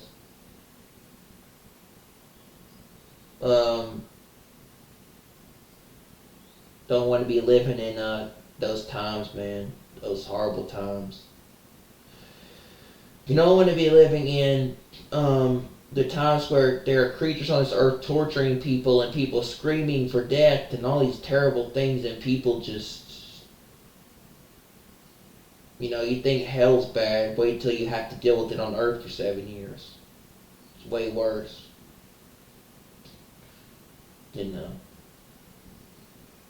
You have to deal with the constant suffering and torture and terrible things that happen to people on this earth. I can't imagine. Much less having these things just sting and hurt and torture. And there are people on this earth that are left behind that have to deal with that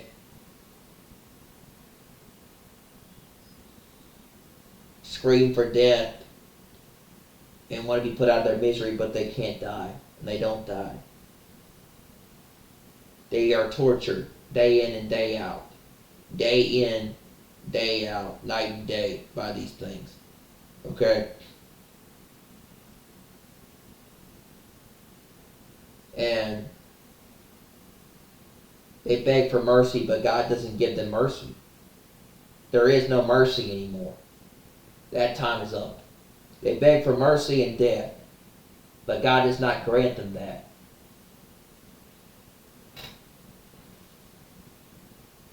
It's terrible, man. Think about being tortured by something, but think about it being a demon or something that's way worse from the bottomless pit or all those terrible things. Multiply that 10 times by being stung by a wasp or a bee, and then think about how bad it would be from things coming out of this hellhole, which is a bottomless pit, okay? Or these things that are terrible. They're living down there, and then they're released at the time of tribulation. And just think about how terrible that gets. Just imagine how all the worst, the most worst, terrible, awful things come out of this place that was down there for years and is released upon the earth. That was kept down there and locked away or chained, and everything, and released at the time of that time, or is brought upon the earth in that time. In other words, the worst things you can imagine that were kept from this world is now released upon people that are still here, and the wrath of God has now come to the world. Okay, and everything. Multiply that 10 times by a regular thing stinging you, and then imagine what these things do, and it's way worse, and it's horrible, and it's the worst suffering and terrible stuff you can imagine. It's basically eternal torture. It's eternal torture on earth for 7 years. It is awful. And I don't want anyone to have to go through that. So I suggest they be ready for the rapture, but it's something I can't even begin to want to comprehend, much less understand. Revelation's horrible, dude. It is. I'd say it's probably one of my. I'd say, like in the Bible, it's probably one of my most hated books of the Bible, and it scares me a little bit when I read it. And to a degree, it's a book that I don't like reading much. I have read it, yes, but Revelation is probably one of the worst books in the whole Bible. It's about the end, and it's not something you want to comprehend, much less be here for.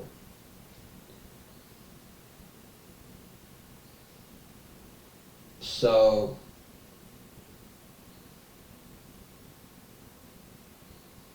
yeah. It's bad, man. Very, very bad.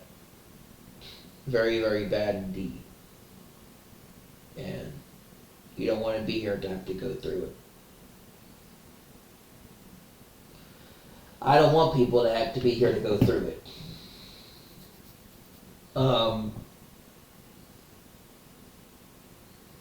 But unfortunately they are. I just can't imagine, going through that, man. We don't know what day the sudden destruction is coming upon the world, but it's probably going to happen very soon. There's probably going to be an attack very soon in retaliation to this, these bombs that were dropped on Iran's nuclear facilities last night from the Houthis or from someone else. And that's when they say sudden destruction. That's when sudden destruction comes. That's the rapture. And it's going to happen in maybe the next couple of days. I don't think we're going to be here. I don't see us here going into July at this point now. We're not going to be here going into July. Something's going to happen in the next week or the next couple of days in retaliation. Trump did warn them. They said if there was any retaliation after these strikes, something would happen. But like I said, the Houthis have already threatened to attack U.S. Ships and vessels. So something's going to go down either today or the next couple of days. It's just going to pull us into war or going to cause World War III. And that gets China, Russia, and Iran, China, Russia, North Korea, all involved. Which they probably have already going to get involved after those strikes, I would assume.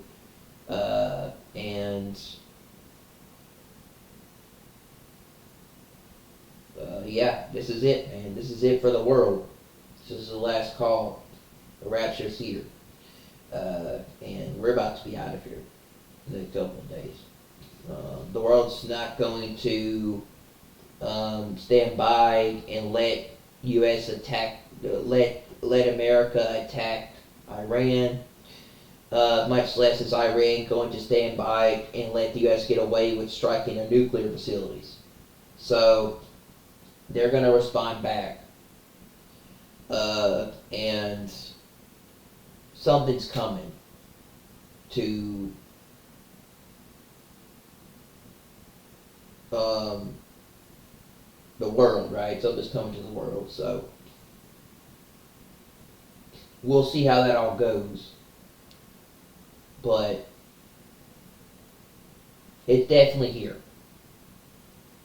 It's definitely here. And it could be today or it could be tomorrow. But God's about to take us out of here. So the world best be prepared to go to. At least the ones that and become saved while you still have the opportunity, while you're still here. come to God and get saved and accept Christ. Because this is your last opportunity or your last shot before it happens. That people are going to be mocking and scoffing, and people are going to laugh again. And people are going to think it's funny before it's too late, and then the day comes and they're not going to think it's funny anymore. They're going to keep laughing and mocking and scoffing and making fun of stuff and calling people stupid and idiots and doing whatever they do. Until that day comes when they're not going to be laughing anymore and thinking it's funny. When all seriousness breaks out and all these crazy things happen, including war, and they're still here. They're not going to think it's funny anymore. They're not. When it hits. When we get hit in America, possibly by something, they're not going to think it's funny anymore. Okay? So, we'll see how that goes, but I don't think it's funny. They're going to be laughing and joking and mocking and thinking it's a good old time to poke fun at believers and Christians and call them cowards and weak and all these things, and and stupid and all that, right? And crazy. So yeah, I don't think it's funny anymore, man. I don't think it's funny to mock believers. Okay?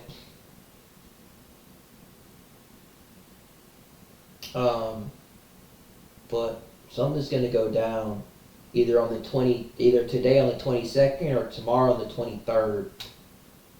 But like I said, we're supposed to be getting a giant heat wave, a massive giant heat wave.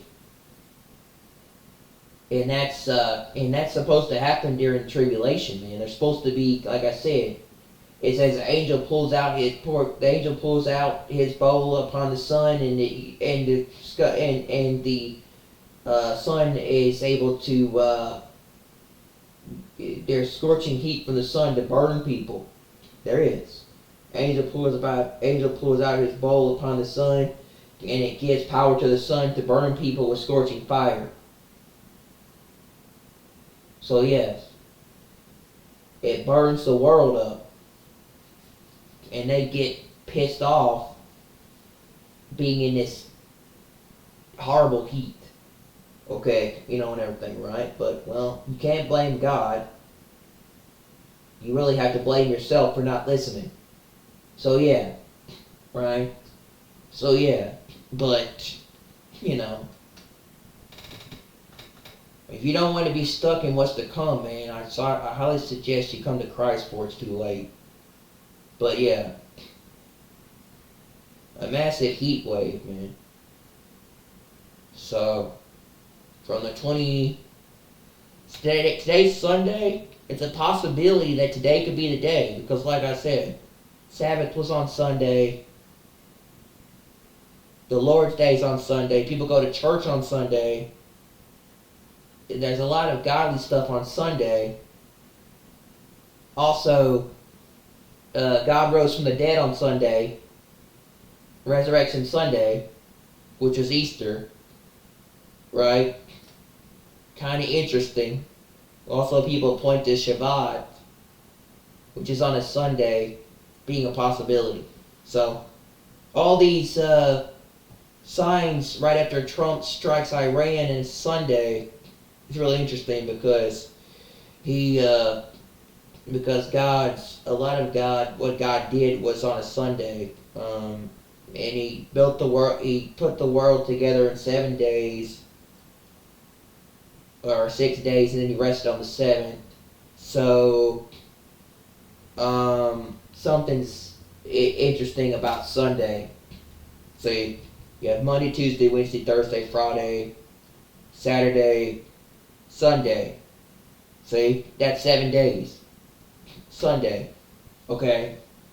And we had Saturday yesterday, and today's Sunday. So, and everything.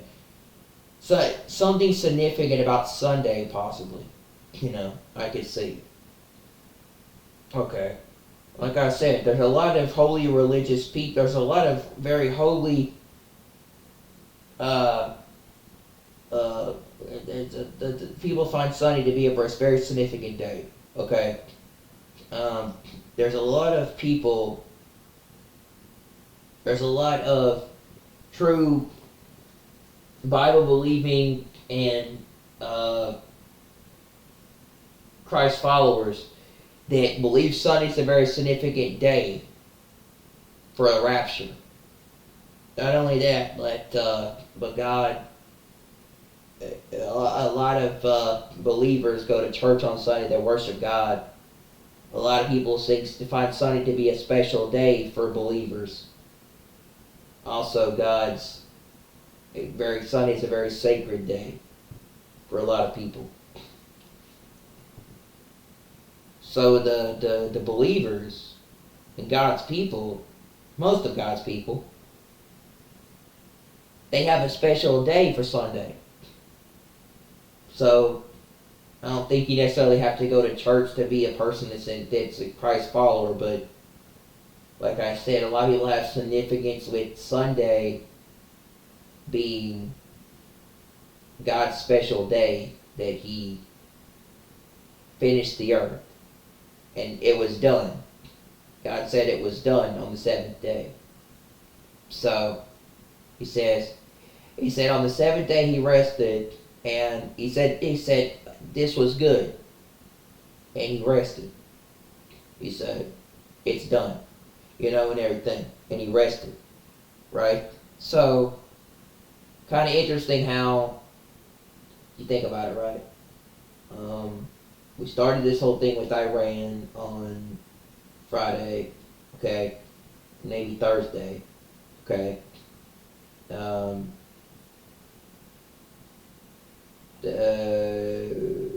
Actually, maybe we'll start with Wednesday. On Wednesday, they went to Thursday,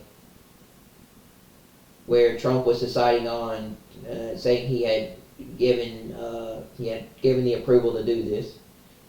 Friday, which you had a 2-week deadline that Trump was considering doing with Iran. That's 3 days, and everything. Okay. Saturday, and that was when they struck him yesterday. Okay, they hit Iran, and then you have Sunday. Okay, but if you count from that, God made the world in 7 days. Okay. And you go by the weekdays, right? You have Saturday, Sunday, Monday, Tuesday, Wednesday, Thursday. Okay, actually that would be Friday when it would be Friday when He rested. 7th day. Actually maybe it could be next week. I'm not sure. No, that's too late with the way things are going. It's going to happen a lot earlier than possible, so. But, yeah. Something could be significant about Sunday. It could be. That or Monday. With this heat wave coming in, I have a feeling I'm feeling like we got to be here with the rapture somewhere around in here. Somewhere. Because if you go read Revelation, yes, it says the angel had the ability to pour out his bowl upon the sun, and it burned, and it burned people with scorching fire. And it said they blasphemed God because they were angry. So, and everything. I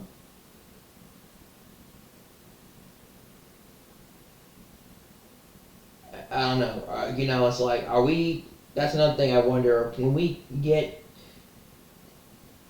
go there with the rapture and we get there, are we going to be able to see all these things take place, and everything? And as much as, like, I don't want them to, we tried to warn while we were still here, right? Are we going to see God open up the scroll and the 7 seals? Are we going to see the 7 bowls in heaven, and everything? Are we going to see Revelation take place, and everything, right? Right? It's pretty interesting to wonder, and everything. Are we going to be able to see that? I don't know. But Yeah, y'all, when they say peace and safety, sudden destruction's coming, man. That's it, that's all I can say. I wouldn't want to know that for people, but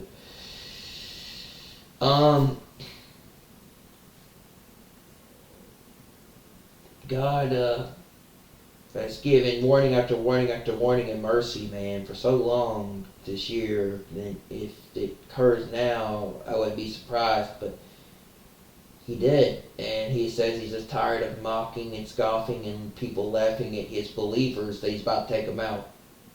He's tired of the world making fun of us. So we're about to be out of here. Okay? So we don't have really anything to have to deal with anymore, pay attention. But God's gotten so tired of the way the world treating us that judgment's coming upon them. Their sudden destruction's coming upon them. We know we're leaving, but they're crying for peace. We're leaving. Okay? Our peace is going to be up there with God, and everything. The world's peace is going to be false. We don't got to cry for peace. We already have peace. We have peace with God. And we'll be in a better place. So, our peace doesn't come from this world. Our peace comes from Christ. And everything. But, yes. That's happening soon. And if you think about it, that's happening soon. And people don't realize it, but it's about to occur. So you need to be ready. You need to be ready really soon. I thought we were going to be out of here last night when those sites were struck, but I know that we're going to be out of here very soon, and it's coming. You have to read the Bible, man. And in the Bible, it says, when they say peace and safety, sudden destruction come upon them, as woman and travail with child, and they shall not escape. Travail is birth pains. I have been trying to tell people this. I've even told people in my family this, and they laugh at my ass and say this stuff isn't real. This is ridiculous. You're crazy. When I try to say it's birth pains, what's going on with the world, okay? Travail is a woman with a child that is going through birth pains, about to have a baby, okay? A woman is travailing.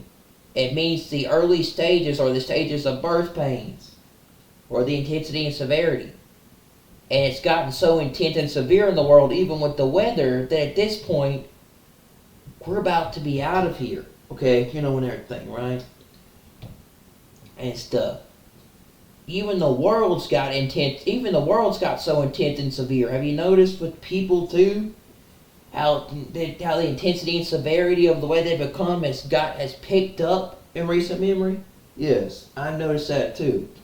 The world is very angry and rageful and mad, even with protests, okay? Everything. I've noticed that we're about to be out of here. I also noticed that the world's about to go into a point where it cannot hold up much longer. It is about to give birth, man, when it comes to, and everything. Very soon.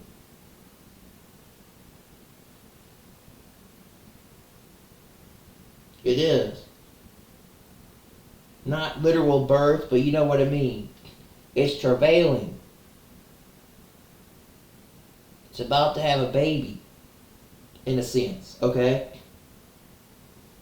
The earth is a woman, and the woman is about to have a child because she's going through severe and intense birth pains. She's travailing.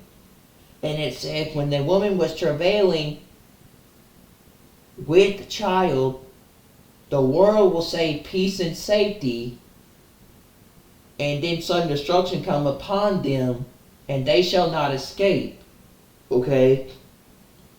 Meaning that we will escape, but the people in the world that are not ready will not escape. and they will be stuck here for 7 years.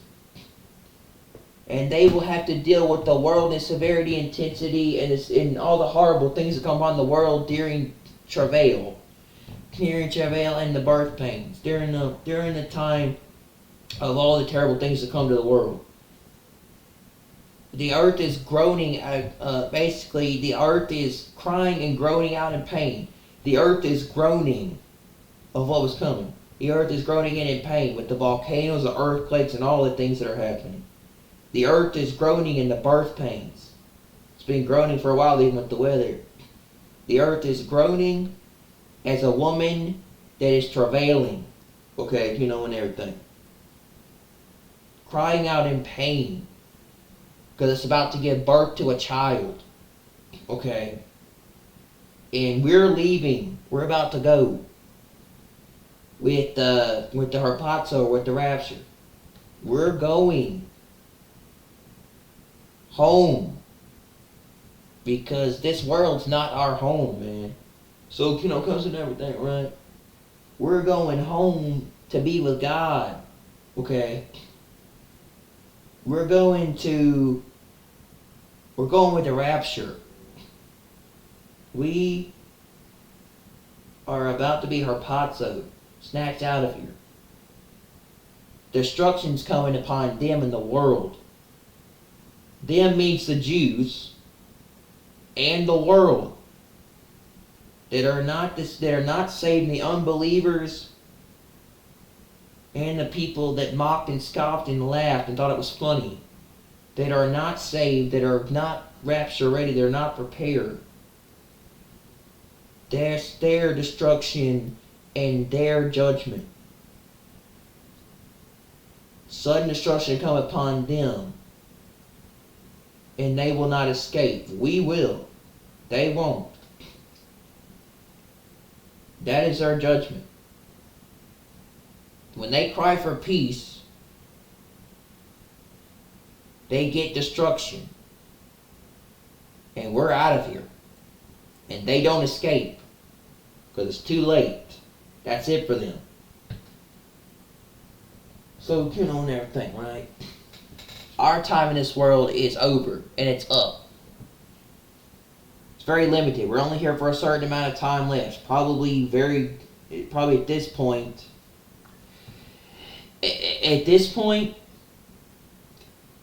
probably very little time now. We're going to be here much longer. Okay? At this point, I'd say we're only going to be here for maybe a couple of days now. Maybe a day. I don't know. And everything. We're not going to be here. Everything. So, but for them, hell upon the earth's coming for them, man. Of course, the Jews, because the Jews are about to be surrounded by all their enemies. Psalms 83, but the world, the unbelievers, and the people that didn't listen, and the ones that were not saved, and the ones that were not ready for the rapture.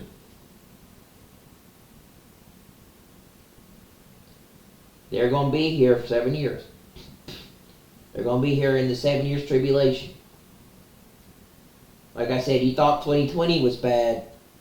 Wait till you have to witness what's coming in 2025. You're still here for 7 years. It's going to be way worse than COVID. Pray to God that you're not here. And everything. And guess what? People could escape 2020. You're not going to be able to escape 2025. They know what they're doing, and they're going to control you this time around because they know what to do. You will be here. You will be stuck here to have to live in the beast system, and you can no longer buy or sell. You'll be stuck here to have to go through war. You'll be stuck here to have to live in a world where you can no longer buy or sell. You'll own nothing and be happy by 2030. You will. Unfortunately, if you're still here. It's going to be a horrible time, man. People think it's going to be good. People think once all the believers leave and I'm no longer harassed about any of this stuff anymore, I'm going to have peace. You will not have peace. You will have destruction and horrible things come upon you when we're gone, including war. So good luck with that. You won't have peace.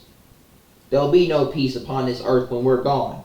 And when the restrainers lifted and we're no longer here. There will be no more peace on this earth once everybody's taken out that are the true born again, saved followers of Christ. There won't be peace. We're the only ones holding the world together at this point and keeping the peace. Once we're out of here, the peace is gone. There is no more peace.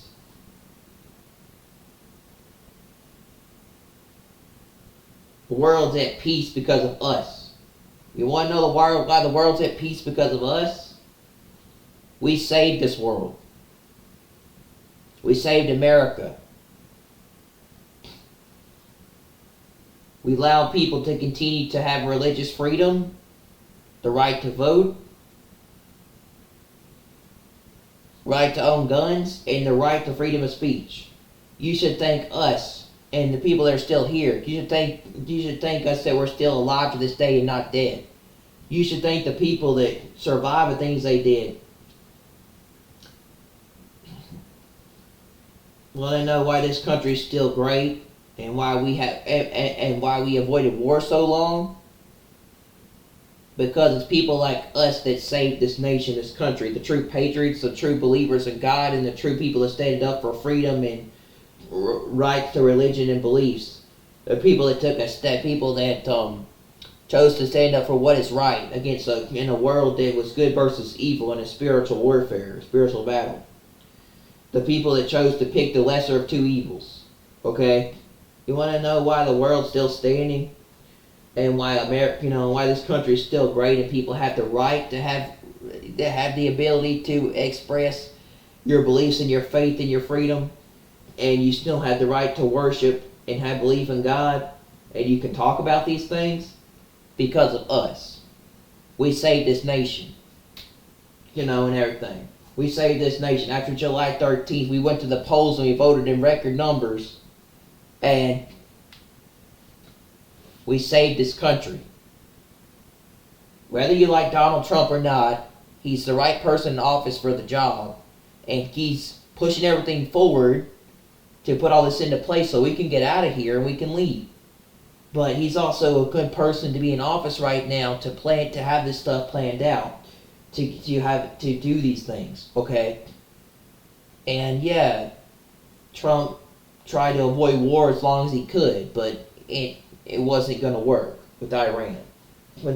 But yeah, Trump's the right person for the job in office instead of Kamala, okay? And everything.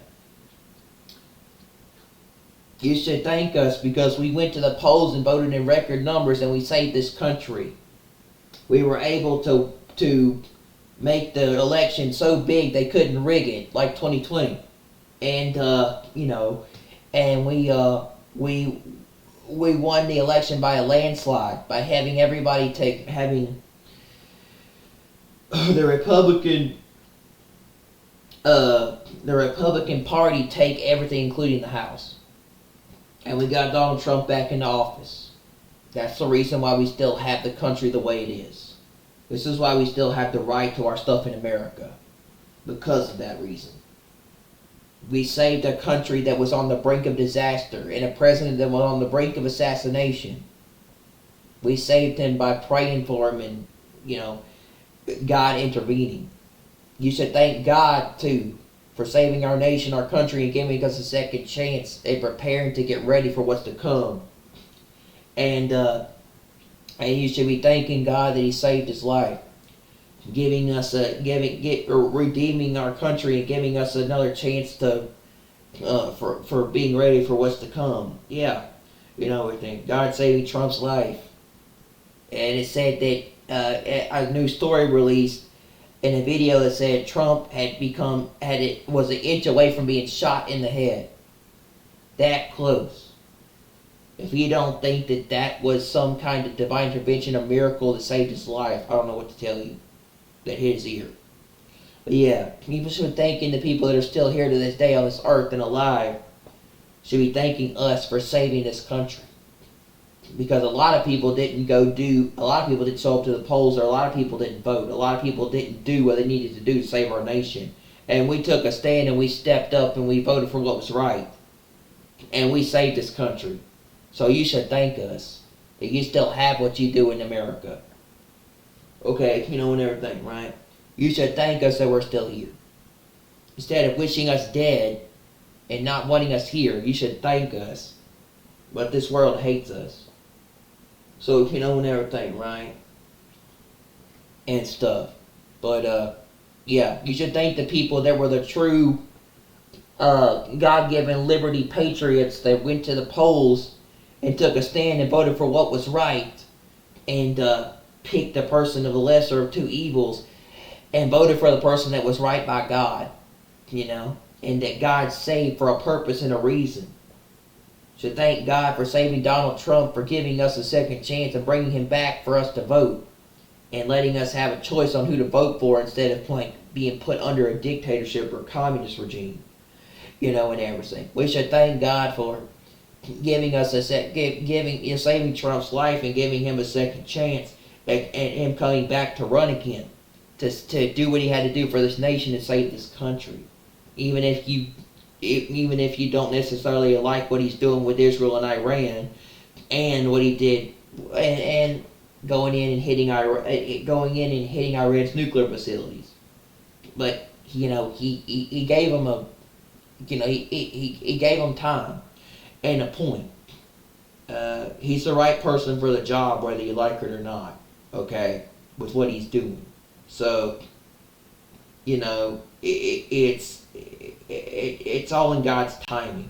But yes, I believe God saved Trump for a purpose and a reason, for a time is now.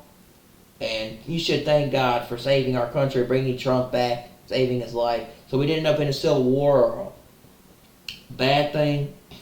And you should be thanking not only God, just thanking God for saving this nation to give us a second chance and allowing us to go to the polls and vote for someone besides, you know, someone that was a politician or someone that was, you know, that only cared about their own power and not America, and, you know, and everything. And, you know, giving us a second chance with Trump, you know, and everything. Not only that, but you should thank the people that showed up in record numbers after praying, you know, and everything. And God showing who was the right candidate to vote for, because a lot of us weren't going to vote. We were just going to sit back and do nothing with everything going on. You know, God led us to who to vote for in this nation. He helped it, you know, he saved this nation, or God healed this nation by leading them to the right thing. And you should thank that for people showing up to record numbers at the polls and getting Trump back into office, to not only save America, but give them a second chance of redemption, to be able to continue to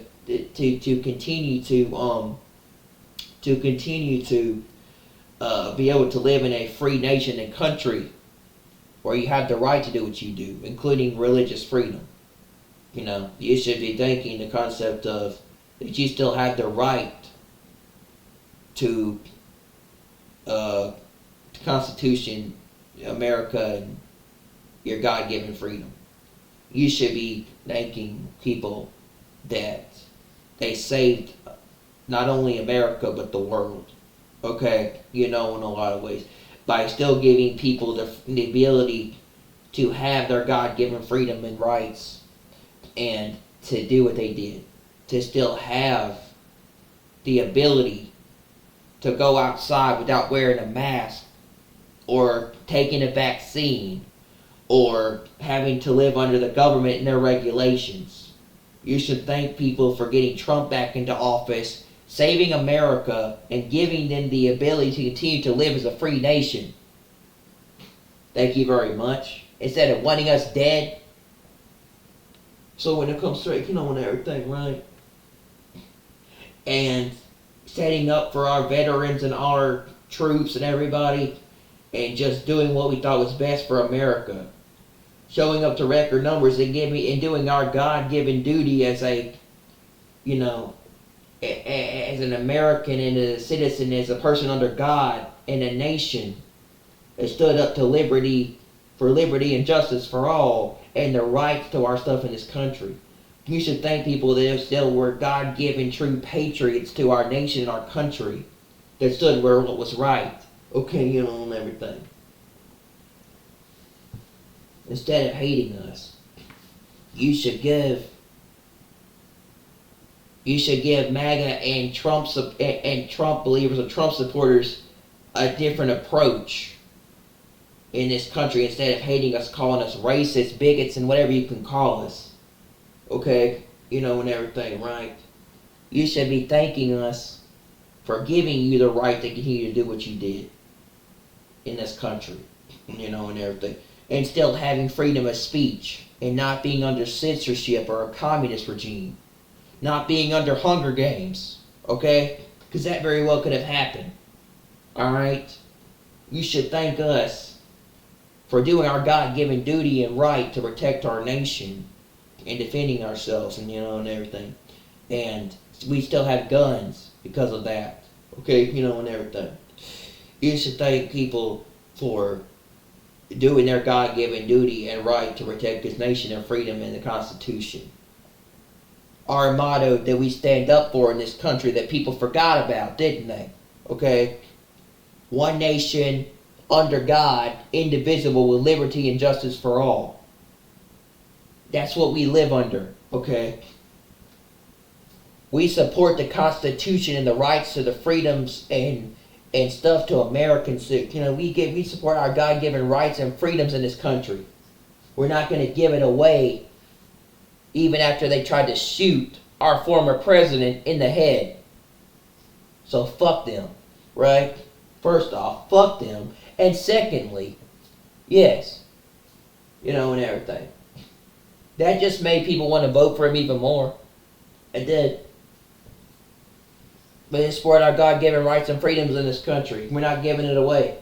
We weren't giving it back to another politician that was just going to do the same thing over and over again, and then lead us back down the same path as COVID, and everything. We were going with the man that was standing up for America, and the person that we believe God had saved and put back in office to run for presidency, to bring back to save this nation, and everything, right? People showed up to record numbers and put Trump back in the White House, and you want to know why? Because he was probably being used by God, and he was saved by God, and everything. But yeah, we showed up to the polls and we voted to save America and keep our God-given rights in the Constitution and what we stand for. We're still a free, independent nation and can live the way we do because Trump got back into office, and we're still living like that. We're still a nation that still can talk about God and thank God and celebrate God and talk about God the way we do. And can still, praise God and give glory to God. Because of that. They tried to get rid of that in 2020. They did. And stuff. We can still do that because of Trump. We can. And everything, right? Okay. We can still do that because of Trump. Couldn't do that under Biden. They tried to stop that in 2020. They did. And everything. But, yeah, we should thank God for saving Trump. And everything.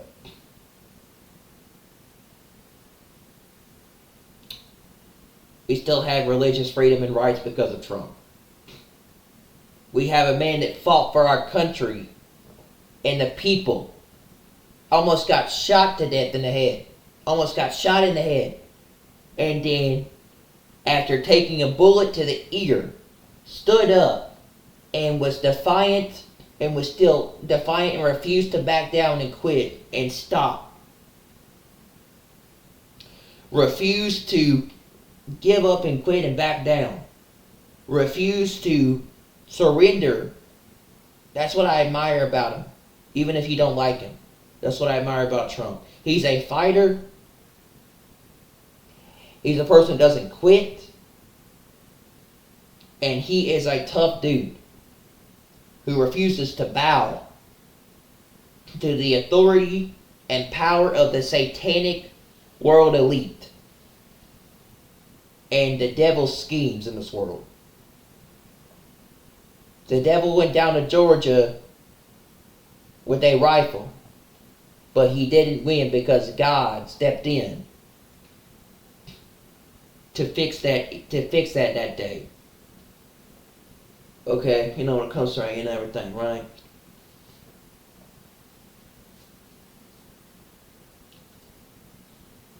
And I truly believe that. Yes, you can't convince me otherwise. You can't. You can't convince me otherwise. Nothing can convince me otherwise. One man, against all odds, stood for our country when no one else did, and continued to show us that they were full of flaws, lies, corruption, evil, darkness, and hidden secrets we never knew. One man decided to expose all that when he got back into office. One man decided to do the work of God and expose all the evil, lies, and corruption the government hid for years. Okay? And now we know the truth. And they can't hide it anymore. And that's why they hate him. Okay? You know, and stuff. One man decided to defy the government and continue to keep going even after they shot him. Raised a fist and said, fight, fight, fight. Refused to back down to the corrupted evil powers that be in the political elite. You know? And chose not to bow down to evil. Chose not to succumb to evil and quit. Chose not to cower in fear and step down and to step down and succeed from the election. Chose to not. One man that decided to not give in was very tough. One man that decided to defy the odds after he became president. One man that chose to stand in the gap for people when he wasn't there, when no one else would. I have to give Trump one thing. He has balls. He has a lot of cojones. I admire that. I respect Donald Trump. Even if you hate him, you don't like him, I respect him. I don't have to like him, but I respect him. I really do. Okay? I respect Donald Trump. I do. Most people would be afraid and cower in fear, or they would not want to continue to keep running an election or keep running for office or politics after almost having been shot in the head. You know, most people would quit. They wouldn't do what he did. They wouldn't raise a fist and show defiance to the system and to the elite. They wouldn't, you know. They wouldn't. He wouldn't. They wouldn't do what he did. They wouldn't stand in the gap for America and continue to fight on to come back and run again in the next election. He wouldn't continue to stand when no one else did for this country and what was left of it, you know, and everything. They continue to fight for the Americans, our freedoms. They wouldn't continue to stand for the people. It's almost like JFK if he would have been alive. So, you know, in a sense, right? So, yeah, I respect Donald Trump. I do. You know, and one person who chose to stand for America when no one else did at the time when we were going through what we were going through, and then 2024 chose to stand for America in 2024 prior to the assassination when he didn't have to. You know, chose to just carry this country on his back, and you know, I thank God some days for Trump, but you know, I have to say, there are some days that I think it's a good idea that we have Trump now. I do. I do. You know, unless, like I said, he's an antichrist, which I'm not sure, but I don't think so. I don't know why they would try to shoot him if he was an antichrist. But yeah, I thank God for saving Trump's life, because we wouldn't be where we are today without him. We wouldn't.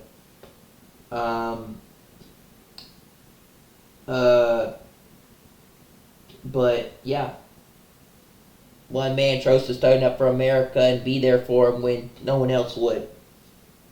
He was there for. Trump's been there from the beginning for us since he entered into politics and was in office. He's done nothing but stand up for. He's nothing but for stand for America in this country since he's been. Since he's been in the political spectrum. That's why they hate him. That's why they want to take him out. Trump's done nothing but Trump's done nothing but take a last stand for America. You know, and everything he's done, even in 2020, and prior to January 6th, I guess you could say.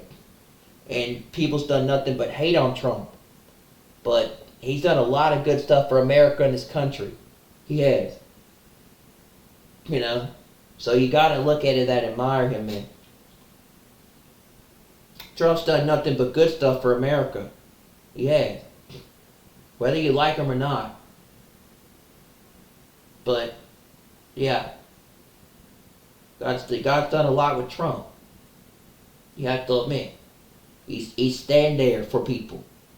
You know, I don't know when the last Trump is coming, but that is what it's supposed to say. You know, is he going to get assassinated? I don't know. Or could he be killed before we leave? Maybe. But, you know, he's probably the most respected president I've ever liked in my life. Trump is probably the president I've liked the most in my life with what he's done.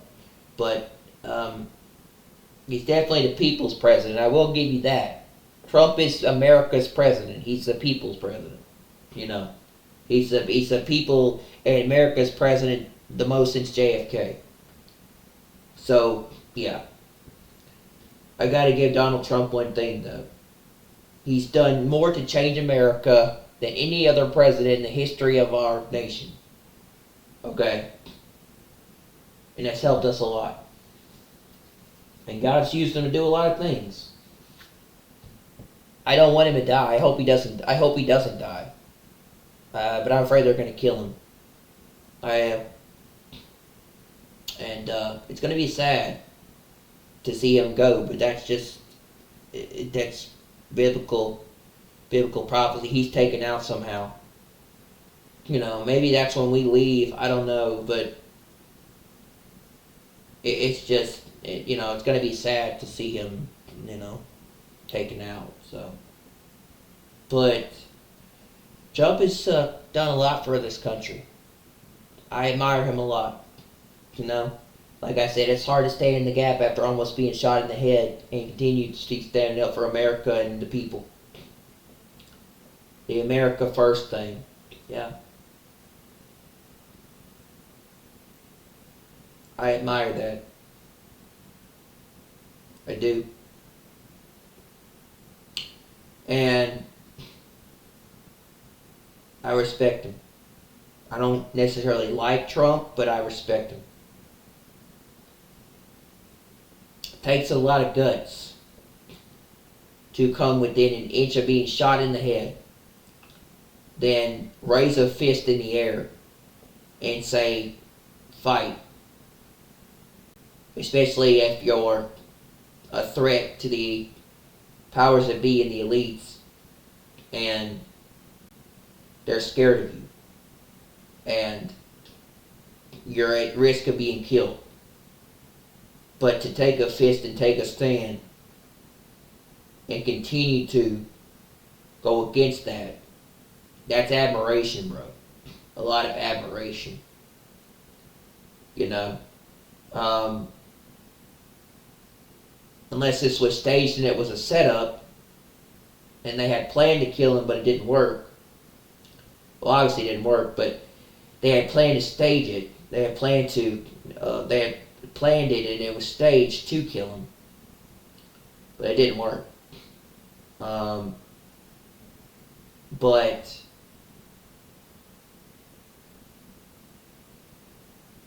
he's the most controversial and interesting president, but he's also the most respected by America, the nation, and the people. A lot of people don't like him necessarily, but they respect him. And they agree with some of the stuff he does. You know, and everything. But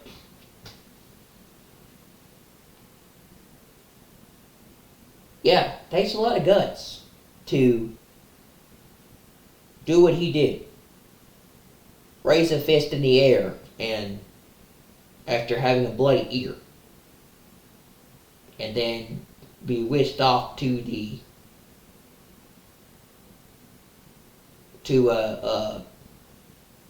a vehicle and then taken to the hospital and then come back with a bandage on his ear. And then that second assassination attempt at Mar-a-Lago, you know, Trump got lucky with that second assassination attempt. Secret Service saw through the fence with a gun and scared that guy off. But he got lucky with that one. And somehow God saved him there, I think. God saved Trump there. And those people were watching over him, that way he wouldn't be shot. But the Secret Service saw through that guy and he ran away. And he tried to get in his car and flee. But someone tracked down his license plate and he got arrested. So, I'll give Trump one thing. He has massive balls to really defy a lot of things. I'm thinking though, unfortunately, I think they're going to kill him. You know, they're not going to let him stay around much longer. The Antichrist is about to come onto the world stage and take over when we're gone. And America will be destroyed. Trump will be dead. And unfortunately, that's when the Antichrist is going to step onto the world stage and promise peace. Peace and safety, and then destruction comes upon the world. And that happens after the rapture. It does. I think they're going to kill Trump. I do. And that's how America is destroyed and no longer a part of things. And it's destroyed in 1 hour. America's no longer in Bible prophecy. They're no longer around. They've been destroyed and taken down. The only person that stands in the way of the elites fully getting rid of America and taking control of the nation is Trump. They're going to take him out somehow. They're going to kill him. And then that way they can bring the Antichrist onto the world stage and have him rule for those 7 years, right? They're going to take Trump out, I have a feeling. So something's going to happen. Maybe not. Maybe he still be around in 2026. I don't know if we're still. If we're still here. But I think they're going to kill him. I do. I don't see how they can bring that person into power without getting Trump out of the way, without killing Trump. Okay? Without killing Donald Trump and getting him out of the way. I don't see how they can bring that person into power if Trump's still in office, because he's able to, it allows him to continue to defy the elite and the new world order, see? And they got to get Trump out of the way to establish the new world order. So they got to kill him.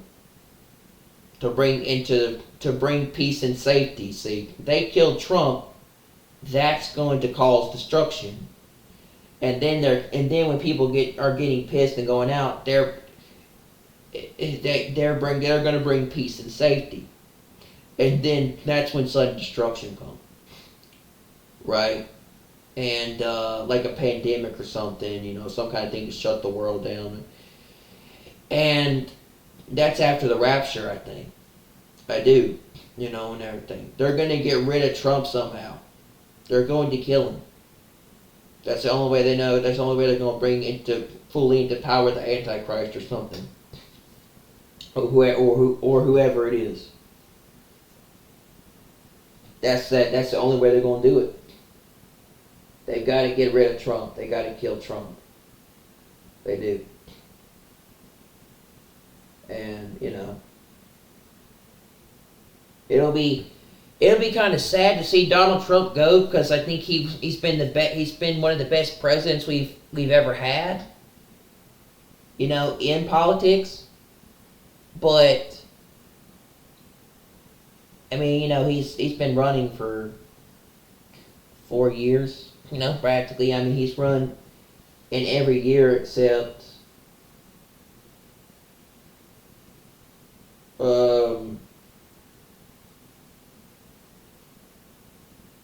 he's running every year except 2020. He's actually running every year, right? And everything. He's run, 2016, 2020, 2024. So, the last 3 years, and everything, right? And I think they're going to kill him. I really do. I think they're going to get rid of him. I think they're going to get rid of Trump. I think they're going to kill him. And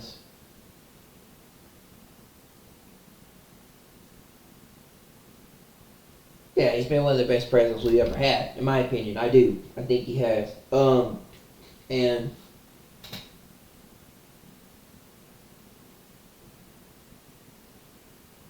that's how the elites will bring onto the world stage the Antichrist.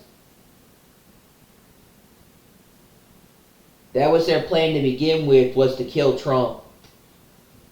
But it didn't work, so.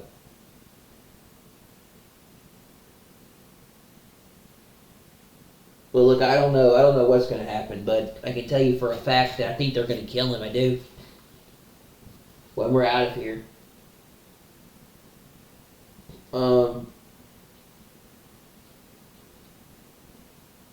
Because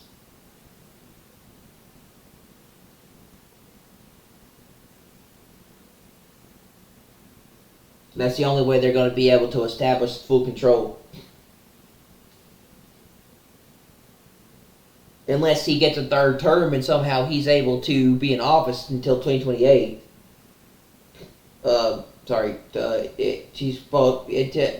Unless he gets a third term and he's still in office prior to the 2028 election.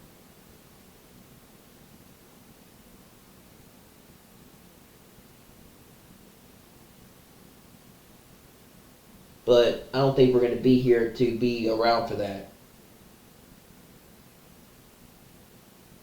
So either they get rid of Trump, or Trump is an antichrist, or Trump gets a third term somehow, or Trump, vetoes Trump, changes the 22nd Amendment of the Constitution to continue to keep being president, or keep running.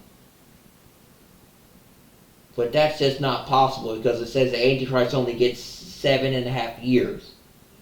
7 years of peace and safety, and then the last 3.5 years of total control over the world with the mark of the beast.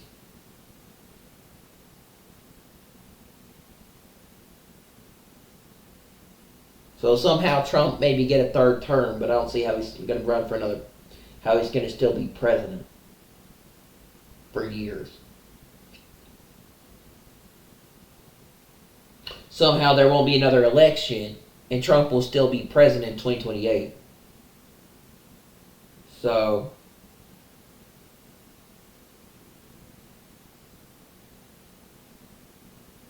y'all know what I mean. But, yeah, that's what I'm trying to say. Either he gets a third term or they kill him.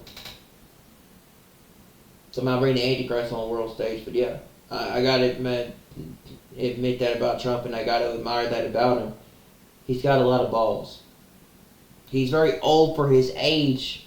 He's the oldest president in office. He's the oldest person in office to be president. I'll give him that too. So I don't see how he's going to be able to continue to be president with a third term. He's 88 years old, I think. Maybe, yeah. He was 87. I think he turned 88. So, Trump will be like 90, bro. If he's still president going into 2028. 1, 2,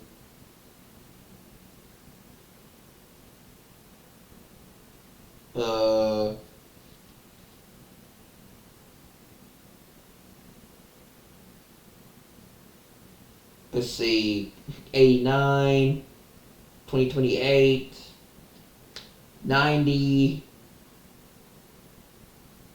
2029,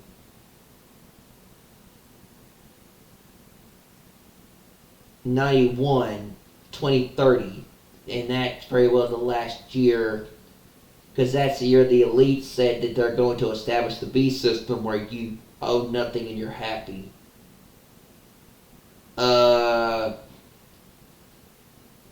Yeah, he'll be 91. He's not going to live long enough to be president again. 91. He very well could die in office if he gets a third term. Kind of like Snow from Hunger Games. I'm just saying no, but 91. Trump will be 91 years old. That's the oldest president in the history of America. Okay? I don't see that happening. I don't. When Trump's term is up in 2028, I see there being a female president. I see the last president of America being a female. It's Kamala Harris. But it's a female president, I have a feeling. Trump's not going to be president again for a third term. He'll be way too old. 91 years old for a president? Yeah, no, bro. Not even like I said, 89. Like 89 years old, even if he gets a third term. It's just, nah. You know? He's 88, so makes a lot of sense. Unless they kill him, like I said, they're probably going to kill him. Or Trump passes the reins over to his daughter, Ivanka, and it's Ivanka versus Kamala, because Simpsons predicted there's a possibility of there being an Ivanka versus Kamala Harris election in 2028, and the last potential president being a female, if we're still here, that is. But a lot of people predicted Kamala Harris becoming president in 2024. That didn't happen. The Simpsons did. And that didn't happen, and Trump won again, so he very well could be the last president. He could. And he could get a third term. He could be like 91 years old by the time Jesus Christ comes back to earth and throws him into the fire along with the beast and the false prophet. Right? If that is the case. Trump being thrown into fire at 91 years old. I don't know, it's just nuts. Okay. Anyway, but like I said, it's just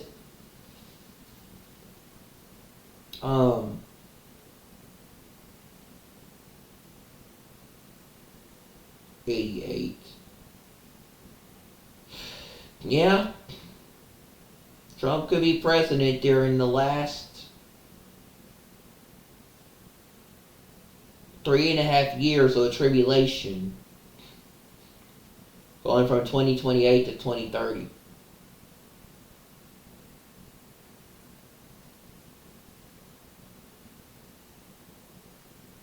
If he is, that'd be very interesting. Or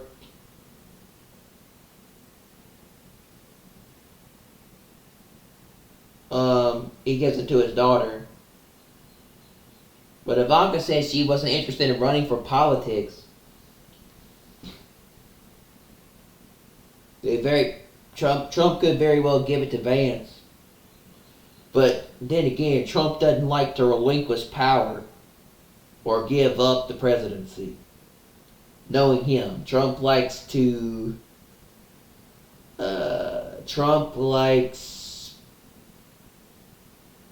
being that in that perspective, and it's very well after he has won the presidency again, he won't give it back going into the future.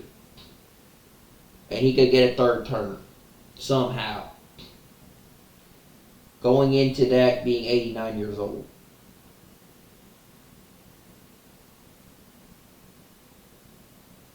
And that could lead to war. Or, like I said, maybe the Antichrist will come out of war. I don't know. We won't be here to see that. And there's no point in wondering who the Antichrist is. We won't see the Antichrist because we'll be gone with the rapture. But, like I said, I don't think Trump is an Antichrist. I don't see him getting a third term. I see him being taken out or killed before that happens.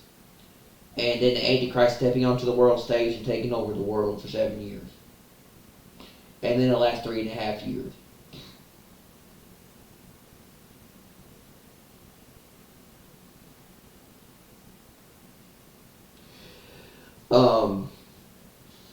I see Trump being taken out in 2028.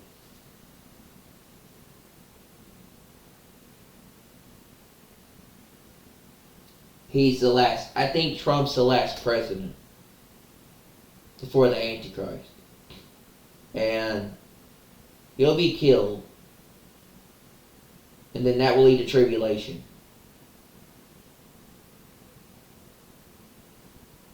After the rapture.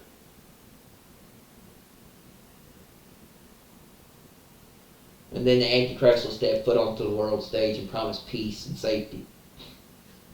And then sudden destruction.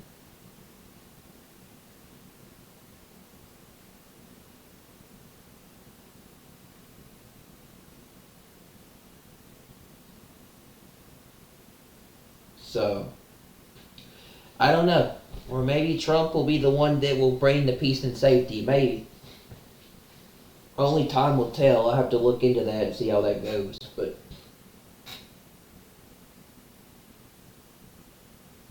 we'll see, man. Something's going to happen. I know that for a fact. Very soon. I just don't know. I don't know what's going to happen. But I know something's coming. I know that something's definitely coming.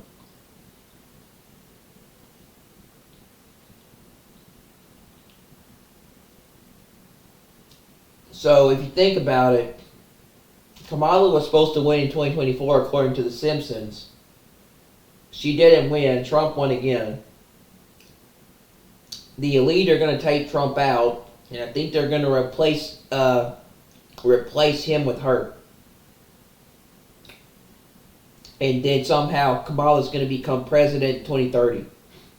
Kamala's going to become the final president of the America, which is the Antichrist in America. The last person that's going to rule America is going to be the Antichrist as the president. Kamala is going to take over for Trump after 2028, and she's going to be president of the United States in the last 7 years. Kamala is going to be president in 2030. They're either going to kill Trump, or Trump is going to, or this is Trump's last term. And Trump is going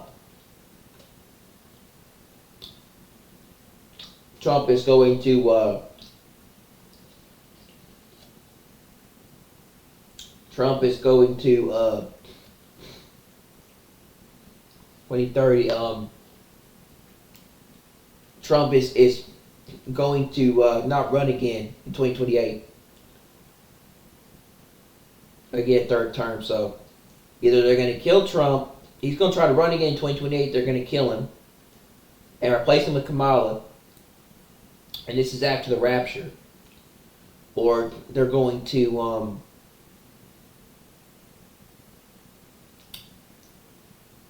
or he's going to get a third term and somehow he won't be president again. He'll try to get a third term, but it won't work. He'll lose. And Kamala will be president.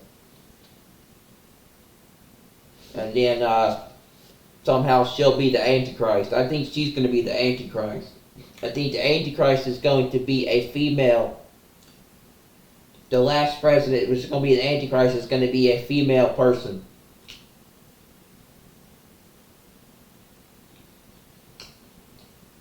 But in the Bible it says it has to be a man, and his number is 666. So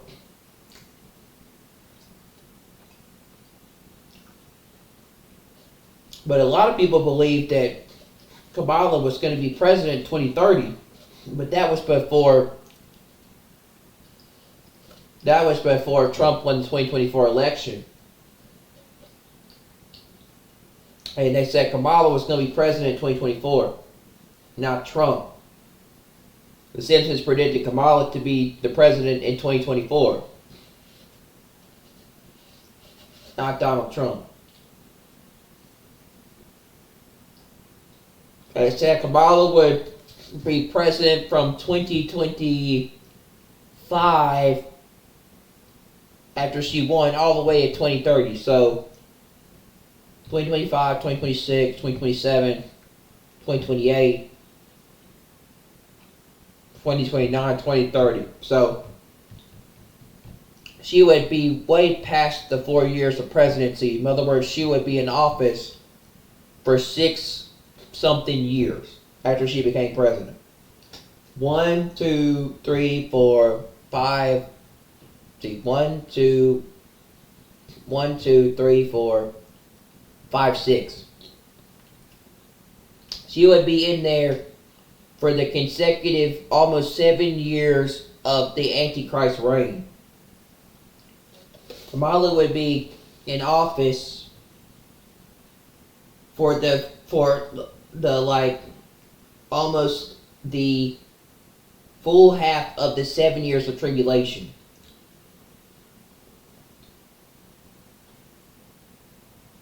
If she would have won the presidency.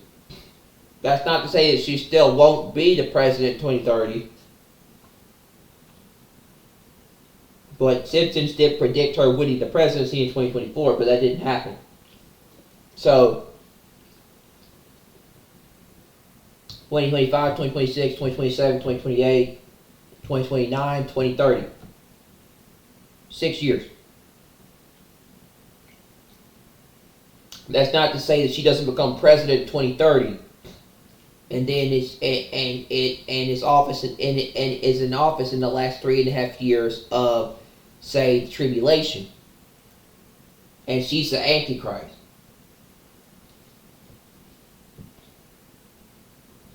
But it's kind of interesting how in Bark to the Future, a 2015 episode that aired in 2000, Lisa Simpson's president, and she looks like Kamala, and Kamala's president in the year 2030. And he says, we've inherited quite a budget crunch from President Trump.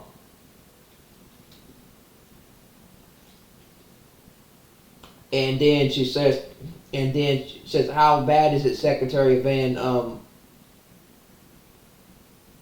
Holten, right? Or I think. And he says, we're broke. And she's like, oh, the country's broke. How can that be? You know, talks about inheriting a problem with the economy with what Trump does to it after he's a president. Well, I don't know if that was after COVID-19 in 2020 or prior to Joe Biden being president and then stepping down and then Kamala taking over as president in 2030 after Trump. After Trump's last term. That somehow they create a budget crisis or a problem with the economy where they crash it. Probably another pandemic. And set it up so Trump will leave office. And she inherits a problem with the economy and how bad it gets. In other words, Trump destroyed the economy. Supposedly they say Trump destroyed the economy and blame it on him. And then she inherited that problem from Trump in the year 2030. So it says, we've inherited a budget, right, quite a budget crunch from President Trump. Right? And it shows there being a female president in the year 2030. And it looks like Kamala Harris. Right? So, pretty interesting, you have to admit, that maybe Trump gets one more term in office as a last second attempt for God to bring the nation back to Him, or to prepare them for what's to come, or a revival or something. Maybe God is using this as a wake-up call to the world. Or, maybe, it's a second chance at the world being able to come back to God before bad things happen. Or God using Trump as a sign for the end times. But it's not there yet, right? Even though some people believe that. And I believe it too, but I don't know, right? But using Trump as a redemption thing to the nation of America after saving him after the assassination. Going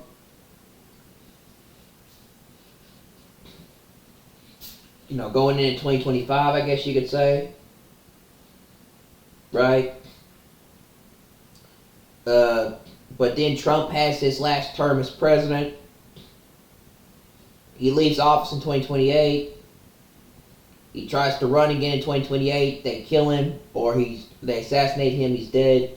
They take him out, and Kamala becomes president. Right? Because some people said Simpsons had an episode or a thing where they had a prediction where it showed Trump in a coffin. They kill him, right? So somehow Trump becomes president. Somehow Trump ends up dead. 2028 is 2028 is his last year in office. So, and 2020 was also the same year they created the COVID-19 pandemic.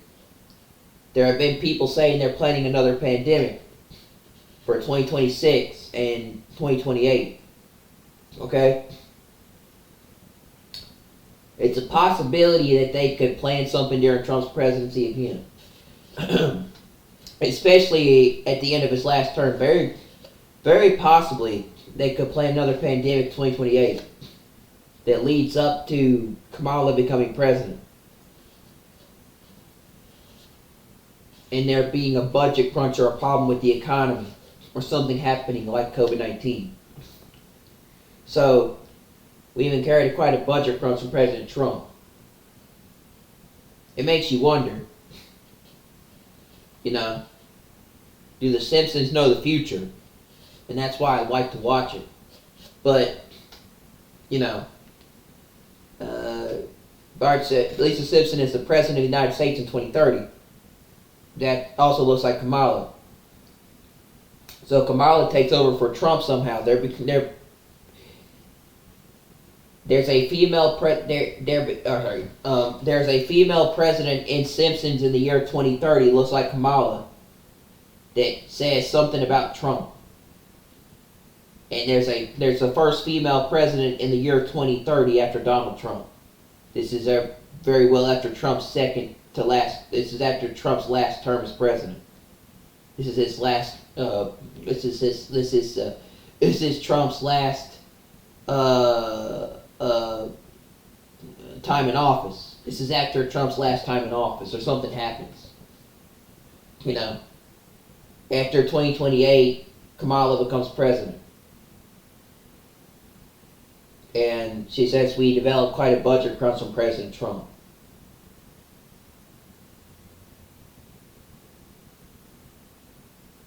So, possibility after Trump's presidency. So it's a possibility Simpsons predicted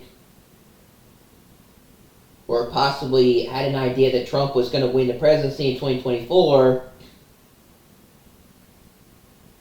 which then was going to lead to the 2028 election between Ivanka and Kamala Harris, which then somehow Kamala won the presidency in 2030. Kamala won the presidency in 2028 and was still president in 2030. Okay? So, it's a possibility that the Simpsons predicted Ivanka running for president,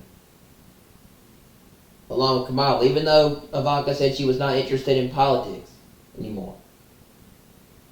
Didn't want to go with what her father did. And keep in mind, the Simpsons did say Kamala would be president in 2024. That did not happen.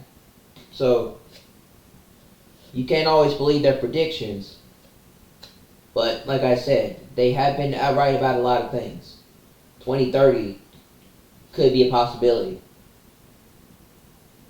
That's at the same time Trump wants to build this golden dome defense shield. Okay, so 2028, 2030, yeah. Ivanka could very well be running for president in 2028 along with Harris. It says that a lot of people out there believe that the last president of the United States is going to be a female president in 2028.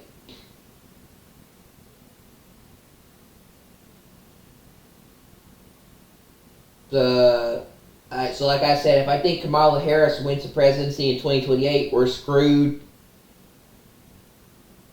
I think she's going to be in office past 4 years. They're going to keep her in office for the full 7 years during tribulation. And we're still here. Okay? And it's going to be bad. She very well is the last president of the U.S. But there's also Ivanka, so we don't know. We do know that it's a possibility Trump could officially bring on World War III and start this stuff, and by 2030 they're going to stop the war and bring peace, and it's going to end everything when Kamala gets into office. Okay? So Trump very well could be on the verge of starting war with the U.S., putting the U.S. in World War III, and he could cause that to happen. And then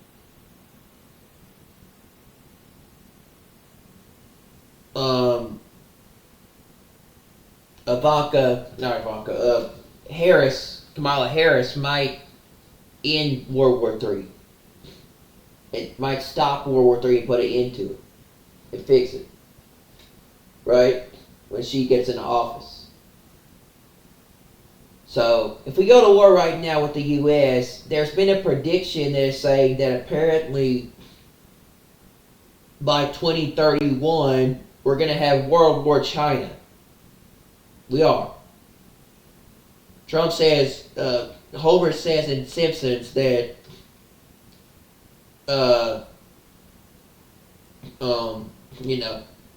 we're really going to need some firepower for World War China. He says the dates on the calendar are the same, and, we're really going to need a lot of firepower for World War China. And this is the year 2031. Okay. And it says that they stopped the war. World War III stops in 2030. So,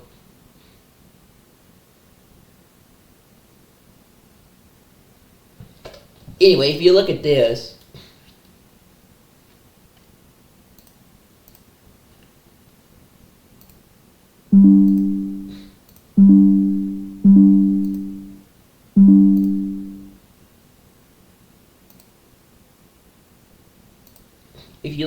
here,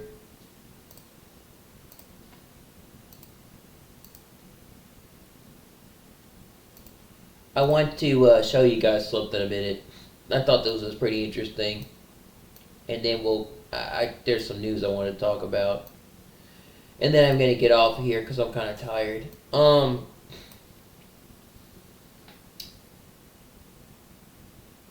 But yeah, like I said, it's pretty interesting how maybe Trump could have one final term and then we're going to have one more election and this is the last election. It's 2028. Depending on who wins. And they could be the last president of the United States, which is a female, right? Because, people believe we're going to have a female president one day, and they think 2028 is going to be the year of the female president after Trump leaves office. If Trump leaves office, which you never know with him, because he has thought about running again or getting a third term. Okay, but probably just him just messing around. Okay, but like I said, if the Simpsons if Trump tries to run for a third term, I'm afraid they're gonna try.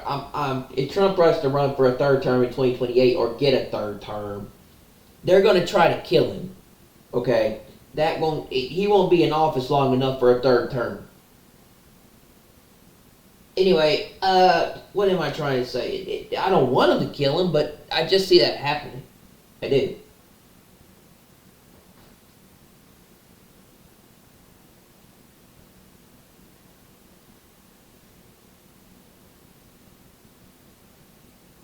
But, y'all know what I'm saying. When it comes to, right? You do. What I'm saying is,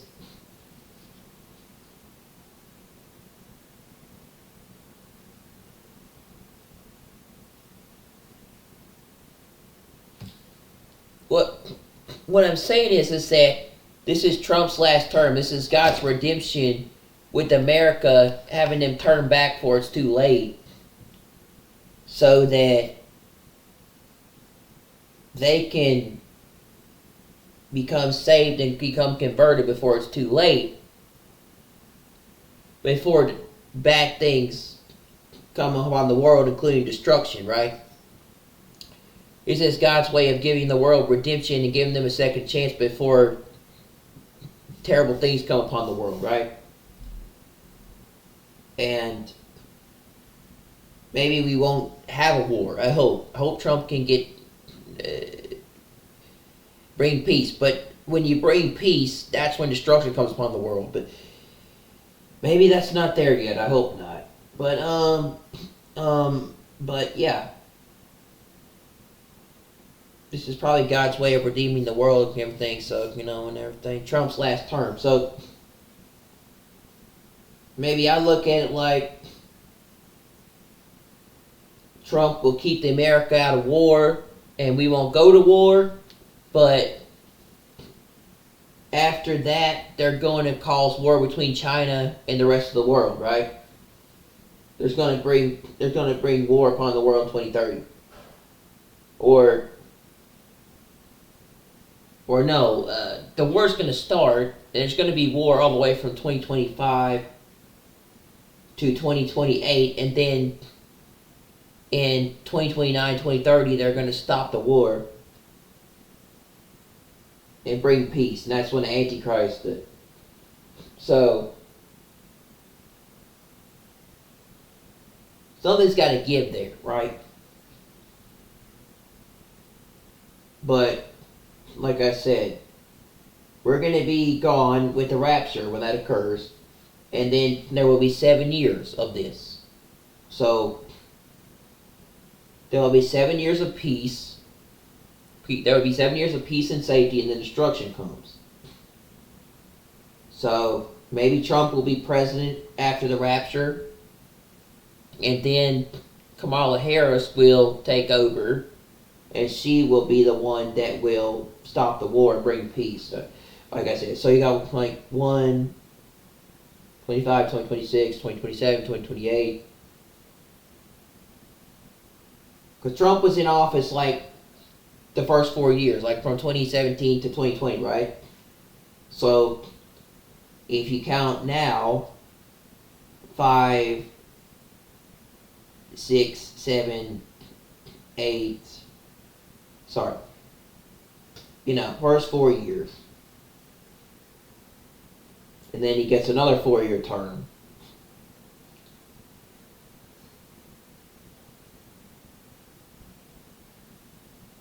So 5, 6, 7, right? If I had 2025, 2026, 2027, that's the 7 years. And then you have 2028, which is his last term. And they do something to get him out of office or cause disruption, and then the Antichrist comes onto the world stage and takes over in the last 3.5 years, which could be a female president, could be someone. It says it has to be a man, not a woman. It's a man. His number is 666. The only person I can think of is that's either Jared Kushner or Donald Trump, or Elon Musk, maybe. Or Ivanka becomes president in 2028, and that leads to Jared Kushner being the Antichrist. I don't know, right? Or Harris, so something like that, right?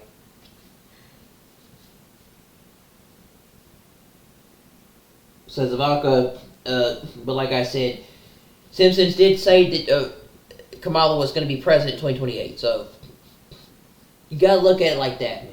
You really do. I don't know. We'll see what's going to happen in the next couple of days with Trump, man, and Iran. So I very well believe the rapture is probably here this year, very soon. But maybe I'm wrong. Maybe I'm wrong. Maybe it's God's last chance at the world, and last chance at trying to, God's last chance at bringing the world redemption before bad times come to the world.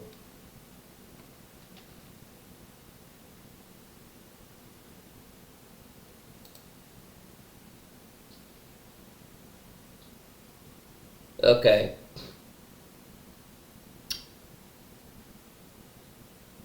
Iran declares war on U.S. and Yemen says they will join the war now. Okay, let me see what this is. Really?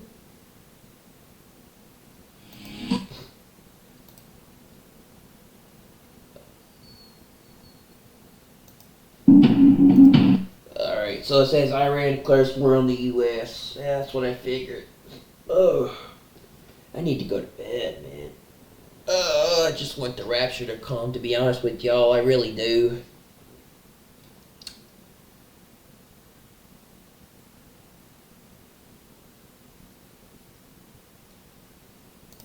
But You yeah, I'm may gonna watch this and I want to show y'all that video.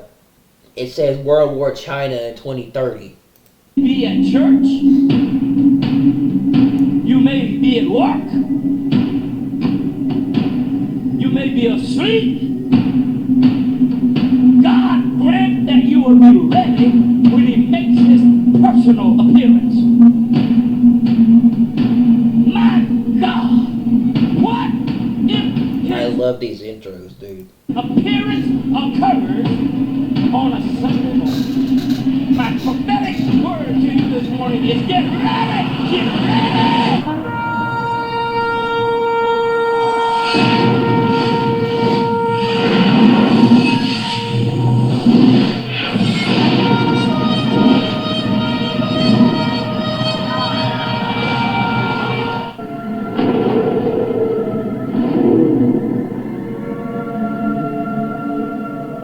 Welcome back to the channel. Share, subscribe, like this video. Make sure you put your prayer requests in the bottom. It's 3 o'clock in the morning. I've been boxing Bible because I know we're limited time now. I had these churches that I had to get all this stuff out. There's so much information coming out right now. I couldn't wait till the morning, so we had to get this. I don't talk about this stuff so early like this, but I figured that it was such big stuff that I thought about talking about it. I thought about talking about it because it's so big. Such a big thing what they did with Iran that I wanted to discuss what I thought the future could, what could happen with the future stuff. Not to mention that I really like the idea that the Simpsons have for stuff. I like their takes on things. I find it interesting. I'm a big fan of. I'm a big fan of the predictions because I think a lot of stuff they say it has a lot of truth to it. I'm a big fan of them and some of their conspiracies. I'm a what I'm trying to say is I honestly am a huge fan of their predictions. But I really like the Simpsons idea on stuff. I do. I think they have a good point on what they do. This stuff out now. Now, coming out from Iran in the last 20 minutes, there's been some pretty grueling stuff. Number one, like I said all the time, I'll say it over again, 365 times in the Bible, do not be afraid. There's nothing to fear, okay? We knew this was coming. We've been telling people, nobody wanted to listen. Nobody. They're like, oh, Trump's going to bring peace, We told them, they didn't want to they listen. don't want to listen. Okay? Doesn't matter who was in there. Bible prophecy does not stop, okay? But coming out from Iran, there is some serious threats. So we need to get this stuff out there right now as the information's coming in. Coming in from Iran and through their, I guess what you would call their Congress and stuff. They're saying that Trump needs to start mass producing coffins for American soldiers. That's what's coming out right now. And like I said, keep the American soldiers in your prayer, especially our Navy boys and girls over there, because they're saying right now they're going to start targeting their ship. Yemen just said they're joining the war. This just is all coming out in the last 20 minutes. That's why we need to get on here. We're also hearing that they're headed towards the Suez Canal to shut it down. Expect massive response from this, okay? But they're saying the Strait of Hormuz will be shut down within hours. Iran has stated this is coming out of Iran. So they're going there making a beeline for that. What we've talked about. Everybody's worst fear. Shutting down that strait. That means American Navy will have to be the one to stop them. Bottom line. If they don't stop them, it'll shut the world down. It will be a very quick impact. Gas will go through the roof like you have never seen. So these are the things that's happening right now as we speak. Now, the Iran Supreme Leader says Iran is now ready to launch at U.S. Navy ships in Bahrain and close the Strait of Hormuz. Now, as far as I know, Trump was smart enough to get them out of there before that happened, so they're not in there. We had a lot in Bahrain, but we've already evacuated all the jets and the air refuelers out of there. So this is the stuff that I'll tell you we know they're out. They was evacuating that a couple days ahead of time, so Trump was all over that. him and Pete Hegseth.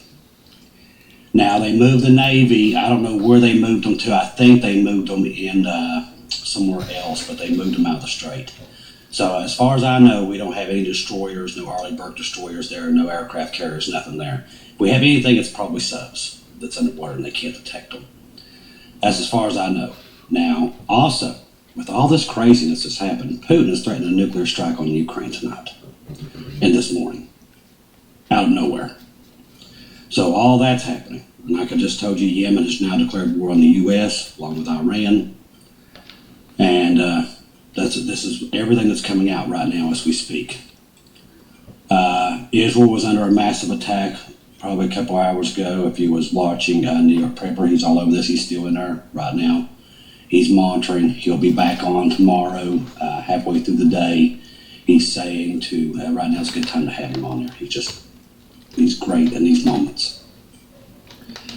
Also, we're monitoring 10 air refuelers right now that's leaving there on the other side of Greece.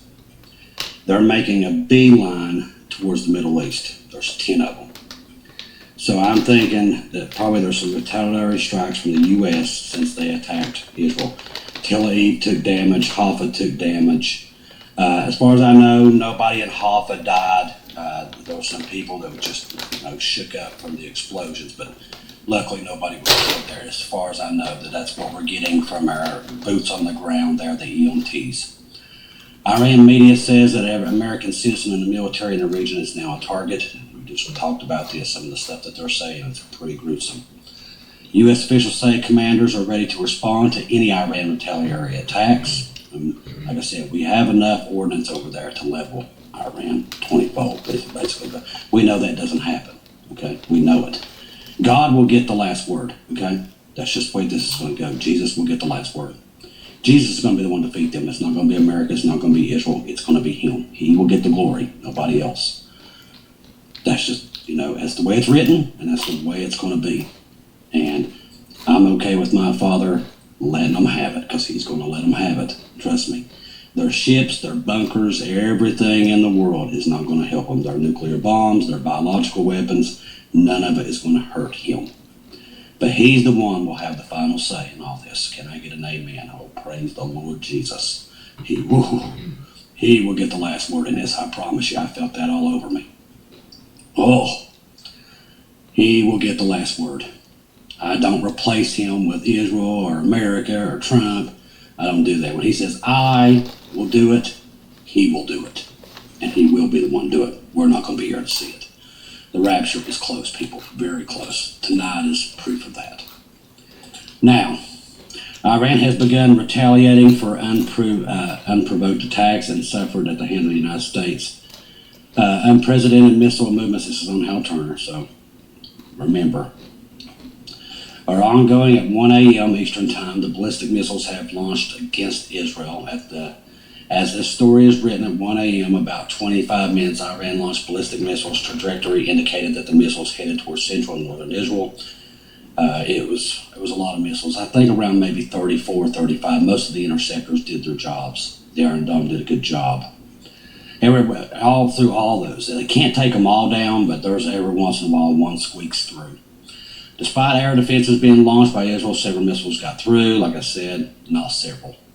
There have been missile impacts in Tel Aviv, and Haifa reporting claims at least 5 direct hits in Tel Aviv. All right. Meanwhile, all over Iran. Now, this is legit right here, because I'm looking at other sources. Spy satellites have been picking up what we describe as unprecedented missile movements in Iran. They're moving them, especially in the south, towards the strait and stuff like that, to aim at Navy ships. That's what I was talking about. Transponders, launcher tele trucks have come out from underground in a number of places. Like I said, they've got such a vast network. They'll be here to fight and all that, and God will get is what's going to do them in.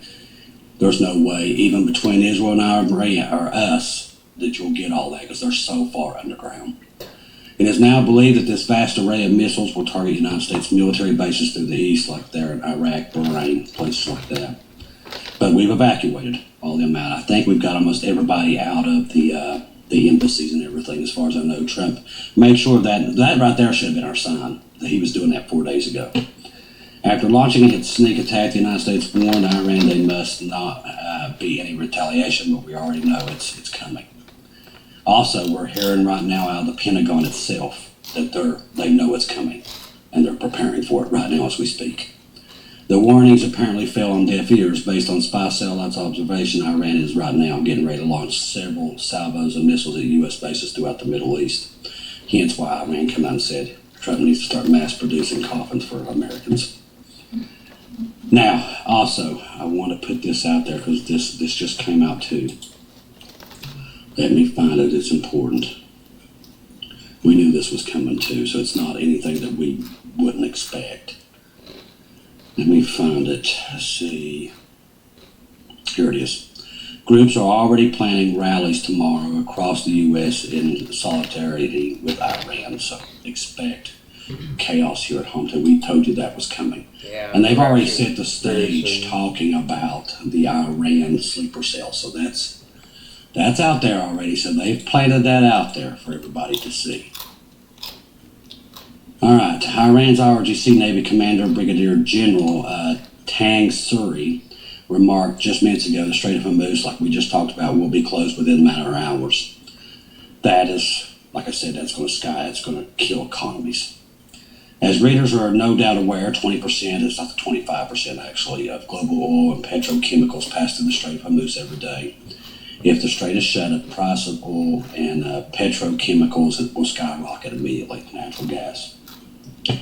Some investment experts in the past speculated the price of barrel would reach about $300, causing the price of a gallon of gasoline to go to about $10 a gallon. Everybody might want to top their gas off tomorrow and hope Jesus gets here faster. Come on, Lord, get us out of here, or we can't afford gas. More info if I get it at 1 a.m. Explosions now heard in Jerusalem. Reports also claiming large missile attacks in the Golan Heights and Haifa area. Yeah, Lord Jesus, come quickly. Whew. It's falling apart pretty quick. It's actually falling apart faster than any of us ever imagined. Trump threatens Iran with more strikes. We talked about this earlier. He's already said if you retaliate, he's going to lay the bomb down on them. Iran accuses the U.S. of non-proliferation treaty. That's what they're going to go to the UN. UN's already come out and bashed us for this. Pope warns of imperishable abyss after U.S. strikes on Iran. One thing after another. U.S. strike on Iran will change history. That's coming out from Netanyahu. Actually, it will, because it's setting the pace for the rapture of the church and us leaving. And we see Jeremiah 49. We see Ezekiel 38:39. God made God. We see it all. It's right out there. We see it. We know it's there, but it ain't here yet. It's not being fulfilled until Jesus fulfills it, okay? We're not trying to be mean. We're just telling you scripture, okay? Jesus will have the last word. He's going to want to disperse all these people, and he will. Actually, big time.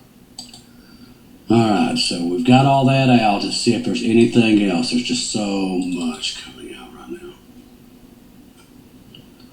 Let me see. Now, if you're on Telegram right now, be sure to have Keegan Fernandez, Marty's 2-minute warning, Watchwoman Natalie, Watchwoman Lisa across the pond there in Britain, and Bubba News, because, boy, it's on now. It is on now, and they're right now posting, all of them. Every one of them are up right now, posting everything. So, well, there's a lot coming out. I'm telling you, I can't even keep up with it all. Yeah, see, Bubba's already, he's all over this. All of them are. So we know everybody's closed their airspaces. The war has begun. The RGC says every American meetings now legitimate targets, so they've declared war on us. And so did Yemen within the last hour. I can't even imagine how the ballistic missile barrage would have been if Israel didn't have any of its Iran destroyed as many as Iran's regime's launchers already. Yeah, they've destroyed a lot of launchers. It would have been a lot worse if Israel didn't destroy those launchers in the first 2 days. Would have been a lot worse, but we just don't know what they got underground. Because remember, China and Russia are backers of Iran. Do not be fooled. We've been saying this over and over. They've been plotting this for a while. I'm telling you, they've been flying weapons into Iran 3 days straight. Just like we've been doing to Israel, they've been flying them into them. And they don't want to come out and say that. Nobody does, because it puts us right in the direction of two superpowers with nuclear weapons. And that's what the world is headed towards right now. They know that. Trump knows that. They don't want to say it. And people don't want to admit it, but that's what's happening. We are already at World War. People just ain't figured it out yet. They was in World War II for almost a year before that, and they never called it World War II, even while the wars was going on, until after. That's what I said. And this one's a different beast. Now you can cripple somebody with computers. Remember, something else to expect. Remember, we've been seeing the weird stuff with Facebook. It's been crashing. YouTube, all of them. The Weather Channel, you name it, all that has been crashing because there's something coming.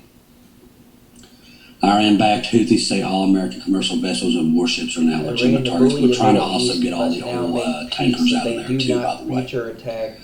They're trying to get them out as fast as possible. U.S. military sources reveal that the underground nuclear complex at Esfahan turned out to be deeper and stronger than expected and was not fully destroyed by tomahawks. So is the Fordo. They're saying it was not destroyed either.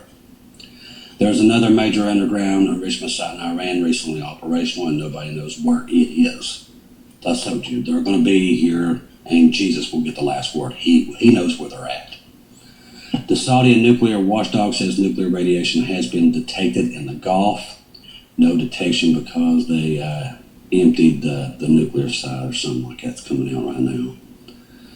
The Jerusalem Post, the war has begun. RGC says every American in the Mid-East now legitimate targets. Major U.S. cities on high alert following airstrikes on Iran nuclear facilities. New York, D.C., we talked about this earlier. Just keep your head on the swivel. And pray that Jesus comes quickly and gets us out of here, because it's really going downhill pretty quickly now. Bible prophecy is on overdrive with nitrous at this point. Let's see. Man, there's definitely a divide in the White House right now. Everybody's at each other's throats. It's bad, really bad. That whole party is falling apart. The MAGA party is falling apart quickly. They're turning on each other like nothing I've ever seen. I told you it was coming. It's not who was in there. It's the times we're in. There's a beginning and there's an end. People don't want to believe that because the church don't teach it anymore. But there is an end. That's why God woke us up in 2020. That's why so many of us started waking up. That 2020 was to bring us out of the slumber. I thank God every day that I listened when He woke me up, because everybody else didn't. A lot of people didn't. They stayed asleep and they didn't want to hear it. But thank God a lot of us heard it, and we stuck with it, and we knew it was coming. Because 2020 was the wake-up call, smacking everybody out of a slumber, but everybody else didn't want to hear it. IDF says that it detected the launch of ballistic missiles from Iran after 24 hours without launches. Ballistic missiles launches from Iran. We just went through all of that. There's about 32 of them. Some of the Iran missiles are strange flight patterns, according to sources. Like I said, we're watching the air refuelers headed there, so there's probably B-2s in the area going back in very soon. If we do the math correctly, that would probably put about 9 a.m. before the B-2s would make another run, because evidently that's why the air refuelers are heading there. So it's about a 6-hour trip from that base to Iran, so that puts about 9 a.m. expected to get bad again. Maybe worse. All right, let's see. I was looking at the damage from Israel. It's got a lot of damage. Embassy citing the two security officials seen in White House officials report that Trump administration preparing for the possibility of retaliation from Iran. We just talked about that. The Pentagon is ready for it. Pentagon, breaking the first time since U.S. strike on Iran. New visual footage, large plumes of smoke, 200 kilometers away from the Nance nuclear facility. Iran's officials reportedly say fuel ships may not pass through Europe. So it's on now. This is just coming out now. Iran officials now saying that they're shutting down the strait. So they're there shutting it down. So there's that. Whatever Iran closed down the Hormuz Strait, there's, like I said, we told you the estimates. It could surge to about 130 per barrel or even reach 300 if the strait is shut down completely. But I just don't think Trump's going to let that happen. He's going to probably send the Navy in there, which is going to be dangerous, but that's what he's going to have to do to make sure that doesn't happen. Trump pledges to be a peacemaker in the Middle East, but like I said, what people thought about this, there was going to be peace, well, you was living in the peace, okay? Remember, Trump was promising peace from the time he was going to come in. He was going to stop the Russia deal. He's going to stop this. There was going to be no more wars. That was the fake peace. We told you. While they're saying peace and security, sudden destruction will come upon them. Now you're seeing it. It's coming. And it's going to get a lot worse than this because we've seen the results of what's to come. That's why we tell you to get saved now. The time of grace is coming to an end, people. It's just coming to an end. And soon we will be in heaven. I can already taste the cinnamon rolls up there, and I'm already ready to start baking. So I know we're very close. Don't know where it is, but boy, I know it's close. And I'm looking up. Trust the gospel. 1 Corinthians 15, 1 through 4. Jesus died on the cross for our sins, past, present, future. He died, was buried, rose again on the third day, according to the scriptures. Trust in Jesus and Jesus alone. Confirm everything with him, and don't take your eyes off of it. Make sure if you have Telegram, you have these people, because I'm telling you, it's about to get interesting out there. There's nothing to fear. Remember, Jesus knows what they're doing. He knows their plans, and he's got our backs, okay? I've said this from the beginning. That's why he let us know this information way before it happened. That's why, because he wanted us to know so we would be calm in this time during the storms, that we could have everybody else say, listen, this is what's happening. Jesus is coming. Nothing to fear, because there isn't nothing to fear, because we have Jesus. I love each and every one of you. If I don't see or hear from you again, I'll see you at home.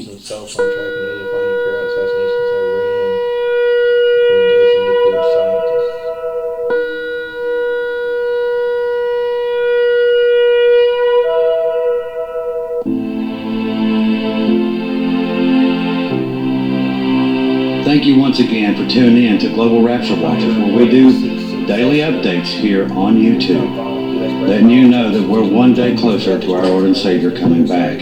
Thank you for all the support for this channel. This channel was created for God's sheep, those that are waiting for their Lord and Savior to come back and get us in these last days. We do updates once to 2 times a day here on YouTube. Thank you for all your support for the channel. God bless each and every one of you.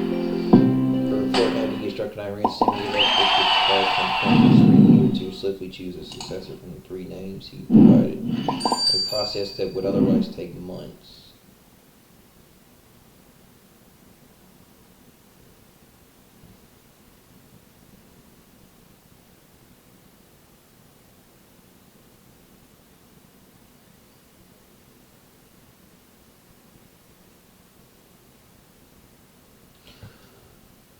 Alright, let's see what's going on with the rest of this stuff real quick. Hey, what's good, fam? This is the Wackadoodle Samoan, and heaven is where we're going. Okay, I'm going to do this quick video, this quick update video. Excuse me.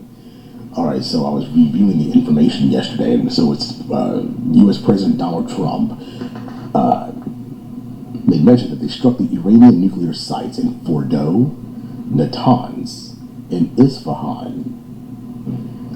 If so, this is only the beginning, and I think Bubba is correct.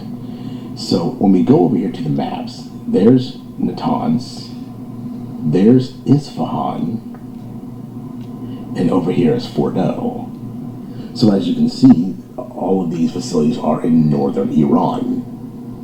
And I'm not telling you guys stuff that you don't already know. Well, what was not struck was the Bashir nuclear facility. I wonder why that is. Well, obviously it's in the ancient Elam area. And the word says in Jeremiah, God himself said, I shall destroy or break the bow of Elam. Very interesting. So now we see what I believe is the pre-Jeremiah 49 confirmation. I think what's going to happen here, because you read Jeremiah, like we did that video, from verse 1, we see all the players of Psalm 83. Okay? There's all the Confederates. So, in rapping, I think what we've seen here over the past 24 hours is the pre-Jeremiah 49 by the destruction of the Fordo, Natanz, and Isfahan. This has officially set this thing off. Again, there's Natanz, there's Isfahan, and there's Fordo. The Bashir plant was not even touched, per se. They did some attacks on it, but they didn't go all the way with it. I almost feel like this is supernatural, like they weren't even allowed to go all the way with it. You know what I'm saying? Interesting. So do I think this is a pre-Jeremiah 49 confirmation? The short answer is yes. And what we are about ready to see, well, so here's the good news. In my opinion, and again, look, this is just a wackadoodle theory. We can agree to disagree. Okay? I just do not see us being here to see this. This doesn't make sense.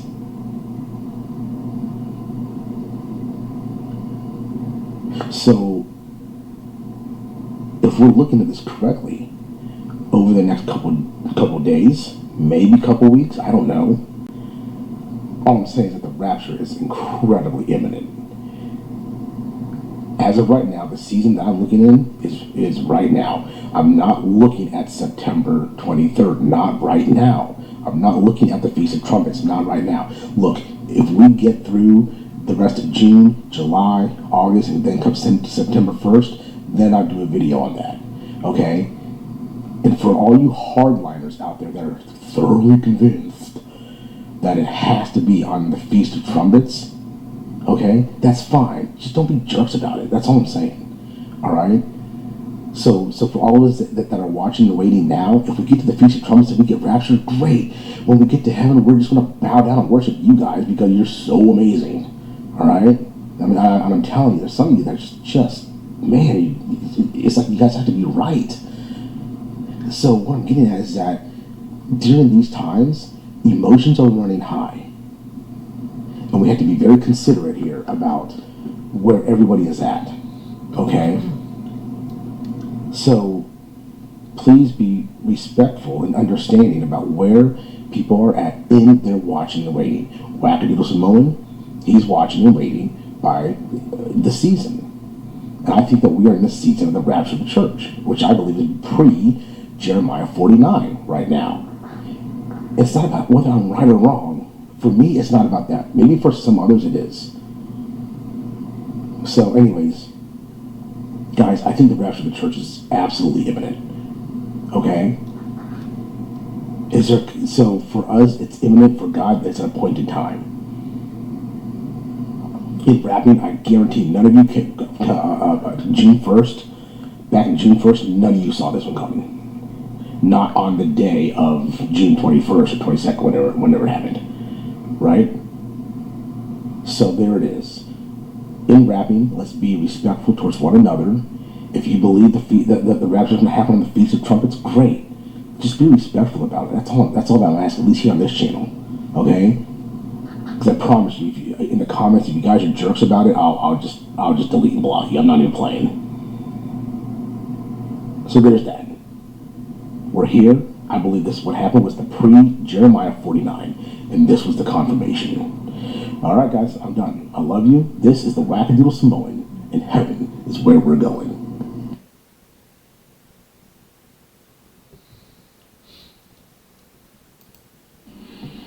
I was going over the news. I'm pretty sure probably most of you are doing the same thing, as we understand that America just struck Iran. Quite devastating, actually. So that's in the news. That's going to be bombarding the news. That's out there for anybody. You can get that all over the place. I'm not going to get into that part of it. Something came to me this morning while I was reading scripture, and I want to share that with you. Before we get started, I know that this channel, I've always treated it basically like a church. It's a gathering point for Christians. And I said that I'm not a pastor of a church, but our pastor happens to be gone. He's not available right now, except through prayer, because our pastor, of course, would be our Lord Jesus Christ. And so through prayer, we're able to communicate with him. And remember, that's what we're told to do, is to gather together in groups and have fellowship, and that's what we're doing here at this site. So through prayer, I can have fellowship with you folks. Through the reply section, you to each other, reply section. With that in mind, also, I wanted to see it this way. When Moses led the Israelites out of Egypt, during the daytime they had a pillar of fire. Of smoke. At nighttime they had a pillar of fire. We here have a pillar of wisdom, knowledge, and understanding that's given to us. And so Daniel 2:21, and he that changeth the times and season, he removeth kings and set kings up. This is very wise today to listen to this. He giveth wisdom unto the wise and knowledge unto them that know understanding. Okay, so what we have is something that just happened in the Middle East, well, within Iran, concerning Israel. Now, where is that in Scripture? Okay, that's what I want to do with you here real quick. I'm going to paraphrase partially, but I want to just get right to some of the main points. Okay, we're going to just real quickly here, because you have read this many times over. This right here, 12:1 through 9, is actually attacked and then delivered, is what's being said here. Zechariah 12, it's the burden of the word of the Lord. He's going to follow through with what he said he does. Behold, I will make Jerusalem a cup of trembling unto all the people round about when they shall be in siege, both against Judah and against Jerusalem. Now, and in that day I will make Jerusalem a burdensome stone for all the people that burden themselves. It says all the people that burden themselves with it shall be cut into pieces, though all the people of the earth gathered together against it. Again, all of those against it on the earth that burden themselves. A lot of people get that mixed up and think that even America is going to be against Israel. I don't see that there. In that day, says the Lord, I will smite every horse, and this is important now to understand because you got that little crooked, there we go. Smite every horse with astonishment, its rider with madness, and I will open up mine eyes upon the house of Judah, and I will smite every horse of the people with blindness. Now, folks, to me, that really sounds like that's a kinetic energy, which would mean a war of some sort that's taking place. So what has just happened, that's not Zechariah 12. This is still a future event. But we're given a sign of when this might happen. And it says, well, when Jerusalem becomes a burdensome stone. And so we're paying attention, we're following, we're listening, we're hearing, we're understanding. Just like God said he would allow us to do, to have. And that's where we are. What's going to happen next? It's definitely going to be a wait and see. But now I want to share with you what it was that was given to me this morning. And I want you to hear this. This, to me, kind of struck me really pretty hard, and it kind of set me back a little bit. I'm going to go back to what I was reading here. I want you to see this right here. Behold, I will make Jerusalem a cup of trembling unto all the people round and about. Okay, so again, the warring factions, the proxies of Iran now just being hit. It's a huge thing. When they shall be in siege both against, I want you to look here at this Judah. It's so funny that he mentions that. Now let's go back down here again, and let's see this. I'll burden themselves and shall be cut into pieces. All the people of the earth be gathered together against it. Let's see, and in that day I will smite every horse with astonishment, his rider with madness, and I will open up my eyes upon the house, here it is again, of Judah. Why is that mentioned that way? That's what really struck me today. Where is Judah today? That's basically, can be said, it's where the Gaza Strip would be. Where is Israel's two problems right now? Jerusalem, okay, and also Judah. Judah also is part of Jordan, not all of it, but part of it. If you go back into Bible maps take you back again. I just found that real interesting because there's another pinpoint that says approximately when something's going to take place. Israel's burdensome stone right now is still Hamas. If you haven't seen the news, by the way, well, first of all, Israel has been struck by Iran since America did what they did. So we're just going to have to wait and see how that turns out. I don't know if that continues or not, if that could end up turning out to be part of Zechariah 12, or if that doesn't turn out to actually be Zechariah 12. Okay, so let's keep in mind that Zechariah 12, the church is not there. The church will be removed prior to that. We have that understanding through 1 Timothy 5 and 3. Paul says, when they say peace and safety, then sudden destruction. Sudden destruction, Psalms 83, folks, it's an action of God. And he removes the surrounding enemies of Israel for a purpose. And that purpose is so Israel can build their temple. Okay, just prior to all this happening, the church is not needed. The church is taken out of the way. The word harpazo, for those that are alive, shall be snatched up, taken out of the way, removed quickly, out of the way of danger. Put all that together, that's our wisdom and knowledge. That's our column, wisdom, knowledge, and understanding given to us. Wrapped up, knowledge, that's moved quick, the word, okay, Israel. Psalms 83, folks, it's an action of God. And he removed the prophet Mark. I've seen the news, by the way. Well, first of all, Israel has been struck by Iran since America did what they did. So we're just going to have to wait and see how that turns out. I don't know if that continues or not, if that could end up turning out to be part of Zechariah 12, or if that doesn't turn out to actually be Zechariah 12. Okay, so let's keep in mind that Zechariah 12, the church is not there. The church will be removed prior to that. We have that understanding through 1 Timothy 5 and 3. Paul says, when they say peace and safety, then sudden destruction. Sudden destruction, Psalms 83, folks, it's an action of God. And he removes the surrounding enemies of Israel for a purpose. And that purpose is so Israel can build their temple. Okay, just prior to all this happening, the church is not needed. The church is taken out of the way. The word harpazo, for those that are alive, shall be snatched up, taken out of the way, removed quickly, out of the way of danger. Put all that together, that's our wisdom and knowledge. That's our column, wisdom, knowledge, and understanding given to us. Together, that taken up is taken to build their temple, the surrounding enemies of Israel, for a purpose. And that purpose is so Israel can build their temple. Okay, just prior to all this happening, the church is not needed. The church is taken out of the way. The word harpazo, for those that are alive, shall be snatched up, taken out of the way, removed quickly, out of the way of danger. Put all that together, that's our wisdom and knowledge. That's our column, wisdom, knowledge, and understanding given to us. Wrapped up into basically a given time, to where we can understand that Scripture is being revealed to us, that's letting us know. Folks, I'm going to leave it at that. If I just feel it, I'll make some more videos if I can get some more understanding so I see something. But so important right now, sit back, relax, take a big deep breath, just keep your eye on the news if you feel like it. I'm going to reveal complete wisdom, knowledge, and understanding given to us, wrapped up into basically a given time, to where we can understand that Scripture is being revealed to us, that's letting us know. Understand wisdom way out of the way. The word harpazo, for those that purpose is so Israel can build their temple. Okay, just prior to all this happening, the church is not needed. The church is taken out of the way. The word harpazo, for those that are alive, shall be snatched up, taken out of the way, removed quickly, out of the way of danger. Put all that together, that's our wisdom and knowledge. That's our column, wisdom, knowledge, and understanding given to us. Wrapped up into basically a given time, to where we can understand that Scripture is being revealed to us, that's letting us know. Folks, I'm going to leave it at that.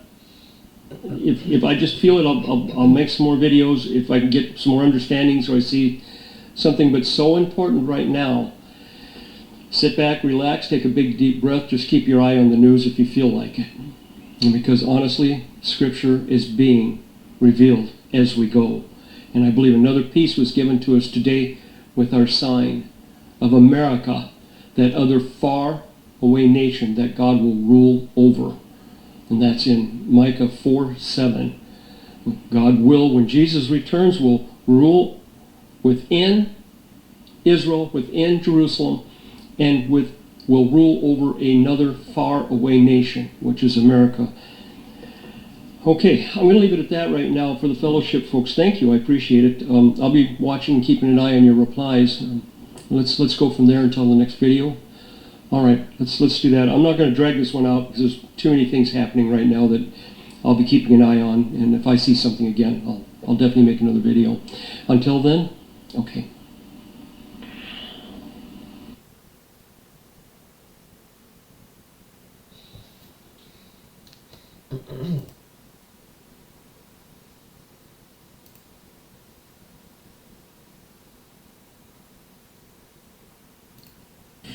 Well, here we are on a rainy Sunday morning in the middle of Connecticut by the river. Welcome to Time is Short, Let's Pray. My name is Tom. You're watching the Watching River channel. I want to start off by reading Psalm 27. The Lord is my light and my salvation. Whom shall I fear? The Lord is the strength of my life. Of whom shall I be afraid? When the wicked came against me to eat up my flesh, my enemies and foes, they stumbled and fell. Though an army may encamp against me, my heart shall not fear. Though war may rise against me, in this I will be confident. One thing I have desired of the Lord, that will I seek, that I may dwell in the house of the Lord all the days of my life, to behold the beauty of the Lord, and to inquire in his temple. For in the time of trouble he shall hide me in his pavilion. In the secret place of his tabernacle he shall hide me. He shall set me high upon a rock. And now my head shall be lifted up above my enemies all around me. Therefore I will offer sacrifices of joy in his tabernacle. I will sing, yes, I will sing praises to the Lord. Hear, O Lord, when I cry with my voice. Have mercy also upon me and answer me. When you said, seek my face, my heart said to you, your face, Lord, I will seek. Do not hide your face from me. Do not turn your servant away in anger. You have been my help. Do not leave me nor forsake me, O God of my salvation. When my father and my mother forsake me, then the Lord will take care of me. Teach me your way, O Lord, and lead me in a smooth path because of my enemies. Do not deliver me to the will of my adversaries, for false witnesses have risen against me, and such as breathe out violence. I would have lost heart unless I had believed that I would see the goodness of the Lord in the land of the living. Wait on the Lord. Be of good courage, and he shall strengthen your heart. Wait, I say, on the Lord. It's just so beautiful. It's just so beautiful. So on Sundays around here in these parts, instead of doing the normal news video that I do Monday through Saturday, we pray for each other. And we are going to do that again today, because most of us understand that we are in the very last days. My goodness, the stuff that's going on in the world. We're in the very last days, so we have people that we're concerned about. So on Sunday, I tell you, use the comment section below the video and list the names of the people in your life that don't know the Lord, or whatever their need is, or whatever your need is. List your prayer request below the video, and please don't leave after you put your prayer request, because if every single person did that, guess what? There'd be no prayer said. So look at some other comments. Say a prayer, maybe thumb up their comment or reply to their comment and just say, I prayed for you. It's a beautiful thing we've done here. And I'm committed to doing it until the first Sunday we're not here. And I got to tell you, every Sunday that I come here now, I'm like, is this the last one? I've always thought that since I started these. But man, lately, it's like, how many more, Lord? How many more? God's house is a house of prayer, and God honors prayer. And I really do believe this is probably the most important video we do each week. It's just lifting each other up. This Watching River family has a reputation of being prayer warriors. We really love on each other and pray for each other. And a lot of it's because we keep poison out of the comments, so people feel safe to come here and talk to each other in the comments and pray for each other. And if anyone starts spreading poison, they're gone. Just the way it is. Just like if this was a church, I wouldn't let somebody come up to the podium and grab the mic and just start saying whatever they want. I also wouldn't let somebody come into the church and sit next to people and whisper nasty things in their ear. So, you know, I have a reputation of censoring people. Yes, amen. Yes and amen. Guilty. Yep. No, there's no, you know, this is about Jesus and the Watchman River families loving on each other and praying for each other. And we're going to do this until we're gone. And we are in that season, and we are late in that season. So let's pray for each other today. Let's send up an amazing storm of prayer today. Let's be a sweet smell, a sweet fragrance to our Lord and Savior. So I'm going to say a prayer now, and then we'll get busy, okay?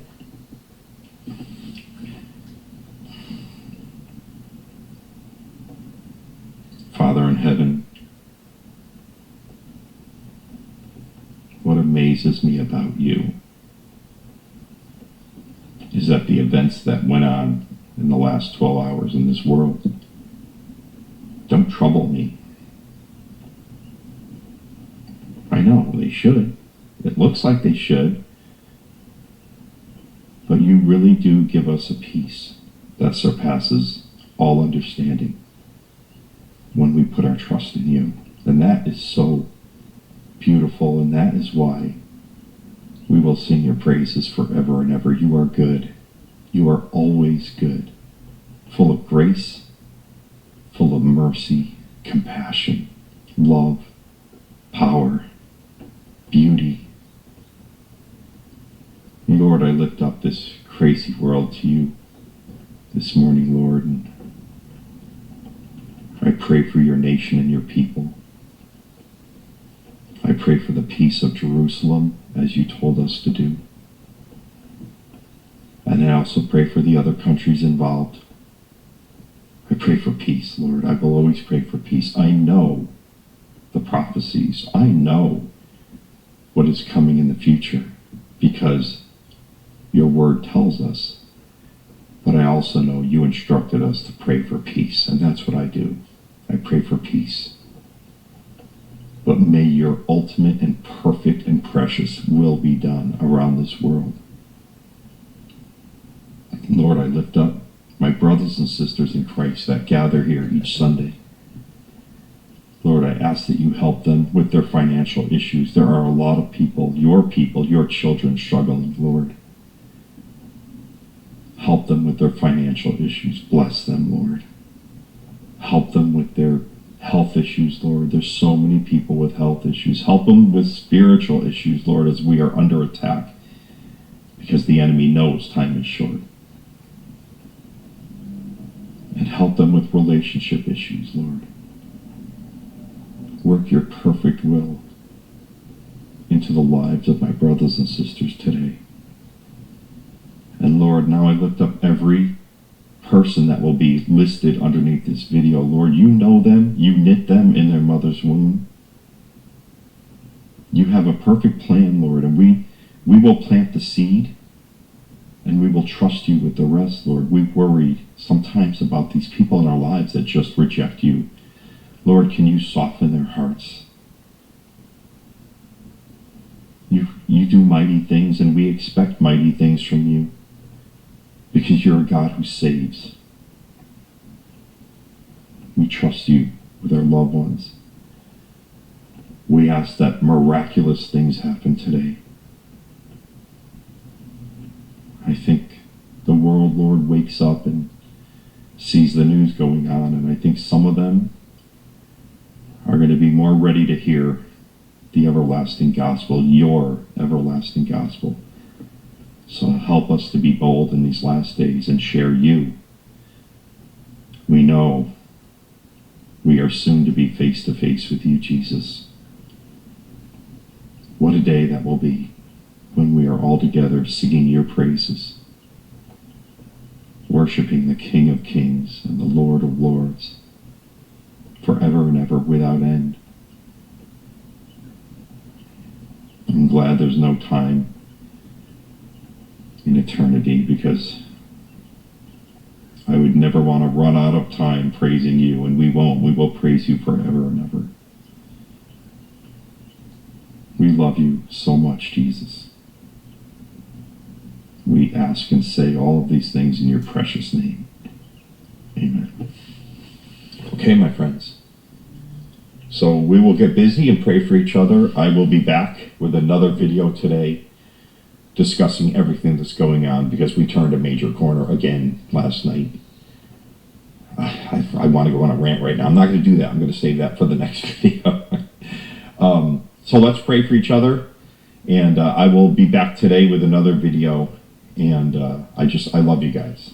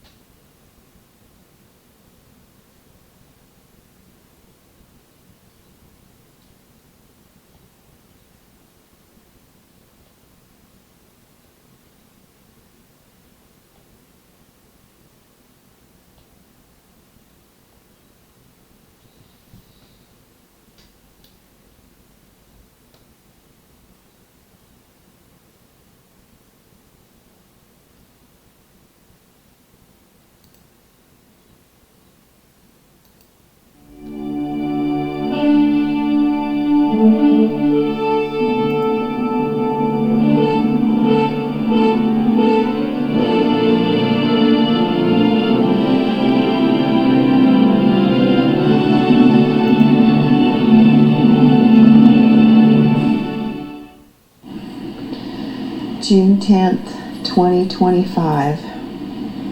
I'm not really sure exactly what kind of dream to call it, because I wasn't raptured, but the Lord made me understand that I was about to be raptured in my dream. So I'll let you listen to the dream and then decide for yourself what you think that it meant.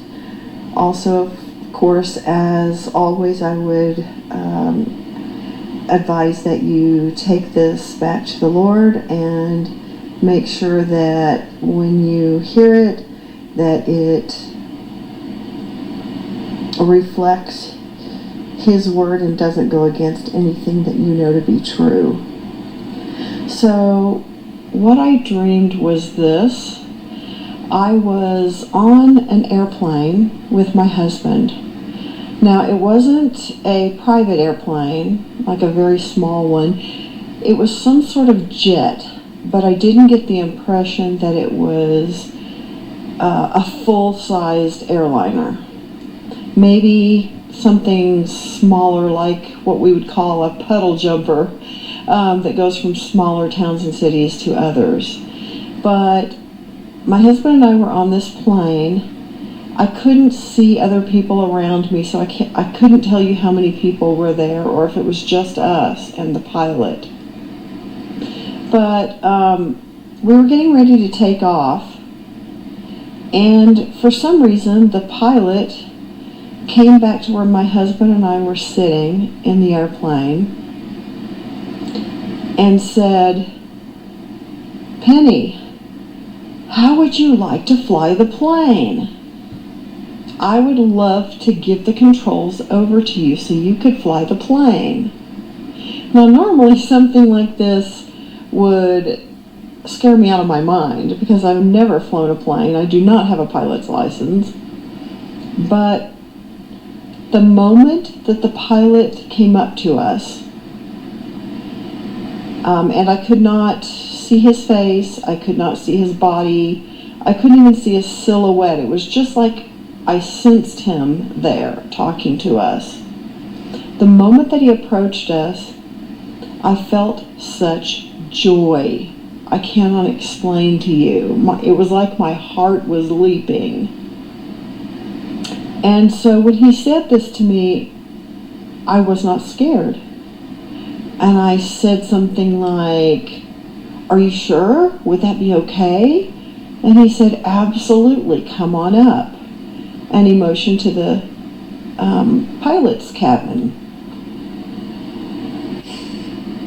So in my excitement, I jumped up from my seat and discovered later that my husband had followed along behind me. And I walked quickly to the pilot's quarters, went in, and the pilot was somewhere to my right, like where a co-pilot would be. And he said, "Have a seat, we're ready to go." And just really excited to be able to fly the plane, I got into my seat, and I guess my husband had taken a seat somewhere between myself and the pilot on my right, and kind of behind me, I would assume in the jump seat. And the pilot started telling me, "Okay, we're getting ready to go. You're really going to enjoy this. Get ready, we're getting ready to go." And he just kept saying that. And again, my heart was just leaping for joy. I was so excited to be going in this plane and don't even know what the destination was, supposedly. And the last thing that I remember saying was, "I'm so excited. I can't believe I get to fly this plane." I said, "I can't wait to call my dad and tell him." And then I suddenly stopped. Well, I stopped because, just a little background information, my father and I were very, very close. My dad was a minister, and being a pastor's family, we were all very close. We worked together in the church. We sang in the choir together. We helped my father clean the church and greet the people as they came in on Sundays.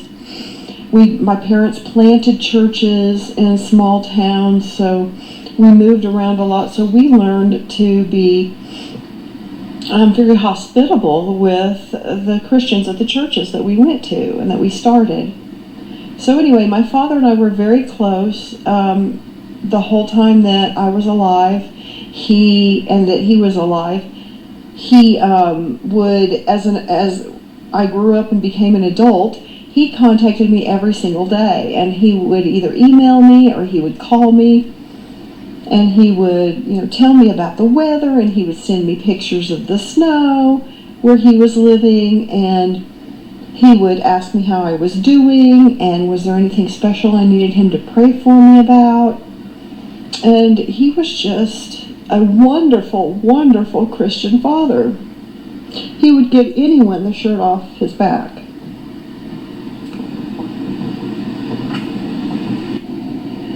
So, as I said, my father and I were extremely close my entire life. And we shared everything. So the first thought I had when I found out I was going to get to fly this plane to our destination was to call my dad and share that with him. He would have been so excited. And I had the impression that my dad knew suddenly. Like, he knew. Well, my dad passed away in 2016. I was at his deathbed. I took care of him for many months before he went into a memory care facility. And that's where he passed away. But I was there till the last breath. And somehow, as I stopped myself from saying, "I can't wait to call Dad and tell him," I knew that he already knew, somehow. And this captain who was sitting to my right said, he already knows that's where we're going. Let's go. And I can't tell you the joy in my heart at knowing immediately that the captain was Jesus. And though I couldn't see him, I could feel him. I could feel the joy and the love emanating from him. And the fact that he was surprising me by letting me fly the plane to take us to where my dad was, which I knew was in heaven, was just the most exciting thing I've ever experienced. And as soon as he said, he already knows that's where we're going, let's go, excitedly, as excited as I was, I woke up. Now, I would call this a rapture dream because I was being taken somewhere, and though I was flying the plane, Jesus was right there as my pilot. So it was like he's been with me all these years since I became a Christian when I was very young, under my dad's influence.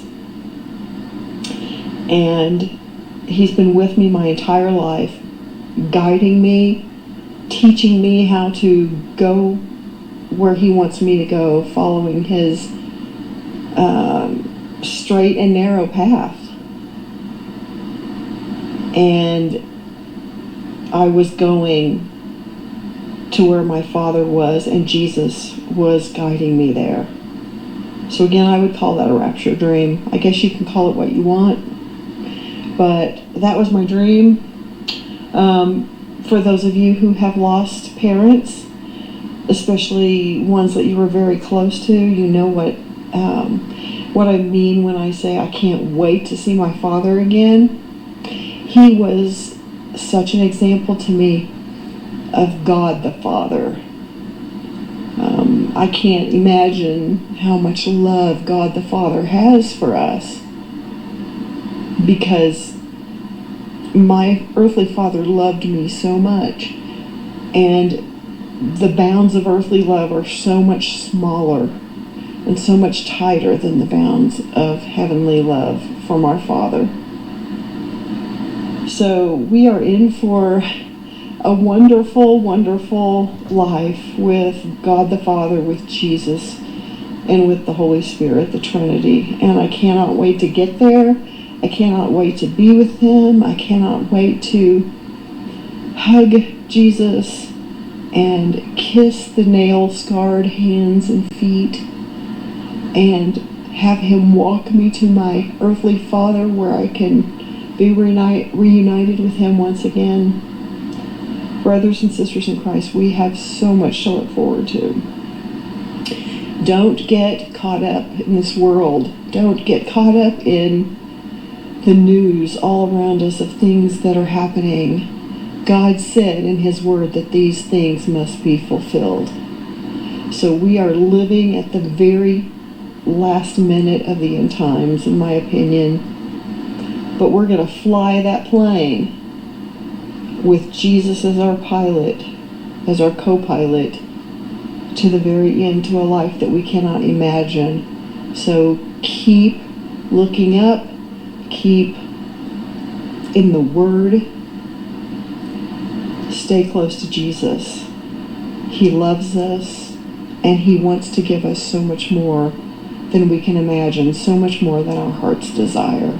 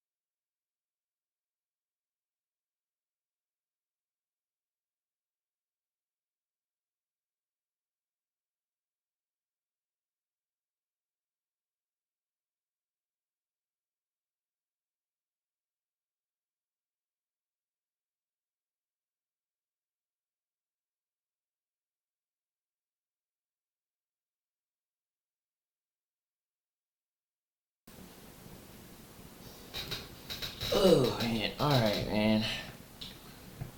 Whew. I'm going to bed, man. I'm tired.